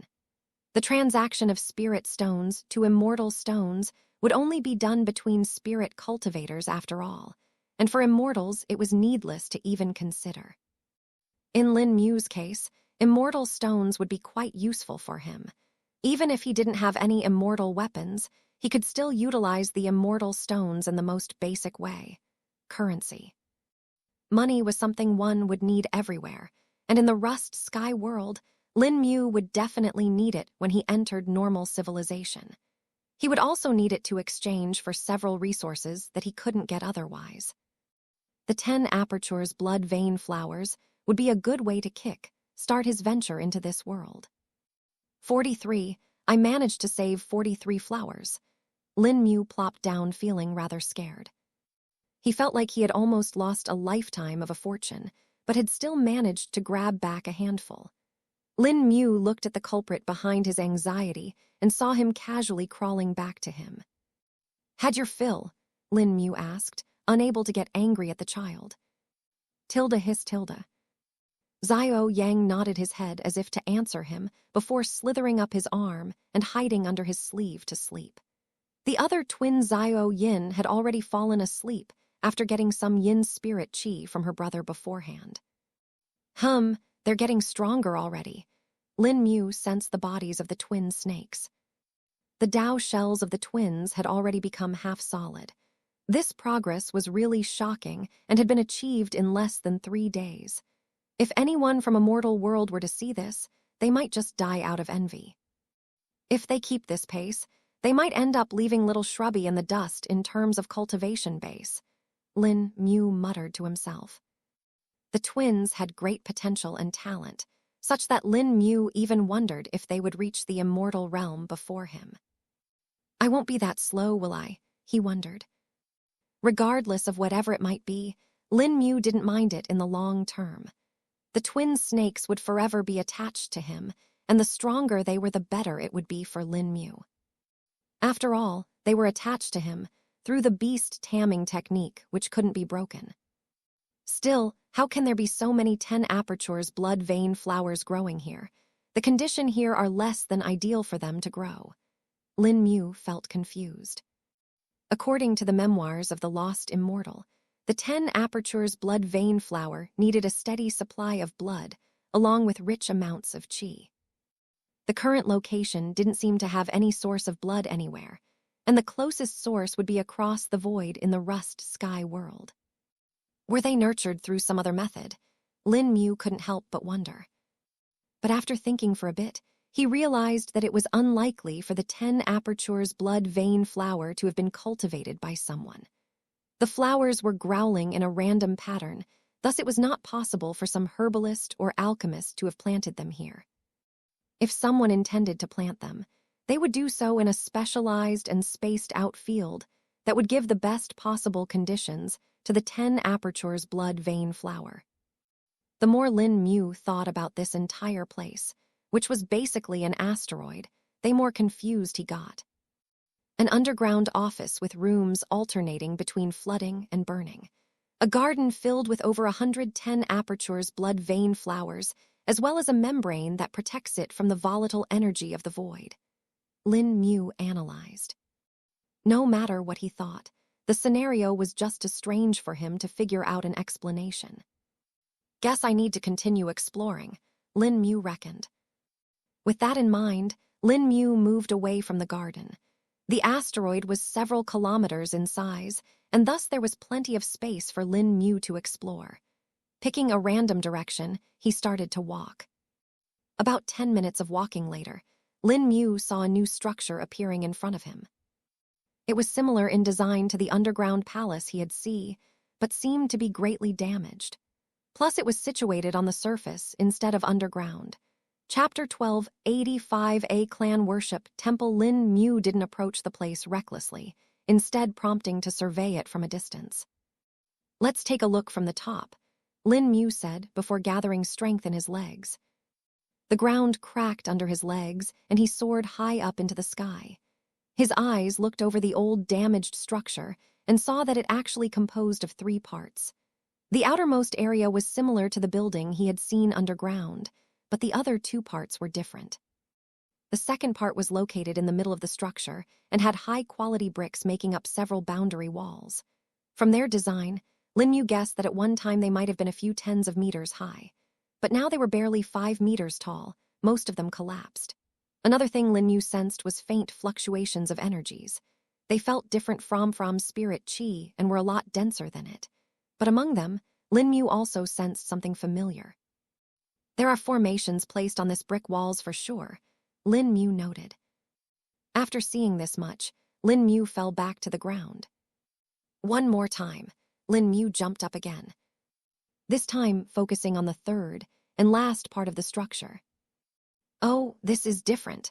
Lin Mu saw that the third part composed of a multi-sided structure, the roof of which was still intact. There was a thick boundary wall composed of large bricks, with each brick being over 1 meter wide, equally thick and 3 meters in length. Such large bricks were usual, and Lin Mu could tell they were made from some unusual material. Definitely need to check them closely, he noted. Then some distance from the thick boundary wall, Lin Mu saw 4 circular pillars that held up a roof. This substructure was barely 5 meters in size and looked quite small to the rest of it. It looks an awful lot like a temple campus, doesn't it? Lin Mu realized. While the structure varied a lot from the temples Lin Mu had seen in the Xiaofan world, there were still some that he had read about in the memoirs of the lost immortal. This was a common design, too. Is this a clan worship temple? If it is, then that central structure should house the ancestral tablets, shouldn't it? Lin Mu recalled the description of such clan worship temples. These were more common in the immortal worlds, since the people of those worlds would live a lot longer. The number of tablets placed in the temple would also be less, since only a few people would be qualified enough to have them put there. This was unlike the ancestral worship temples of the mortal worlds that contained thousands, if not tens of thousands of tablets. One could even call it the temple of the elite. Having understood this, Lin Mu also knew that there was bound to be some good stuff in there. Let's check it out. Lin Mu carefully entered the outer boundary of the clan worship temple.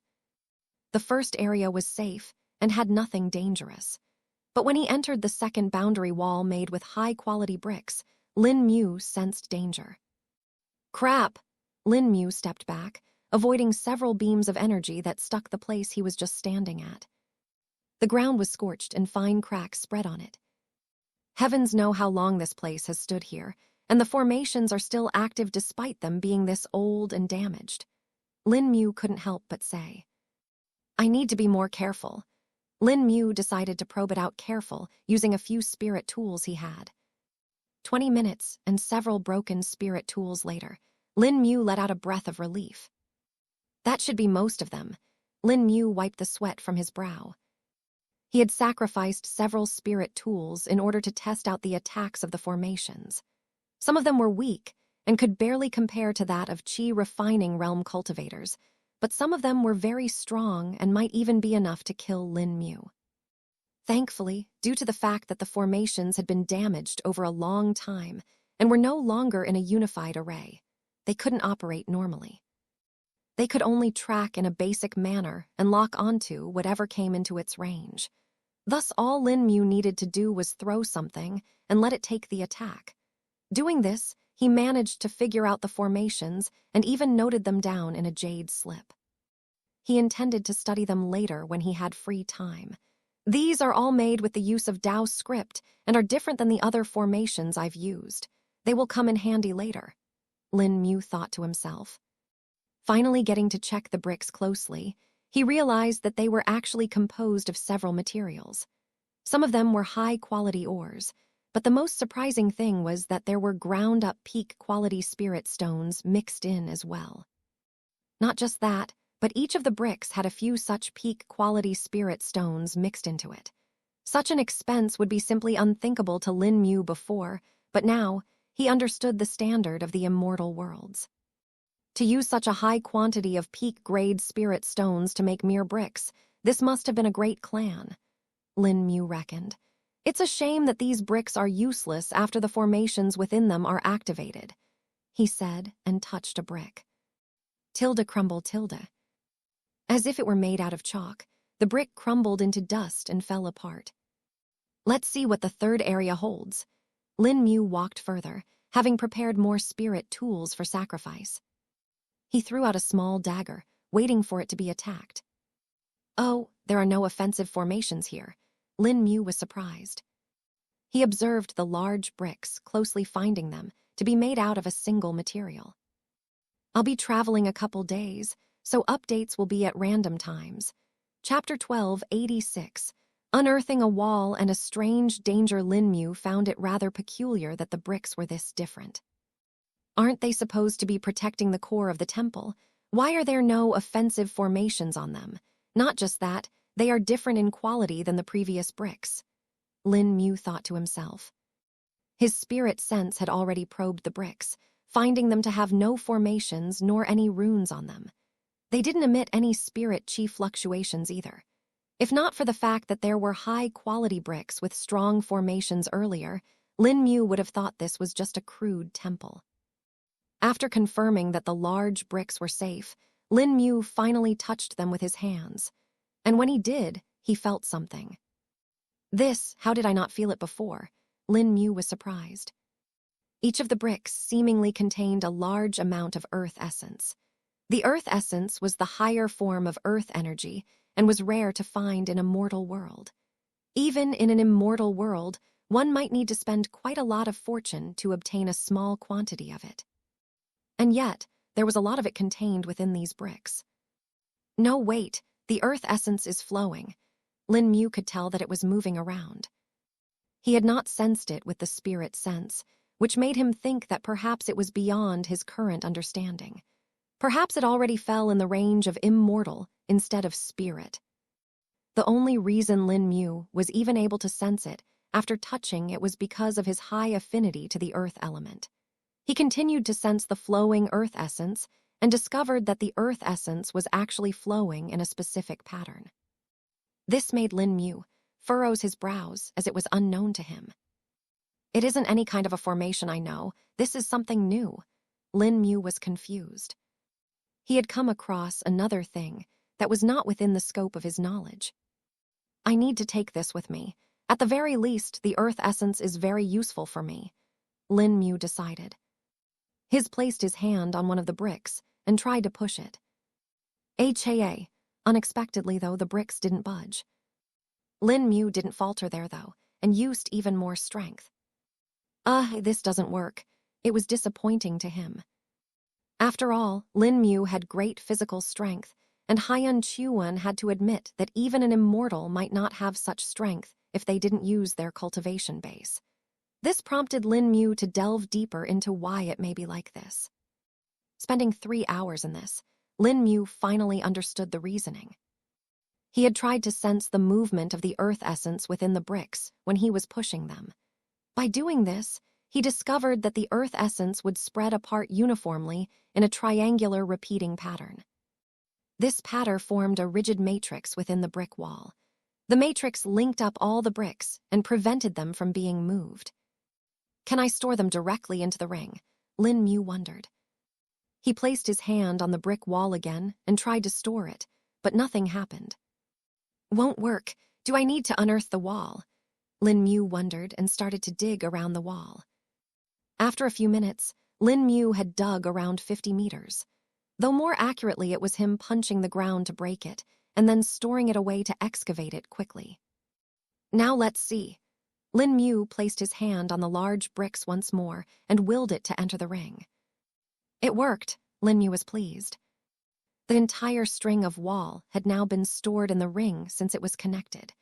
Lin Mu had to dig out the entire periphery of the wall to make it able to be stored, though. These will come in handy quite a bit later, I hope, Lin Mu said to himself with a smile. Ever since coming to this place, Lin Mu had obtained 3 benefits.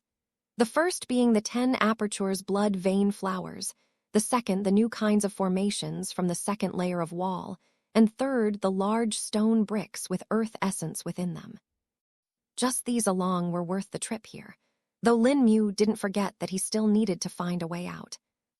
With the lesser void right above me, I should be able to link up with the rust sky world, though it might take a few tries. Lin Mu thought while looking at the sky. His eyes eventually went to the central structure of it all, feeling curious as to what it really was. The pillars have channels built into them. Lin Mu could sense the energy channels that could carry any type of chi or other types of energies within them. But when he checked the ground for it, he found that they were cut off there. Strange, aren't channels like these used to draw energy from spirit veins? Even if this palace had been cut off from what was probably the main world, there should still be some linking remnants in the ground. Lin Mu was confused. A comparable example would be the spirit chi channeling formation array that supplied spirit chi to the various buildings and residences in a sect. But such things needed what was basically a pipeline made from runes. But that was clearly not present in the ground, making the structures practically useless. Unless there is something more to it, Lin Mu wondered. He touched the pillars, wondering if there was something similar to the large bricks in them, but this time there was nothing unexpected. Tilde Jalalal tilde. But just as Lin Mu stepped into the central structure, he heard a strange sound. The sound felt like it had ran directly in his mind and didn't come through his ears. He became alert and was ready to act at any moment. Tilde Jalalal tilde. The sound was heard again, but this time Lin Mu heard it in his ears too. It's coming from the front. Lin Mu didn't see anything there at first. Tilde whistled tilde. Then suddenly wind started blowing and spun around the area, forming some sort of a vortex. This doesn't seem good. Lin Mu directly used blink to bypass the barrier and get away from the structure. Wait, a whisper could be heard. Huh. Lin Mu's ears perked up, but he didn't drop his guard. Come to me, a voice spoke from the structure. Who? Lin Mu questioned. Come to me, be part of me, the voice spoke eerily. Yeah, no. Lin Mu turned around, finding it incredibly suspicious. Tilde swoosh tilde. But before he could go any further, a cold wind blew him back. Tilde whoosh tilde. Another wind vortex formed, preventing Lin Mu from proceeding any further. Why are you leaving me? The voice spoke again. Don't leave me alone. Be with me. Forever. Lin Mu felt chills going down his spine, and his instincts shouted danger. Shit! Lin Mu used blink to put more distance between him and the structure, but more wind vortexes continued to appear. Tilde hung tilde. It was at this point that the chiming of small bells could be heard. Lin Mu glanced at the source and saw an indigo-colored ball of light appearing there. There was a black outline around the ball, and a creepy aura was exuding from it. We shall be here, together. A voice came from the indigo-colored ball. A stream of energy poured out of the ball, making Lin Mu feel anxious. What is that? Lin Mu couldn't tell. It was unlike anything he had seen before. The stream of energy poured into the pillars and entered the ground. It then seemingly spread all over the area before the ground started to shake. Those channels weren't meant to pull energy from the ground, they were to send energy into it. Lin Mu realized. Tilde rumble tilde. The ground started to move, and several mounds appeared. These mounds continued to rise and then changed shapes. Soon they took the form of beasts. Wait a minute, aren't they? Lin Mu recognized the form of those beasts. Chasm beasts.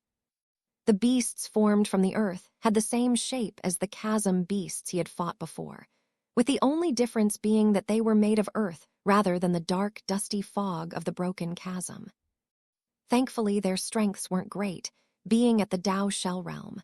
Lin Mu could sense this simply from their aura. Shing tilde. Several weapons appeared around Lin Mu before he waved his hand. Go! Lin Mu launched the weapons at the earth beast. Tilde clang tilde clang tilde. Upon hitting the beasts, the spirit weapons made solid sounds, but the power contained within them was still enough to break the beasts apart. The beasts broke into fragments and fell to the ground, but Lin Mu didn't feel relieved at that. Their aura hasn't disappeared yet. Chapter 1287, Fatal Encounter. The broken fragments of the earth beasts were shaking on the ground as if they weren't dead yet. This is going to be a pain. Lin Mu got ready for a potentially tiring fight. Tilde rumble tilde. The broken fragment melted into the ground before reforming into the beasts. Tilde guea tilde. The beasts roared at Lin Mu this time, anger and violence apparent in their eyes. They lunged at him, wanting to rip him to shreds. But the moment the first earth beast came close, it met Lin Mu's fist instead. Its entire body shattered and was shot back. The smaller fragments pelted the other earth beasts behind, damaging them in the process. Tilde shing tilde. The spirit weapons flew around, slashing the beasts apart once more. But that was not enough, as more such beasts took their place. The broken beasts simply returned to the earth for a few seconds before reforming. Is there no end to them? Lin Mu said after killing 6 waves of the earth beasts. They were seemingly immortal, but Lin Mu knew that was not possible. They were made by that indigo ball in the center, so if I get rid of it, that should stop them from reforming, Lin Mu thought. Deciding to end it in one attack, Lin Mu entered the stance for the boulder collapsing fist and spun the energies within his arm. A few seconds later, his aura flared up and strong energy fluctuations emanated from his arm. Boulder collapsing fist, third form devastator. A pink ribbon of energy shot out of Lin Mu's hand and spun in a spiral while destroying everything in its path. A 2-meter deep gully was left on the ground, even though the energy had not touched it at all. The earth beasts that were in its path were turned into dust as well, and the pink ribbon of energy reached the target effortlessly. The pink ribbon of energy struck the indigo ball of light, and it was as if the air was cracked. A barrier had appeared around the indigo ball, blocking the path of the devastator. Won't be stopped that easily. Lin Mu could sense that the barrier was being eroded by the pink ribbon of energy. Tilde Jalalal tilde. As if sensing that it was on the failing side, the indigo ball let out a cry. This triggered a wave of pressure to fall over the area, and cracks stared to spread all over the ground. You will not leave. Your soul will be mine. The voice spoke once more, but this time it was a lot more clear. Is that a woman? Lin Mu could now differentiate the voice and found it to be feminine. And just as he thought that, he saw the aura around the indigo ball flare up. It changed shape and took the form of a woman. The figure had no features, and even its clothes could not be made out. It was like a simple outline of a woman with long hair.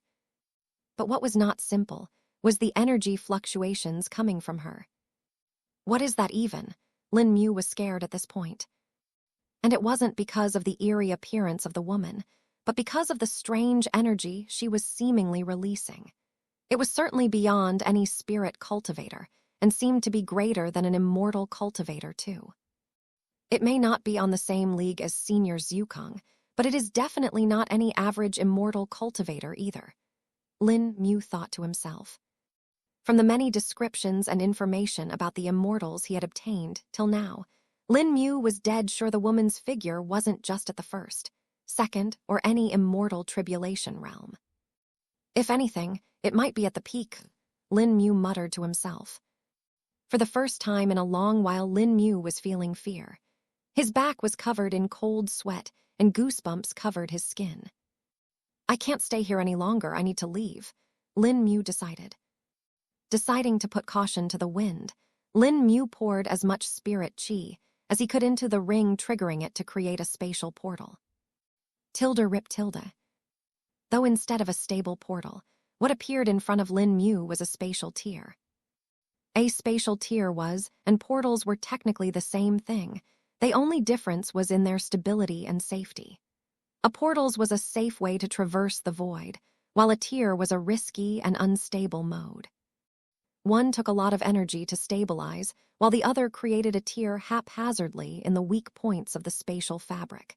Considering Lin Mu's dire situation, he needed the process to be fast, and thus even a tier was fine for him. Tilde screech tilde. The woman's figure let out an inhuman screech, seeing that her prey was about to escape. Dark tendrils shout out from her back, chasing down Lin Mu. And just as he was about to enter the tier completely, he was caught. Argh, Lin Mu felt a searing pain on his foot. It was his left foot that had been caught, and it felt like burning coals had been placed on it. Lin Mu's great defenses were seemingly nothing against the dark tendrils. Her energy, it is of a way higher quality than the spirit chi. My defenses are like paper against it. Lin Mu struggled to pull his foot out of the tendril's grasp, but was unable to do much. You will not leave, your soul is mine, the woman's figure roared.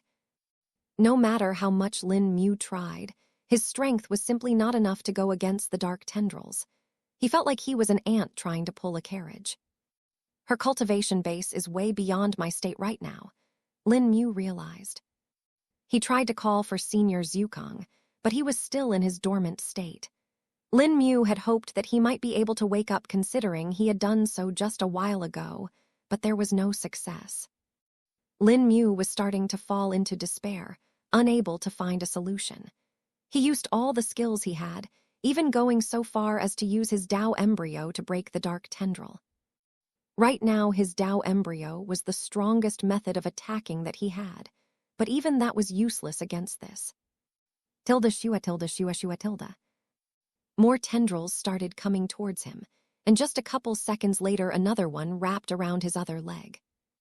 Meld! Lin Mu used more of his spirit chi, wanting to directly sever the tendrils using meld. Tilde spark tilde. But much to his dismay, the power of the spatial skill seemingly stopped upon touching the tendrils. Or more like, they were resisting the change to the very space itself. Lin Mu's heart fell upon seeing this, as he knew what this entailed. He recalled Zukong's words. A strong enough cultivator can resist and even freeze the changes in space, even if he or she does not have skill with the spatial element. While wondering how he could get out of this predicament, Lin Mu didn't realize a change in his danshan, or more accurately the new bracelet that was on his nascent soul.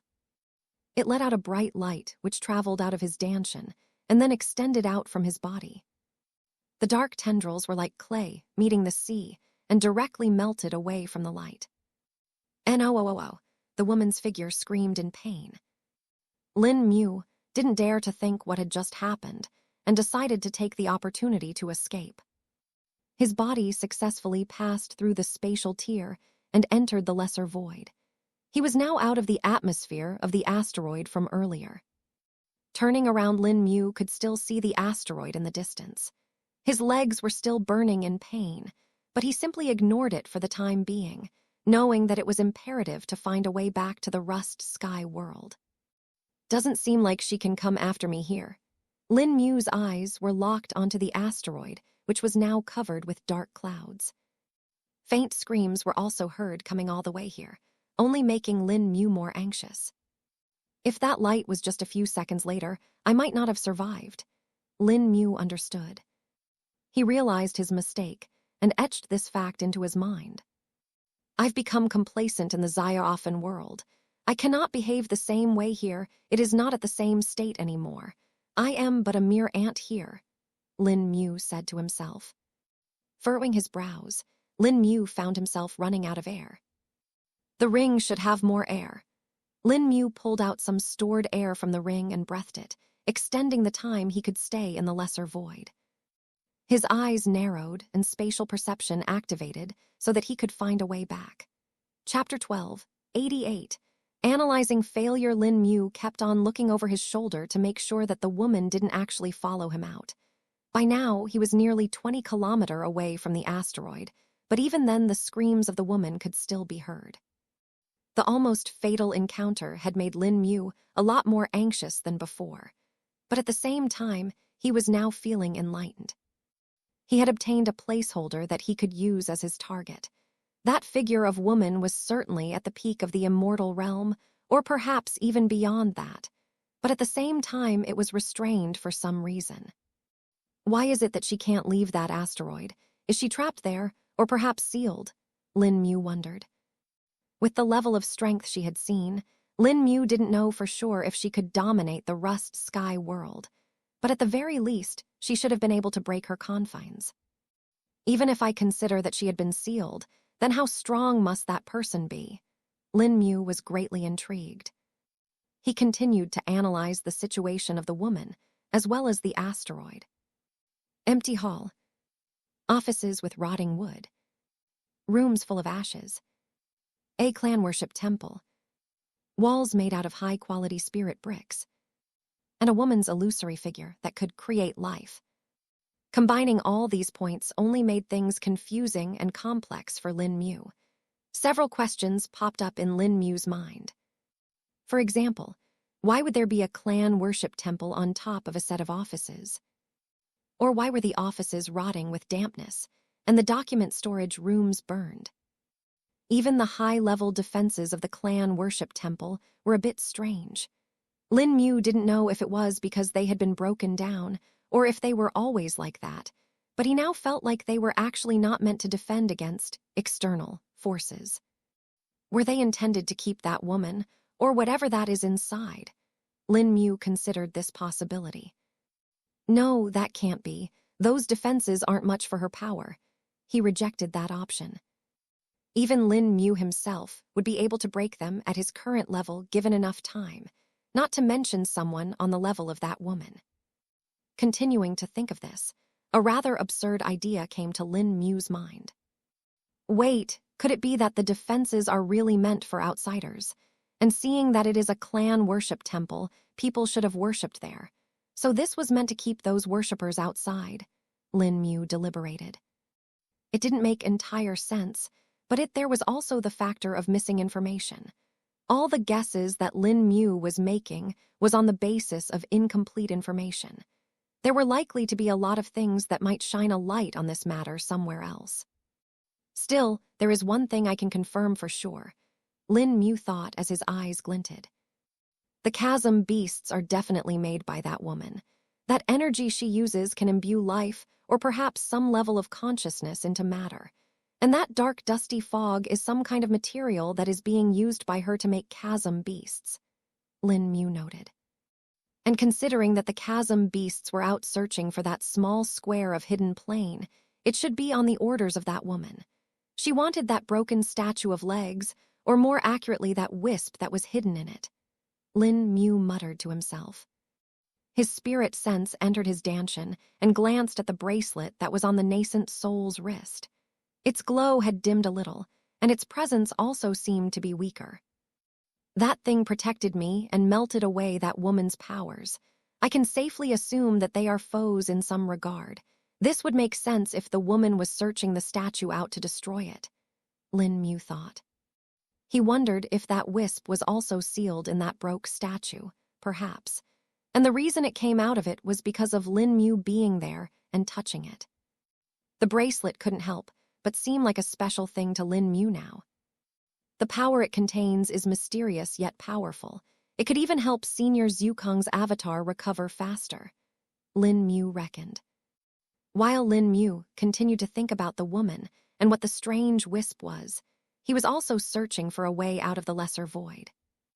The thing was, there was a very clear way to get back to the Rust Sky world, but that also meant going back to the asteroid where the woman was. This wasn't something that Lin Mu wanted, as it would only mean his death. There was only one option left for him, and that was to find another place that might be close enough for Lin Mu to open up another portal. Or at the very least, a crack and possibly slip out of here. Thankfully, he had sufficient supplies of air in the ring along with spirit stones, so he didn't need to suffer for long. His spirit chi stores were restored, and most of his injuries were healed with the help of pills. And for the first time since getting the golden body of the true gold body forging arts, Lin Mu had a scar. Or rather, 2 scars. The scars were spiraling around Lin Mu's legs all the way from his ankles to his knees. This was the same spot where the tendrils of the woman had wrapped and burned him. Even after the skin is healed, the scar is still there. Though the effect of the true gold body forging arts is also active, and the scared area is as tough as the rest of my body, Lin Mu noticed. As it was just a cosmetic flaw, Lin Mu didn't mind the scars being there. If it was something like the scarred area being weaker than the rest of his body, he would have to be worried quite a bit. At that point, it would become his Achilles heel, or rather, in his case, Achilles leg. That would be really unfortunate, and Lin Mu would have to change a lot of his tactics in order to make his vulnerability less severe. Suddenly, Lin Mu heard the sound of something colliding. Huh! Lin Mu's eyes tried to find the source of the sound in the darkness of the void. Tilde crack tilde. Thankfully, the sound was heard again, allowing Lin Mu to lock onto it. Tilde shua tilde. Lin Mu amped up his spatial perception to the maximum and looked at the area where the sound had come from. There he saw 2 blots on the spatial fabric. One of the blots was several times bigger than the other, and they seemed to be touching each other. Lin Mu flew towards them, wanting to take a closer look. Maybe it will be the solution I need to get out of here, Lin Mu hoped. It was a saving grace that Lin Mu could still fly in the void, though it might be more accurate to call it floating instead. In the rust sky world, he was forced to stay on land due to the laws of the world. In the lesser void, while he was still technically under its rules, there was one thing missing: land. Without land, there wasn't any specific direction to the gravity, and therefore no way for Lin Mu to be forced in some position. One could also say that Lin Mu was simply a weightless feather that was being propelled by the spirit chi being spread out from it. A couple of minutes later, Lin Mu finally reached the two blots that were visible in his spatial perception. He switched back to his normal vision and created a fireball to illuminate the area. More asteroids. Lin Mu discovered that the two blots were in fact two more asteroids. They were considerably smaller than the one before, but were still quite large. The bigger one of the two was about 1/2 kilometer in diameter, while the smaller one was just 100 meters in diameter. The smaller asteroid seemed to be hitting the bigger one every so often, and was the source of the sound that Lin Mu heard. Looking closer, Lin Mu saw the cracks that had been created on the larger asteroid, along with the equally large crater. The smaller asteroid is tougher than the large one. Lin Mu saw no large cracks or craters on the smaller asteroid. But just as he was observing them, he felt a very faint fluctuation in the space. Narrowing his eyes, Lin Mu got closer and tried to track the fluctuation he felt. Tilde thud tilde. The small asteroid slammed into the larger one again. The sound produced from it coincided with the spatial fluctuation. That's a node between the lesser void and the rust sky world. Chapter 12, 89. Narrow escape. Lin Mu's eyes locked onto the place where the smaller asteroid was hitting the larger one. At first it seemed normal, but in Lin Mu's spatial perception, he could see a node hidden there. No wonder they two asteroids keep on colliding. It isn't themselves are causing that, but rather the node there. It's making an attractive force that causes this. Lin Mu understood. Having understood this, Lin Mu became a bit more cautious. After all, he knew if something could cause such large asteroids to clash, it must have some great force. He didn't know what would happen if he got in between them when they were about to crash. That would not be a good way to test my durability for sure, Lin Mu thought to himself. He continued to fly towards the two asteroids and reached them after about 10 minutes. They were farther than they appeared to be. Just as I thought, the node is really there. Lin Mu could sense the spatial fluctuations a lot more clearly now. He also got to experience the crashing of the two asteroids. Since he was standing on the larger asteroid, the entire ground shook like an earthquake was happening. But Lin Mu was immovable. This makes it easy, Lin Mu said after letting his body's weight be fully released. It kept him anchored to the ground, and he didn't fall either. Crack crack tilde. Each step he took created cracks on the ground. Lin Mu soon started to run, and the cracks from his steps also got wider. Evidently, he was exerting a lot more force than before. Just a little more. Lin Mu's eyes were locked onto the small asteroid. He was calculating the time it would take to crash again. Since he wanted to open a portal and slip in through the node, he needed to do it at a precise time. Now, Lin Mu took a leap and activated the ring. His spirit chi started draining rapidly as a force exerted from his hand. The location of the node started to flicker before a thin but long tear appeared in the air. Just a bit more. Lin Mu watched as the smaller asteroid kept on getting closer and closer. It even seemed to be speeding up the closer it got. Lin Mu was standing in the crater created from the constant crashes, and thus had some extra time before the smaller asteroid would strike the ground. The air rippled as the thin tear started to expand slowly. Come on, come on. Lin Mu urged the ring to work faster and poured even more spirit chi into it. Tilde whoosh tilde. The smaller asteroid was coming closer and was about 100 meters away from Lin Mu. 100 meters. 90 meters. 80 meters. 20 meters. 10 meters. A dark shadow now covered Lin Mu as the smaller asteroid hid everything behind it. Open! Lin Mu shouted and jumped into the narrow portal that had barely opened up. It was just enough to let him pass sideways, but he managed to do it. The smaller asteroid finally crashed into the ground, and the portal dissipated with that too. Haya, Lin Mu panted and looked back at the place where the portal was there just a moment ago. I made it.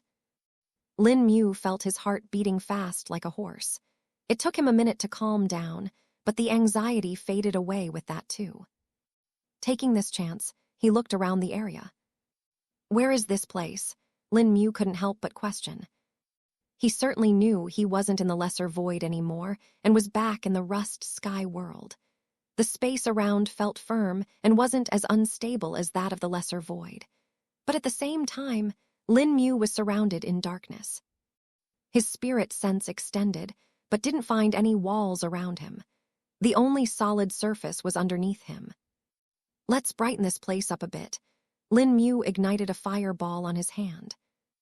With the light from the flames, he could finally see his surroundings. Oh, hang on, isn't this? Lin Mu could now see stone walls in the distance.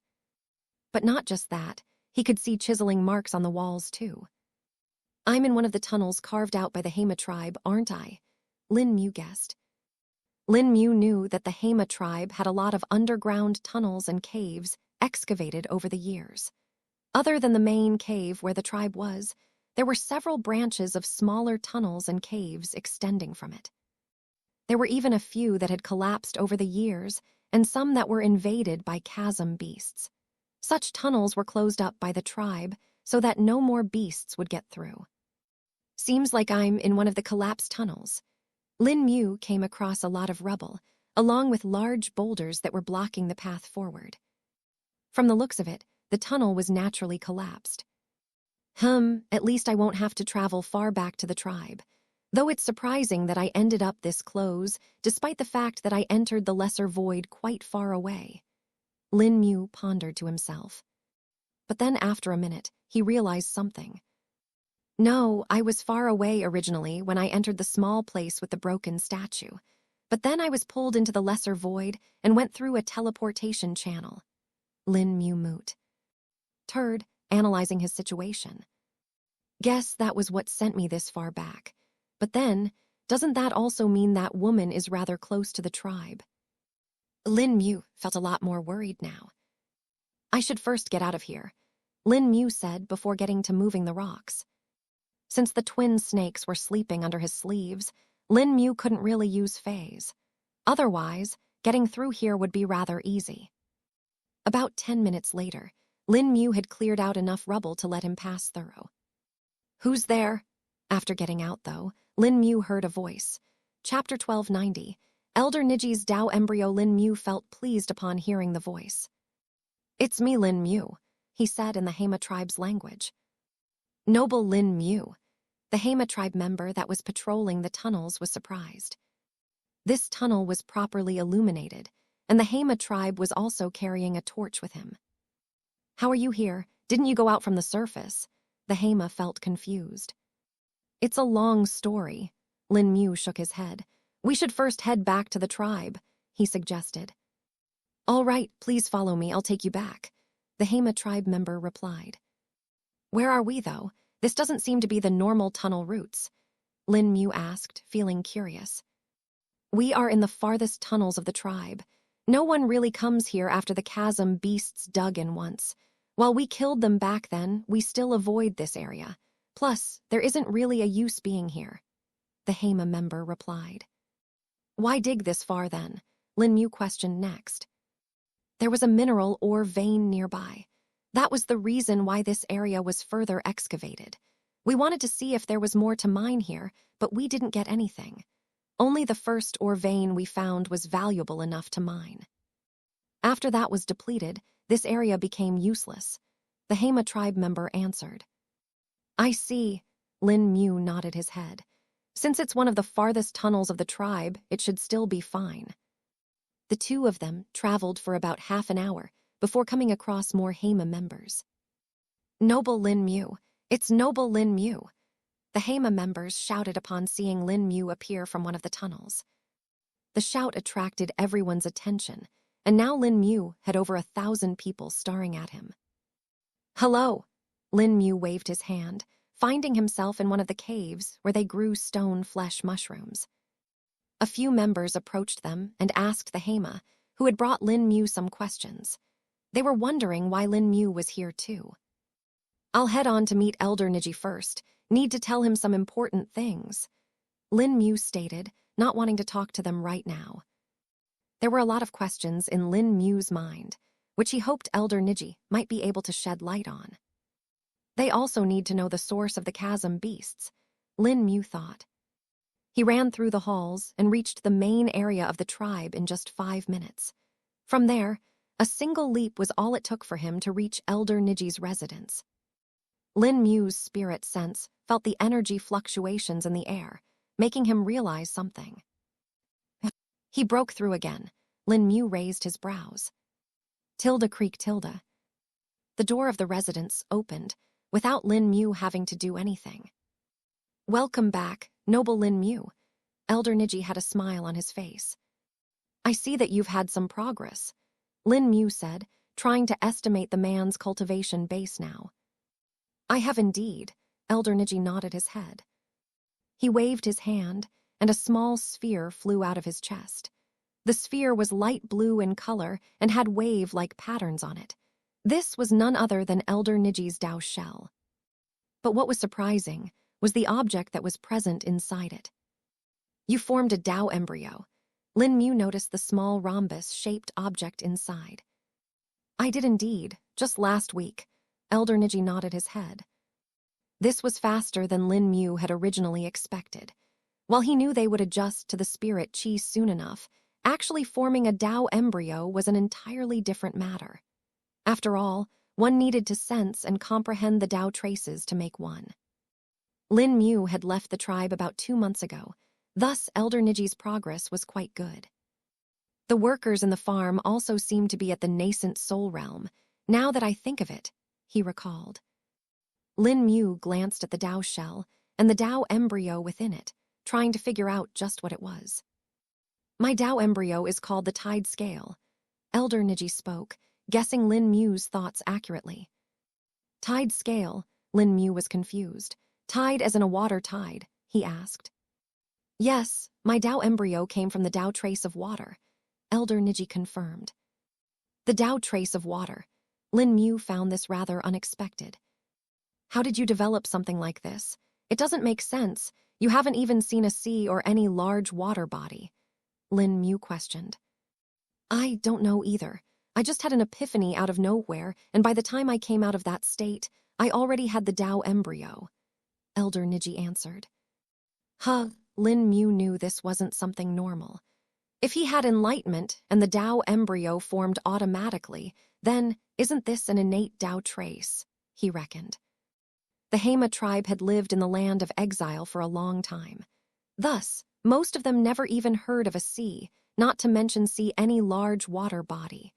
While they did indeed see water, as there was enough of it underground, it was still unexpected. After all, usually one would only form a Dao embryo related to the things one had experienced. Also, Elder Niji wasn't one yet. He waved his hand, and spirit chi rose from his body. It turned corporeal before taking on a blue shade. The spirit chi then flowed forward, turning into water. "I can make water now," Elder Niji stated. "This is impressive." Lin Mu started to think of how this could be made use of. "How far does your ability go? Can you also manipulate water?" he asked. "Of course, creating it is the hard part. If there is already some water present, I can control it like a limb." Elder Niji waved his hand once more and 3 streams of water came out of the house. Chapter 1291, Informing Elder Niji and Others. "So what you are saying is, there is some being that is behind the creation of the chasm beasts?" Head Warrior Kilo asked. "Yes," Lin Mu nodded his head for the 8th time. "This is," Head Warrior Kilo sighed. "Too much, I know." Lin Mu nodded again. "This is still good for us. At least we now know the mystery behind the chasm beasts." Elder Niji spoke up. "Perhaps, but it gave us another mystery. Who is that woman or whatever being that is, and why is she on that asteroid?" head warrior Kilo replied. The three of them had been talking for a while, and Lin Mu had called them to Elder Niji's residence to talk about the chasm beasts. He explained everything he had seen, right from the broken statue all the way to the clan worship temple and the illusory woman that came from the indigo light ball. Lin Mu had hoped that Elder Niji might have some insights, but there was no use. They, too, were as lost as Lin Mu was. "Guess you are going to talk to Haiyan Chuan about this now?" Elder Niji asked after a while. "Yes, he's the only one left we can talk to, though I would not want to tell him everything directly," Lin Mu answered. "That might be for the best. That thing you saw on the asteroid is too dangerous." Even Elder Niji found it best to restrict this information. "I'll see if we can get anything from him. Besides, I need to ask him about his rescuers, too. It's been a while and there are no signs of them," Lin Mu replied. "Yeah, we've kept a watch as you asked, and there are also patrols searching for them. If anyone appears, we'll know," Elder Niji stated. With this done, Lin Mu headed out of the tribe and went to see Haiyan Chuan. The man was doing relatively well for a prisoner and mostly spent his time in his cell sleeping. He was given stone flesh mushrooms as food every so often and didn't seem to be complaining anymore. "Shua." Lin Mu appeared outside the prison and waved his hand, opening a gate for himself. Haiyan Chuan, who was lying on the ground, looked up to see Lin Mu. "Guess you have some furniture here too now." Lin Mu saw the stone bed and stool that were in the cell. "The tribesmen brought me these in exchange for telling them some stories," Haiyan Chuan answered. "I see." Lin Mu didn't really mind this.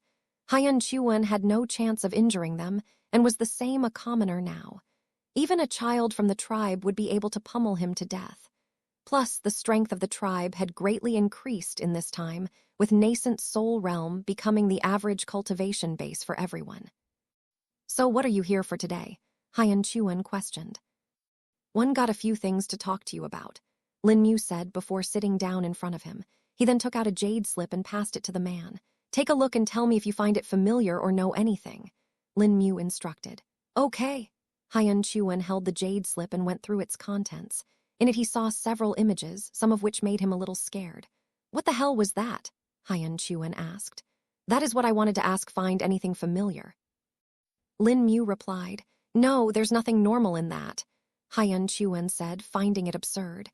"Where did you even see all this, and that woman?" "One encountered here, somewhere here in the land of exile," Lin Mu stated plainly. "That thing is here." Haiyan Chuan felt a chill going down his spine. "How strong do you think she was?" Lin Mu asked next. "She's easily at the peak of the immortal realm. After all, she commanded a great control over energies. She was directly using the power of the Tao to do all that. I've only seen generals and old ministers of the kingdoms use that. All of them are at the very least sixth tribulation immortals," Haiyan Chuan replied, confirming Lin Mu's suspicions. "So it really is as I thought. I'll need to be a lot more careful," Lin Mu noted. "Is there anything you find familiar or something you can tell me about from that?" Lin Mu asked again. Other than that temple, I don't know much," Haiyan Chuan replied. "Oh, you know about that temple," Lin Mu said with intrigue. "Well, I don't know what that woman was or to whom the temple was made for, but I do recognize that style of temple," Haiyan Chuan replied. "Yeah, it's a clan worship temple for ancestors, right?" Lin Mu asked. "Not just that, it's actually in a style that is specific to the old kingdoms. It's not popular anymore, and they don't make them like that anymore," Haiyan Chuan answered. "Whatever you saw was really old, like at the very least 1,000,000 years old," he added. "I see," Lin Mu furrowed his brows. "The architectural style has changed now. I don't know much about it myself, but I can tell it's old since there are some ruins of a similar style in the Purple Sparrow Kingdom too," Haiyan Chuan explained. "Then is there anyone who might know more about this?" Lin Mu asked with a little hope. "The best place to find such information would be the kingdom's old libraries. If you can manage to get into the royal library, you will find detailed information about old clans, their administration methods, as well as history. Architecture should be included in that somewhere," Haiyan Chuan said after thinking for a bit. "All right." This gave Lin Mu some more hope. While he didn't necessarily need to find more about the woman, Lin Mu still wanted to know just how strong she was and what methods she was using after all. The key to getting strong was to obtain more knowledge and expanding the scope of understanding. Chapter 1292. Losing Aim and Finding New One. Chapter 1292. Losing Aim and Finding New One. Lin Mu obtained a few more details from Hyun Chuan before getting to another thing that had been pending for a while. It doesn't seem like anyone's coming to rescue you, Lin Mu stated. Hyun Chuan's expression fell upon hearing this, but he quickly forced a straight face. They just need more time. They are probably being monitored even now and need to wait longer. They will come get me, just you watch, Hyun Chuan reiterated. But even if they come, how will they exactly find you here? This place is vast and full of dangers. Are they even sure you would live long enough to be rescued? Lin Mu said, depressing the man even more. Even if they get here, they will be limited how long they can search for. You surely don't think they will keep on searching for you non-stop without any clue, he added. Deep down, Hyun Chuan knew Lin Mu's words were reasonable, but he didn't want to believe them. He wanted to keep on hoping that someone would really come to get him later. Tilde. Guess we'll just wait then. We'll get out some other way if they don't come, Lin Mu said before taking his leave. Hyun Chuan stayed without moving, depressive thoughts going through his head without a stop. It wasn't that Lin Mu didn't want to believe in Hyun Chuan's people. It would be a lot easier if they came to get him. As long as I have a look at the talisman, I should be able to make more of them, maybe even an array that can directly get the tribesmen out, Lin Mu thought to himself. For now, he could only do his best to prepare and let the clan develop. They need a firm footing if they were to venture outside. There was no telling the dangers they would face right after leaving the land of exile. At least we have the saving grace with Elder Niji.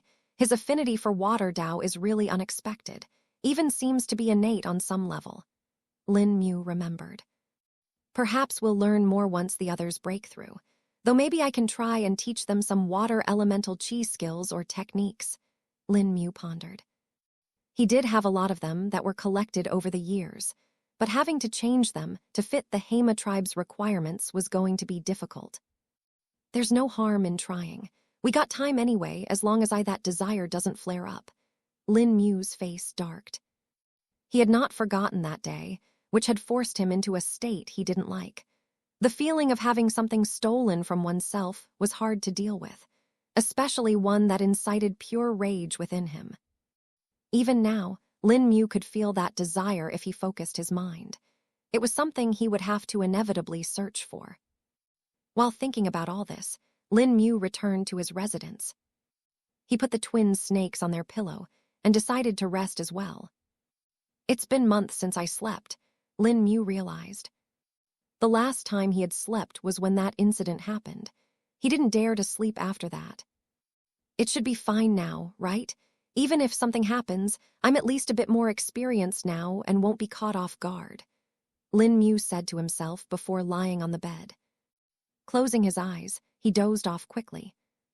It seemed like luck was on his side, and he didn't encounter the same situation as before. Guess I was worried about nothing, Lin Mu said in a hoarse voice after waking up. He stretched his body and went to take a look around the tribe. He returned a few hours later and started to cultivate. For Lin Mu, cultivation was trying to deepen his understanding of the Tao trace of Earth now. It would also help him learn more about his Tao embryo and perhaps even take it to the next level. He sat and meditated while the Tao shell floated in front of him. Right now, the Tao shell was in its miniature form and was about the size of a watermelon. The Tao embryo within it, though, was just the right size to observe. It was about the same size as a human heart and allowed one to observe it in detail. Dublub tilde dub tilde. The true Earth Heart Tao embryo continued to beat lightly, allowing Lin Mu to focus on it. He felt like this might be the best method to increase his understanding. In the Tao treading realm, there was no set method of doing things. Even if there were manuals, they merely described some general steps that one could take. Only for Tao embryos that were well established and recorded were there any concrete methods.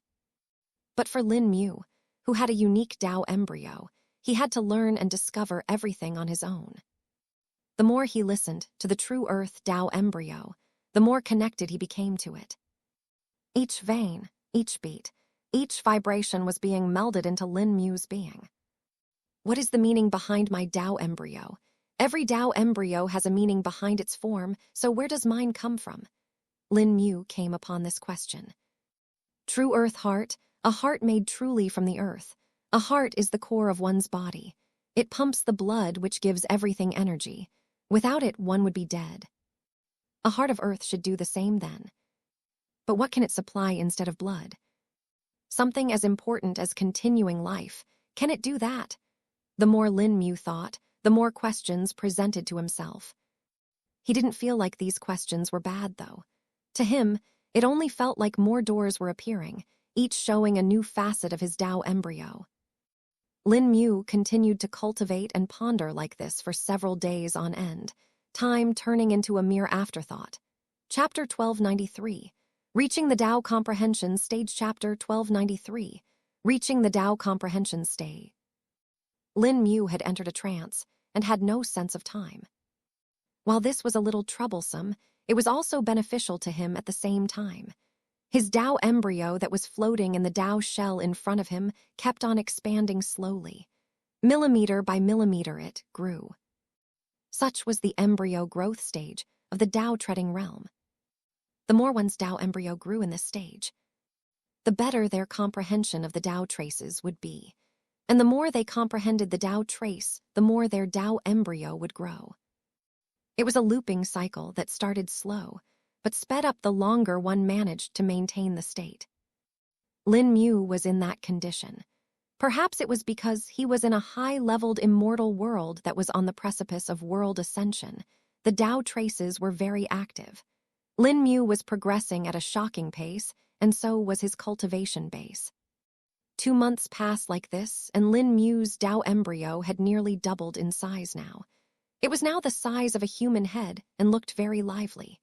The aura of earth spread from it, covering Lin Mu with a brown glow.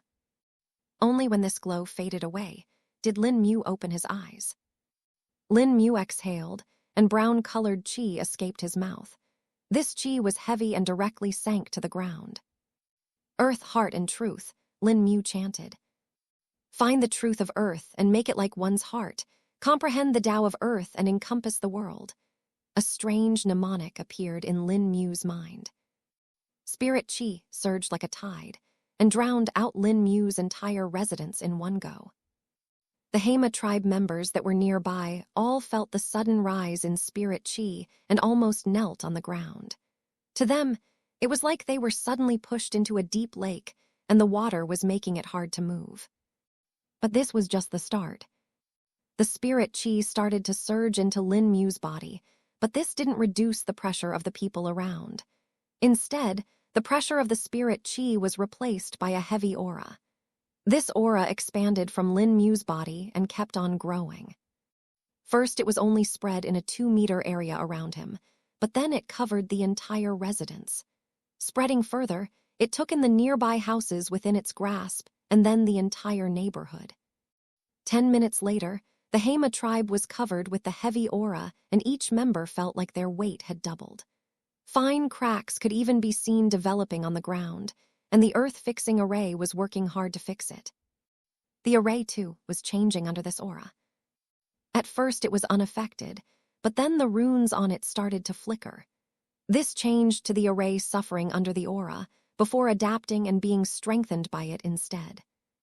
Right now, if one looked from the sky, they would see a mountain rising up from the ground. This was the same mountain that was formed by the earth-fixing array, but now it was growing too. Every second, its height increased by 1 foot. What was basically hundreds of years of phenomena was finished in mere seconds. The mountain rose into the sky, becoming nearly 5,000 meters tall. At this point, it was as if a bottleneck had reached, and it could no longer rise. The rise had not just come with a height increase either, but also a width increase. The mountain, which only covered the ground surface above the tribe, was now 5 times as wide. The prison cell Lin Mu had made for Haiyan Chuan with a formation array was also included in this. and was seemingly assimilated by the earth-fixing array. What the hell is this? Haiyan Chuan didn't know the situation. All he knew was that his body was incomparably heavy, and that the illusory cell walls had suddenly turned corporeal. Instead of prison bars made out of illusory runes, they were now made out of solid rock. The entire prison cell looked to be carved out of a single piece of large rock, looking aesthetically pleasing. Haiyan Chuan, though, didn't have the time to appreciate it, as he was rather uncomfortable. His cultivation base was sealed, which meant that he had to bear the brunt of the increased weight himself. Even breathing was hard to him right now, and if it weren't for the fact that he had fallen on his back, he might have just choked to death lying on his chest. The broken chasm, which was originally quite some distance away from the mountain, was now a couple 100 meters away. The area around it also seemed to have naturally merged with the mountain. If one looked at it right now, they would think that it had always been there and hadn't just grown in a short period of time. Perhaps even immortals might not be able to tell the difference. Back inside the tribe, the only ones who were still standing rights now were the members who had reached the Dao Shell realm. As of now, there were less than 50 such members, which included Elder Niji, head warrior Kilo, and several scouts. Elder Niji, noble Lin Mu is... Head warrior Kilo didn't know what to think. He is having a breakthrough again. It is certainly a bit troublesome, Elder Niji said with furrowed brows. Then the tribe, head warrior Kilo said with concern. The tribe will be fine. They can endure this much. Perhaps they might even get to learn from this, Elder Niji stated. Still, isn't this a little extreme? Even your breakthrough wasn't like this, head warrior Kilo said with doubt. That is true, but at the same time, while both noble Lin Mu and I are in the Dao treading realm, we are in different stages. I'm merely at the embryo birth stage, Elder Niji replied. What about noble Lin Mu? What stage has he reached? Head warrior Kilo asked. He was quite interested, as he himself had reached the Dao treading realm recently, becoming the second person to do so. The more Dao treading realm cultivators there were in the Hema tribe, the better it would be for them. Not to mention, with their breakthrough they would be able to record important information and then guide their junior tribe members with it. With the lost history of the Hema tribe, this was a very important thing. Lin Mu had instructed them to record every bit of their progress too. Even the smallest tips in cultivation were very important after all. And despite Lin Mu's research into cultivation techniques for the Hema tribe, there was a lot of uncertainties left behind. Only by collectively learning would they be able to find new heights in cultivation. Elder Niji thought about head warrior Kilo's question for a minute before determining. There is no doubt he had broken through to the Dao comprehension stage of the Dao treading realm, Elder Niji stated. Really? Doesn't the embryo growth stage along take hundreds of years to cover? Head warrior Kilo inquired. This was something they had heard not just from Lin Mu, but Haiyan Chuan had also confirmed this for them. The human nobles that progressed fast only did so by birthing familiar embryos that their clans or elders had grown as well. Basically, they were copying others' path and were being guided ahead. Their progress was bound to be faster than someone who was basically exploring and searching for their own path. That might be so for the average person, but noble Lin Mu is far beyond that, Elder Niji said before looking towards the direction of Lin Mu's residence. Head warrior Kilo had a solemn look on his face as he looked at Lin Mu's residence too. Take this opportunity to observe. Perhaps we'll have an easier time later, Elder Niji advised. Head warrior Kilo merely nodded in head, while the others in the room could only do so with their eyes. They were transfixed and simply waited for the situation to pass. Though deep within their bodies, fine changes could already be seen happening. Spirit chi surged before being weighed down under the heavy aura. This resulted in it being condensed further and increasing its quality. This was something that only happened for those below the Dao shell realm, though. The ones above it had already concentrated their spirit chi enough to make it incompressible for now. Unless they reached the Dao shell realm, they wouldn't be able to condense it further. Back at Lin Mu's residence, the source of all this was calmly observing it all. So this is the Tao comprehension stage, Lin Mu muttered before raising his hand. Earth spirit qi gathered within his hand and condensed into a small pebble. It truly is marvelous, Lin Mu praised before controlling the aura and retracting it back into his body. Chapter 1294, Hidden Details in the Tao Traces. Chapter 1294, Hidden Details in the Tao Traces. Lin Mu could feel like a whole new world had opened up to him. He blinked several times and could see a new perspective around him. The Tao traces of Earth are everywhere around me, Lin Mu softly muttered. All around Lin Mu, small specks of brown particles could be seen floating. They were rather different from the Earth spirit qi too, having a presence that gave one a feeling of firmness. Not just that, but when Lin Mu looked closer at the Tao traces, he could see something more. Is that a character? Lin Mu's eyes continued to focus on the Tao traces and soon recognized the tiny character that was written on them. No, they aren't written on them. They are the same. Lin Mu focused even more, finding that the character seemingly disappeared and turned into a single brown speck. But when he observed it longer, the brown speck turned into the character.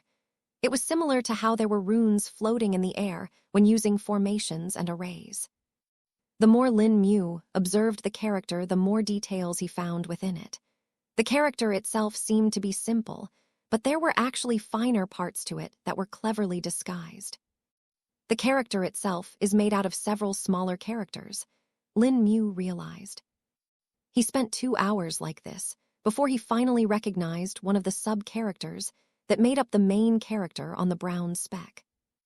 Earth, that's the Tao script character for Earth, Lin Mu finally confirmed. But this was merely the start of it all. While it seemed normal that the Tao script letter for Earth would be within the Tao trace, it was just one of them, and there were more different characters hidden alongside it. 3 more hours later, Lin Mu recognized another character, Stone. This time it was the Tao script character for Stone. Of course, stone is also a form of Earth and thus should be a part of it, Lin Mu thought. Hours passed like this, and Lin Mu continued to recognize more and more sub-characters hidden within the brown specks of Tao traces.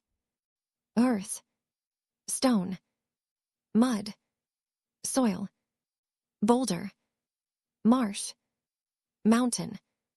After 7 sub-characters, Lin Mu had reached a bottleneck. Why can't I perceive more of them? Lin Mu was confused. Now that he tried to observe the sub-characters, he found them turning blurry. While he could still read the 7 sub-characters from the Tao script, he could not read more. Letting out a breath, Lin Mu decided to stop for now. I should rest and try later. Forcing won't do me any good, Lin Mu softly said to himself. He lightly blinked, and the brown specks of Tao traces that were floating around him all disappeared. It was as if they were never there. The Tao comprehension stage is truly a unique level of cultivation. No wonder progressing from here is hard for so many people. It is simply too vast, Lin Mu reckoned. At this point in cultivation, one wouldn't absorb spirit qi to further their cultivation base. Instead, they would have to comprehend the Tao traces until they reached a point of epiphany and broke through to the immortal ascension stage. Of course, for Lin Mu, now that he was in a high-leveled immortal world like the Rust Sky world, it shouldn't be that difficult. He had after all formed a unique Tao embryo, and as per Haiyan Chuan's information should be able to break through automatically. He wouldn't be like others who make use of Tao treasures of Tao essence crystals, and neither would he be using an ascension spirit pill. His foundation was truly stable and should allow him to break through directly at a certain point. Still, how do I reach that point? What is it that triggers a breakthrough to the immortal realm? Lin Mu wondered. He knew that one needed to comprehend Tao traces, and seeing how he had found fine characters within the Tao traces, Lin Mu reckoned it was something to do with that. Even the documents and cultivation manuals from the sects of the Zioofan world only describe the cultivation up to the embryo growth stage of the Tao treading realm. After that, The rest is up to the luck of the cultivator, as well as their comprehension ability. Lin Mu continued to ponder. But no matter how much he thought, there was clearly no path that seemed to be presenting to himself other than to continue learning more characters. Maybe a change will happen once I observe all the sub-characters, Lin Mu guessed. I'll do that then, he decided. At this moment, though, Lin Mu felt a wave of spirit chi coming from the distance. Normally, he wouldn't feel it at this distance, but the breakthrough had made him a lot more sensitive than before. Oh, someone is reaching the Dao-treading realm, Lin Mu noticed. He left his residence and jumped up to the roof. From there, it was easy for him to observe every corner of the Hema tribe. It's on the outer gate of the tribe, Lin Mu recognized. The outer gate was where the main exit of the tribe was located, and the people stationed around there were guards. Who could be breaking through there? Lin Mu leaped in that direction. His body soared through the air and quickly covered large distances with it. In just a few leaps, Lin Mu had already reached the outer gate. There he saw several Hema members standing around a person. Lin Mu glanced at him and found him to be one of the members of the elite guards that had trained with him once before. Warrior Midi is also having a breakthrough today. Seems like today is a very lucky day for our tribe, the people standing around said while gazing at their companion. No one had noticed Lin Mu, who was standing on a building nearby, though. He didn't disturb them either, leaving after the Hema member had his breakthrough. Chapter 1295. Self-Development of the Tribe. Chapter 1295. Self-Development of the Tribe. The Hema tribe all seemed to have an affinity to the Tao of Water. Lin Mu confirmed after seeing Warrior Midi breakthrough. While he had a good hunch after seeing Elder Niji breakthrough, he didn't know that several others had also broken, though, in this time. Otherwise, Lin Mu would have known that this fact had already become common knowledge in the tribe. Wanting to discuss more about this, Lin Mu was currently on his way to Elder Niji's residence. There he is. As if expecting his arrival, Elder Niji was already standing outside his residence. Your guess is right as always, Elder. And not just Elder Niji, but head warrior Kilo was also there. Lin Mu landed a short distance away from them, having an expression of intrigue on his face. You two sense me, Lin Mu asked. We did indeed, they spoke. Spirit sense, Lin Mu questioned. Why don't you let us demonstrate it ourselves? Elder Niji said, while head warrior Kilo nodded his head. Then in the very next second, Lin Mu felt a thick tendril of spirit sense approaching his body. A couple seconds later, he felt a second tendril appearing as well, this one half as thick as the first one. This is good progress, almost 5 kilometers. Lin Mu estimated the range of their spirit sense. Yes, we've been practicing and refining it further, Elder Niji answered. We've also figured out a proper method for it, noble Lin Mu, and in our tests with other members it has proved to be rather useful, head warrior Kilo added. Oh, that's amazing. Lin Mu had originally thought that he might need to make up a new method for them to develop and refine spirit sense, but they had done so on their own. Let's talk inside. I understand you have some things to say too, Elder Niji suggested. That is indeed true. Lin Mu nodded, walking in with the two of them. Taking a seat at the table, Lin Mu spoke first. I saw Warrior Midi having a breakthrough to the Tao-treading realm just now. Guess your tribe has an innate affinity to the Tao of Water, Lin Mu said. Yes, in the past 50 members that have broken, though, everyone has the same Tao embryo as well as the same abilities, Elder Niji replied. 50 members, there are more, Lin Mu was surprised. Of course, several members have broken, though, in the past 3 months. Noble Lin Mu has simply been too busy to notice it, Elder Niji chuckled. Yeah, Lin Mu smiled wryly. But noble Lin Mu seems to have had a rather great breakthrough, too, head warrior Kilo praised. Are you an immortal already? He asked curiously. Immortal? No, I'm still some distance away from that. Lin Mu shook his head in disappointment. Really? You do give off a feeling like an immortal, though, now, head warrior Kilo spoke.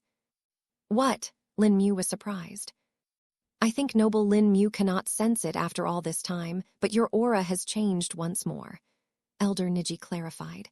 Earlier your aura covered the entire tribe, but that was different than your normal aura that you have now. It is a lot more firm, he explained. Huh, I didn't notice that.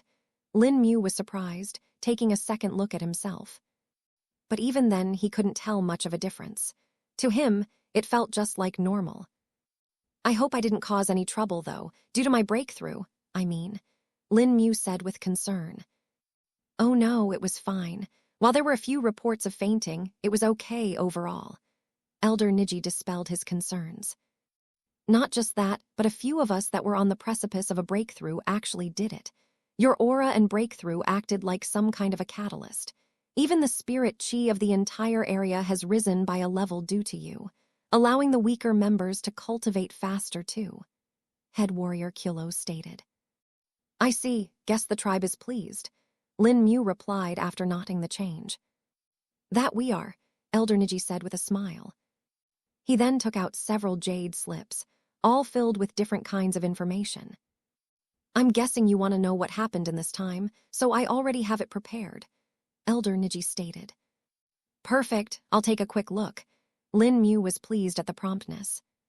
Picking the first jade slip, Lin Mu scanned it, finding information about all the Hema tribe members that had reached the Dao treading realm.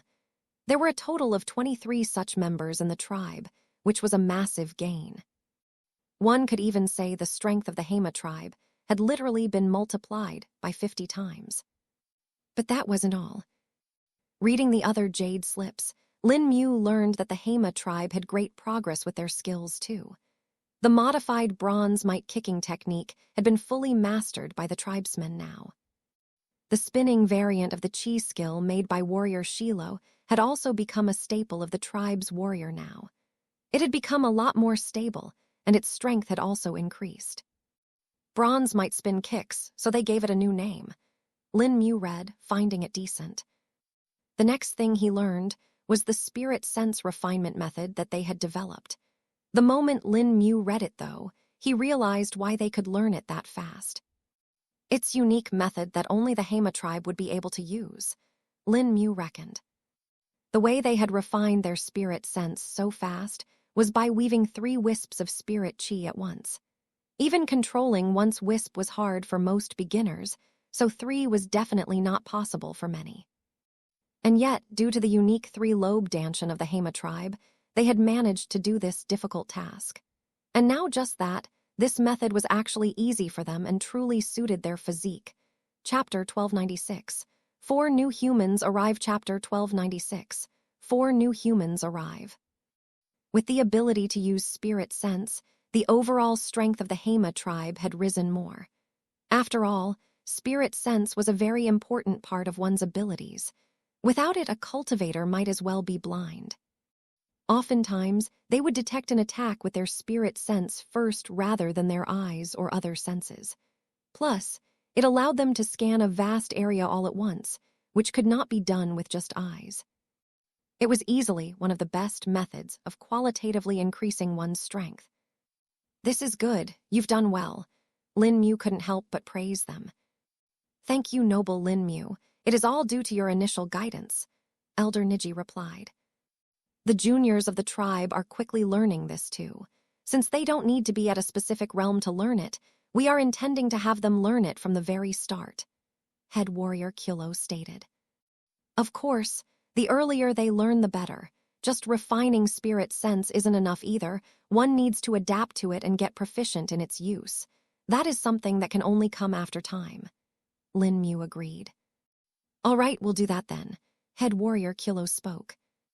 Lin Mu continued to look the jade slips and learned a few interesting bits of information too, like the fact that a few more humans had been seen far from the tribe.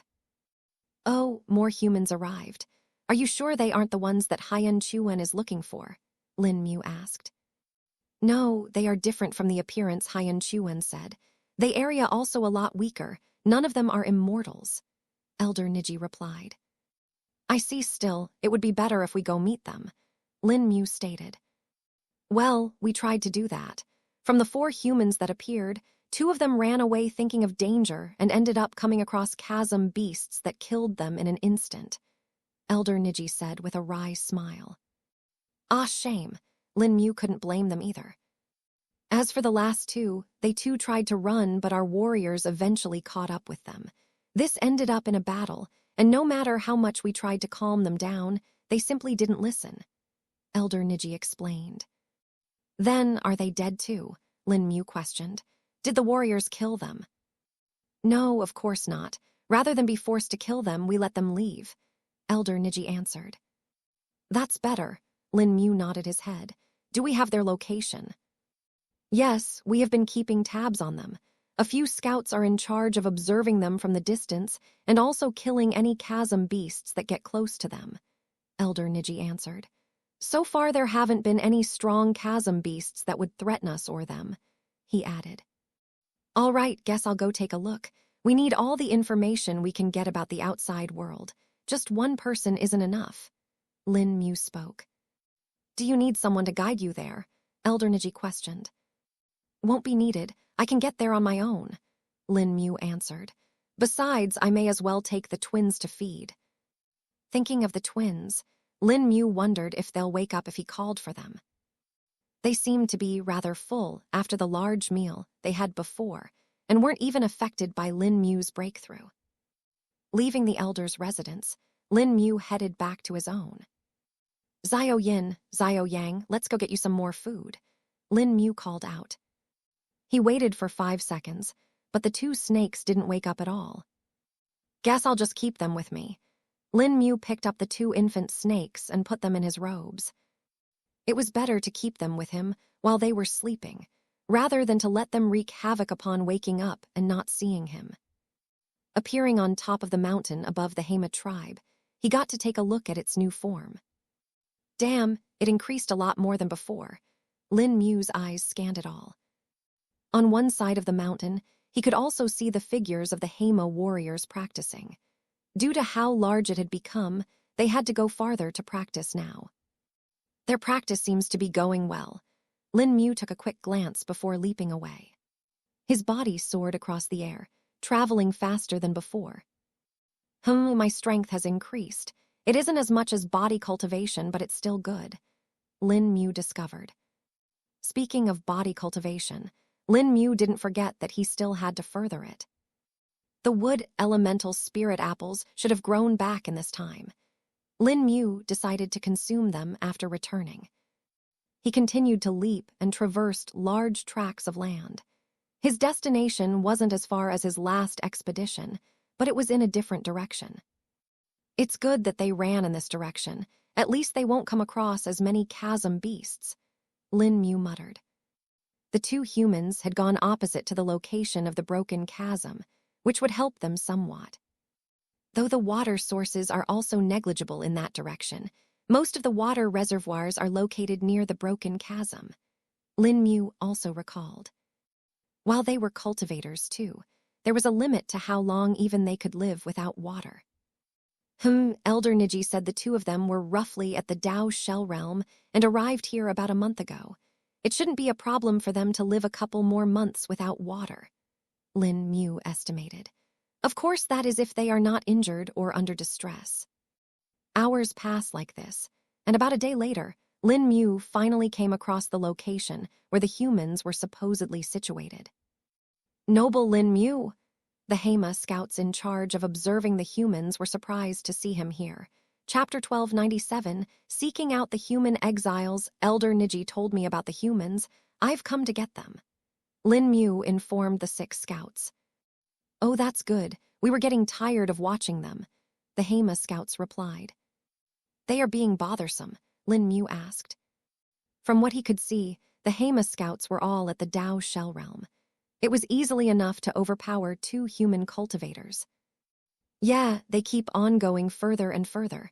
One of us has to always keep an eye to ensure we don't miss them while cultivating, one of them spoke. Yeah, this is making it hard for us to cultivate calmly, another one of them said. Ah, I see. Lin Mu had almost forgotten that all the Hema members had now become obsessed with cultivation.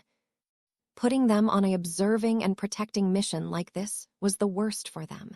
It prevented them from fully focusing on their cultivation and made them slower compared to their peers.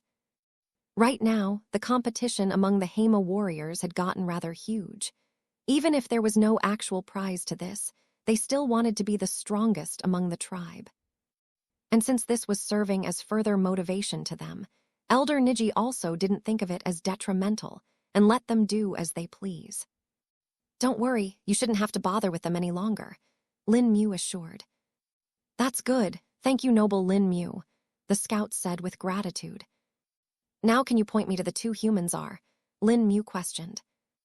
"They are right there, noble Lin Mu. They've dug a hole and are hiding there." "Oh," Lin Mu was a little surprised. "How did I not sense them?" His spirit sense swept over the area a couple times but didn't sense them. "Are you sure they are there? I can't seem to sense them," Lin Mu asked again. "Yes, they are there. We missed them a couple times before too, but they are indeed there. We don't know how they are hiding like this though," the scout said. Their spirit sense wasn't as long as the elder or head warrior Kilo, thus they had never actually used it to observe the humans. They were always using their eyes to observe them. If they had used their spirit sense, perhaps they would have realized the unusualness of the situation. "Let me take a look then." Lin Mu approached the hole where the humans were hiding with light steps. "This is a good opportunity to test out my Dao comprehension too." Lin Mu didn't forget his new ability. He closed his eyes for a second and opened them. Now he could see the tiny brown specks of light around him, but their numbers were a lot less than they were in his residence. Just as I thought. They are concentrated in the tribe underground. Not as many in the air," Lun Mu thought before looking down. "Ulstik thraowan ulskwan nun nun fa." In the ground, he could see 10 times as many of the brown specks. Each of those were traces of earth, and Lun Mu could clearly sense them now. "Perfect. Let's see if this method of hiding works." Lun Mu took a deep breath and willed the true earth heart to work. Within his Duntan, the sound of heartbeats could be heard, but outside his body there was absolute silence. Only invisible waves of energy were being released by the true earth heart embryo. These waves of energy directly interacted with the traces and mobilized them. The traces in the air moved before being pulled towards Lun Mu. The same happened with the traces in the earth, and they soon covered his entire body. To a normal person or even a cultivator, there was nothing surrounding Lun Mu. Only those at the treading realm might be able to see faint energy fluctuations around him, but even those would be hard to sense. This only lasted for a few seconds, though, as soon after Lun Mu's appearance changed. He now looked like a rock. All his aura had been hidden away, and even his spirit sense fluctuations would not be felt. And if someone tried to use spirit sense and probed this rock, they would only find it to be normal. "Let's see if this is worthy of being a stealth skill." Lun Mu sped up his approach. Due to how the traces were linked up to the earth, one wouldn't even think that the rock was moving. Instead, it felt like the rock was already there. One would easily miss it, even if they tried to pay attention. Lun Mu could have easily used his ring's skills, but he reckoned he may as well test out his new abilities. "Hey Kunzi, what do you think those 4-legged freaks are?" Within a hole, a man spoke. The hole's top opening was only wide enough to let 2 men stand in it, but if one looked inside, they would see that it was rather wide. 4 or 5 men could easily sleep in this hole, which could even be called as a small cave at this point. "Who knows, we just need to stay away from them. You've heard the stories about the land of exile. There is danger everywhere." The man named Kunzi spoke. "You've already seen the other 2 die from those strange beasts. Don't tell me you want that to happen too, Little John," he continued. "Of course not. I'm just curious as to what they are. They are clearly intelligent creatures," the man named Little John replied. Just focus on keeping an eye out for now. We don't know if they will sneak up on us," Kunzi stated. "Won't you find them with your spirit sense, though?" Little John asked. "You fool, what if they have some skill that can allow them to hide? We are in the blind here, so need to be careful," Kunzi replied. Now stay alert. I don't want a repeat of last year. If you had been alert, we wouldn't have been caught. He scolded. 1298 Little John and Kunzi. Little John didn't mind the words of Kunzi. The two of them had been friends since a long time and were brothers in crime. Besides, it had indeed been his fault that they had been captured that time. I'll make sure that I don't make the mistake again, Little John stated. Good. Now watch the surroundings while I prepare more things. I can only do so much without any materials, Kunzi replied before getting to work. He sat back down and picked up slabs of stones that were roughly shaped like a square. If one looked closely, though, they would see that there was actually a small crystal in the center of the stone slab. The crystal was pale white in color and looked similar to spirit stones. But at the same time, there were no spirit chi fluctuations coming from it. Kunzi held the stone slab between his palms and channeled his energy into it. A couple minutes later, he put the stone slab down. The pale white crystal on it had increased in size slightly, and cracks were also present around its edges now. If only I had proper materials, I would have been able to make better talismans. I can only use this crude method for now, Kunzi thought to himself before picking up another stone slab. While he did this, Little Giant was peeking his head out of the hole and watched the surroundings. The camp of the Hema tribe scouts was a few kilometers away, and also behind a large boulder, so Little Giant could not see it. But he did know those strange people were still observing them. Kunzi had been preparing so that they could fight against them better, but to do that they needed more time. There was no saying when they would be attacked, thus they needed to be fast. Are there really no humans other than us here? What happened to the ones that arrived before us? Little Giant wondered. While doing this thought, he suddenly felt like something flickered at from the corner of his eye. Huh! His eyes narrowed, and he gazed in the distance, finding things to be normal. Was that rock always there? Little Giant shook his head. Everything looks the same here. But just to confirm it, he spread out his spirit sense. Taking Kunzi's advice, Little Giant didn't forget to be thorough and checked the rock that he had seen too. His spirit sense probed the rock, finding it to be normal. There was nothing behind it, and neither was there anything in it. It was just rock. Nothing there. Little Giant took a breath of relief. He then turned around to look in the other direction. After all, they were in a hole, so anything could come from a 360-degree angle, and every spot needed to be monitored. And since he wasn't as talented with spirit sense as Kunzi, Little Giant depended on his eyes more. A couple minutes later, Little Giant turned around again, repeating the cycle. P letter 1D00 small cap N, letter 1D05, letter 1D00 small cap N, O letter 1D20, letter 1D07 small cap L. Huh! But this time he felt like he had really seen something. What happened? Kunzi heard the Little Giant's voice and stopped his task. Can you come up here a second? Little Giant wondered if he was mistaken. Kunzi stood up and looked out of the hole. Do you see those 3 rocks? Little John pointed. Let's stick throw one, let's one nun fa. Yeah, what about them? Kunzi asked. Did you see someone there? No, but I think there were only 2 rocks just a minute ago, Little John replied. 2 rocks? Kunzi said in confusion. Let me check. He narrowed his eyes and extended his spirit sense. It traveled quickly and soon reached the 3 rocks that Little John had pointed.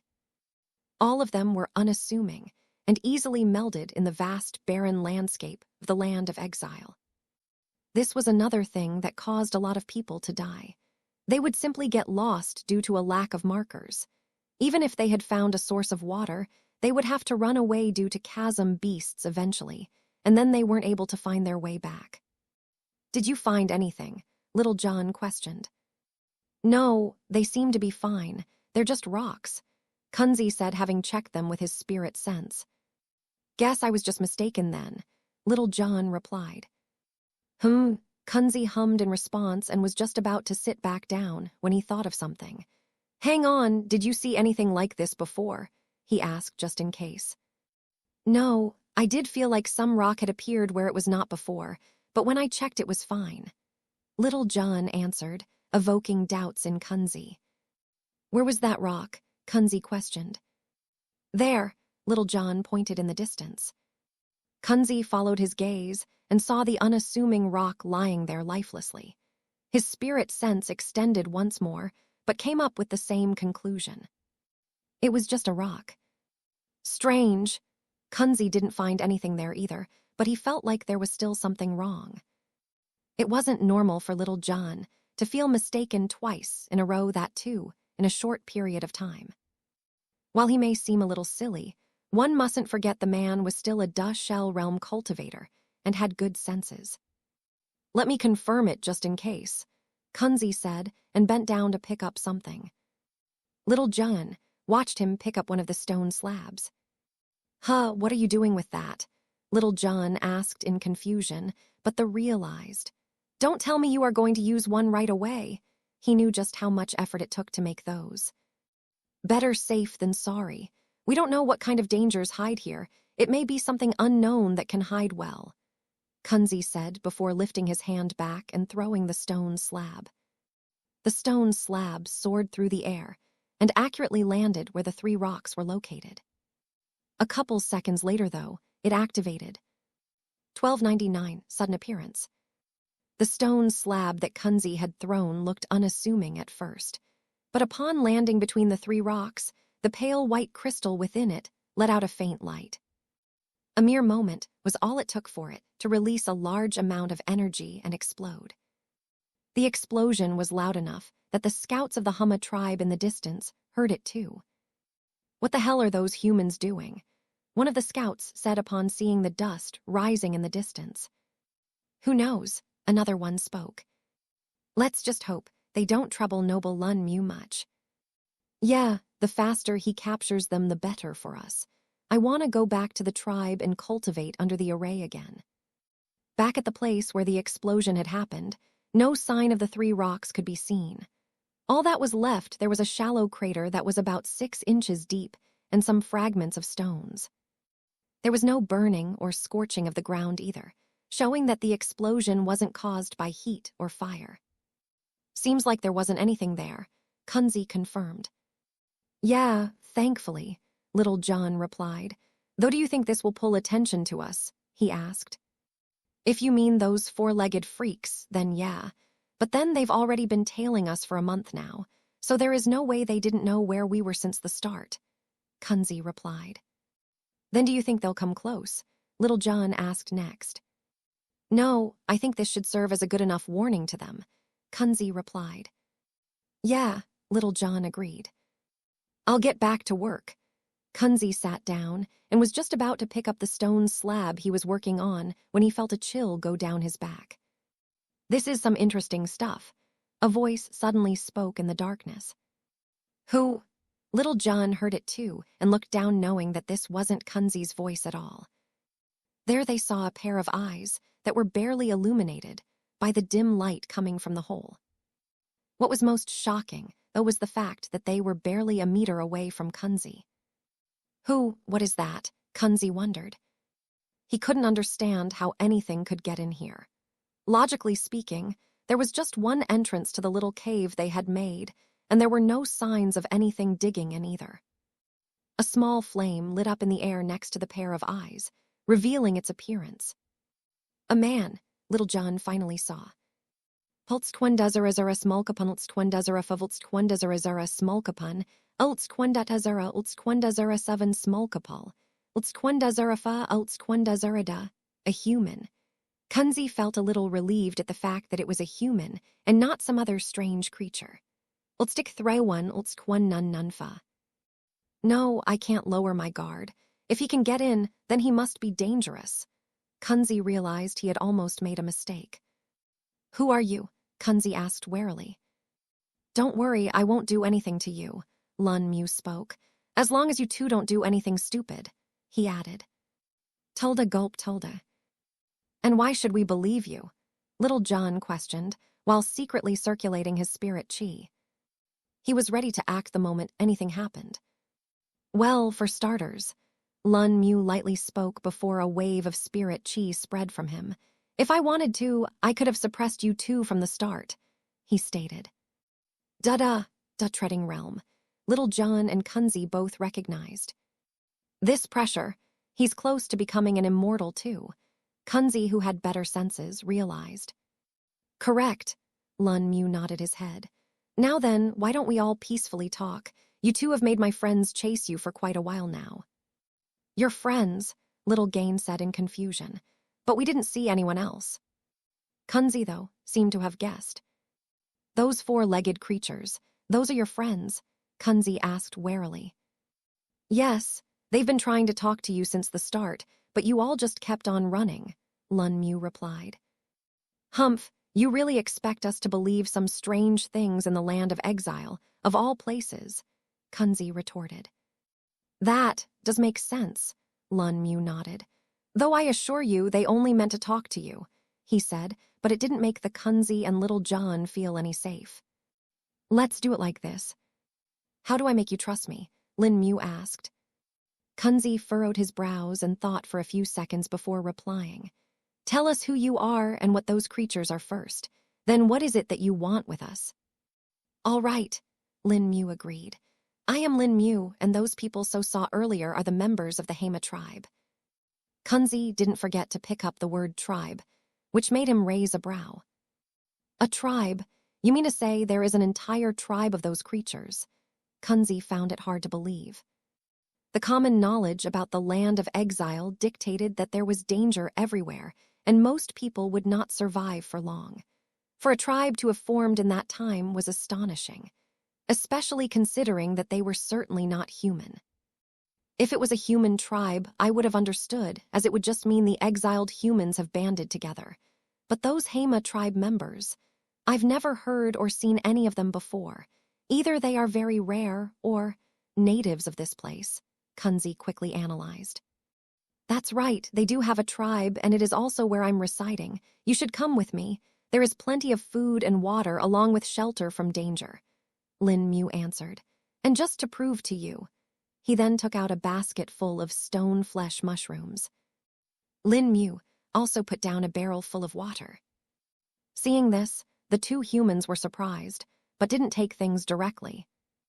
What do you want in exchange? Kunzi asked carefully. I want to know information, such as who you two are, where you came from, and what is the situation outside. Lin Mu stated plainly. 1,300 Kunzi and Little Giant's crimes. Lin Mu's question was not something Little Giant and Kunzi had expected. To them, it was almost nothing to ask in exchange for safety. All right, we're willing to speak, Kunzi decided, and Little Giant nodded in agreement as well. Good, we can talk outside at the camp nearby. You two can eat as well, Lin Mu stated. Okay, that is fine with us, Kunzi replied, and the three of them left the hole. Lin Mu didn't forget to take a look at the stone slabs that Kunzi was working on. They looked unlike any formation plates or talisman to him, and he was intending to ask about them later. After leaving the hole, Lin Mu didn't walk straight to the camp, though. He instead used Blink went to the first rock that Little Giant had spotted. There he picked up the twin snakes. He had left them there upon seeing that he may have been seen by the two humans. Not wanting to take any chances, Lin Mu hid the sleeping twins using the earth Dao traces and continued onwards. His caution turned out to be right as Kunzi directly threw an explosive and blew up the place he was in. If not for that fact that he had left behind the twin snakes, he would have left them at the site of explosion after using Blink. Without them, though, he was free to move around using his skills. That was one of the restrictions he had while keeping the twins with him. He could use his ring's skills, but they would not allow the twins to come with him. And while he could have directly reached Kunzi and Little Giant using phase, Lin Mu didn't do that. His aim was to train his proficiency with the earth Dao traces and the new method of stealth he had made. If he could develop it more, it might become one of his very useful skills later. Though to Kunzi and Little Giant, his method seemed very mysterious. How is he doing that? Is it a moment-type chi skill? Little Giant asked. I can't tell. It's too fast for me to tell, Kunzi replied. Regardless, it is very concerning. We can't offend him easily, he said firmly. Little Giant agreed. Look, it's noble Lin Mu. The Hema scouts soon spotted them approaching from the distance. He has the 2 humans with him too. P letter 1D00 small cap N, letter 1D05, letter 1D00 small cap N, O letter 1D20, letter 1D07 small cap L. Seems like they've come to an agreement. That's good. At least we can head back to the tribe now. The Hema scouts were pleased and happy with the fast progress. Welcome, noble Lin Mu, the scouts greeted him. Can you cook some of the stone flesh mushrooms while I talk to the 2 humans? Lin Mu asked. Of course, it'll be our pleasure, the scouts said before getting to work. They quickly set up a stove and began to cook the stone flesh mushrooms. In the meantime, Lin Mu sat down with Kunzi and Little Giant. The 2 of them guzzled down 2 liters of water each before feeling better. Ulstik 301 ulskwan nun nun fa. Told her that was good, Little Giant said. The 2 of you ran opposite to where the water reservoirs are. If you went far enough, you would have just died of thirst, Lin Mu said, much to their surprise. Guess it's good we didn't then. Kunzi didn't want to think in that direction, wanting to keep a strong mind. Done with the pleasantries, Lin Mu decided to start questioning them. Now then, can you tell me who you 2 are? Lin Mu asked first. I'm Kunzi, an itinerant cultivator. I'm John, also an itinerant cultivator. So both of you are. And why are you 2 here then? Lin Mu questioned. That, Little John seemed to be a little hesitant to speak. We were caught stealing by the soldiers of the Cloud Fall Kingdom, Kunzi answered instead. Oh, caught stealing what? Lin Mu asked. I don't think the punishment of exile is proportional to theft. From what Lin Mu had been told by Han Qian, the conditions needed for a criminal to be sent to the land of exile were high. Just normal theft wouldn't be enough to do this. After all, sending someone to the land of exile also cost quite a lot of resource. The time to reach it was long and needed quite a lot of manpower too. Thus, it didn't make sense to send someone this far. We stole cultivation techniques and some chi skills from an auction house, Kunzi answered. Lin Mu raised a brow upon hearing this. He knew just how sensitive cultivation techniques and chi skills could be.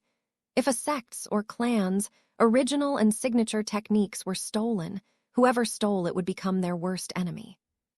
Death was often the end for those thieves. Considering these were being sold in an auction house, they mustn't be highly sensitive. At the most, they would be very valuable, Lin Mu thought to himself. Lin Mu also didn't forget the fact that the Rust Sky world had no sex in it. Only the kingdoms and empires existed, and were the chief sources of cultivation, related information, as well as resources. At the same time, they the highest centralized authority, and the laws were dictated by them. You 2 were saved by the kingdom's laws, Lin Mu questioned. In a way, yes. The people of the auction house wanted us to be killed since we had seen the content of those cultivation techniques and chi skills. But according to the laws of the Cloud Fall Kingdom, it didn't levy a death penalty. But it was still enough for us to be exiled, Kunzi answered. I see. Lin Mu felt satisfied that the 2 weren't some really heinous criminals. Theft was something he could tolerate. After all, he himself has stolen quite a lot. Also, do you know the 2 other humans that were exiled, the ones you came here with? Lin Mu questioned next. We don't know much. We simply happened to be together when they sent us in here, Kunzi replied.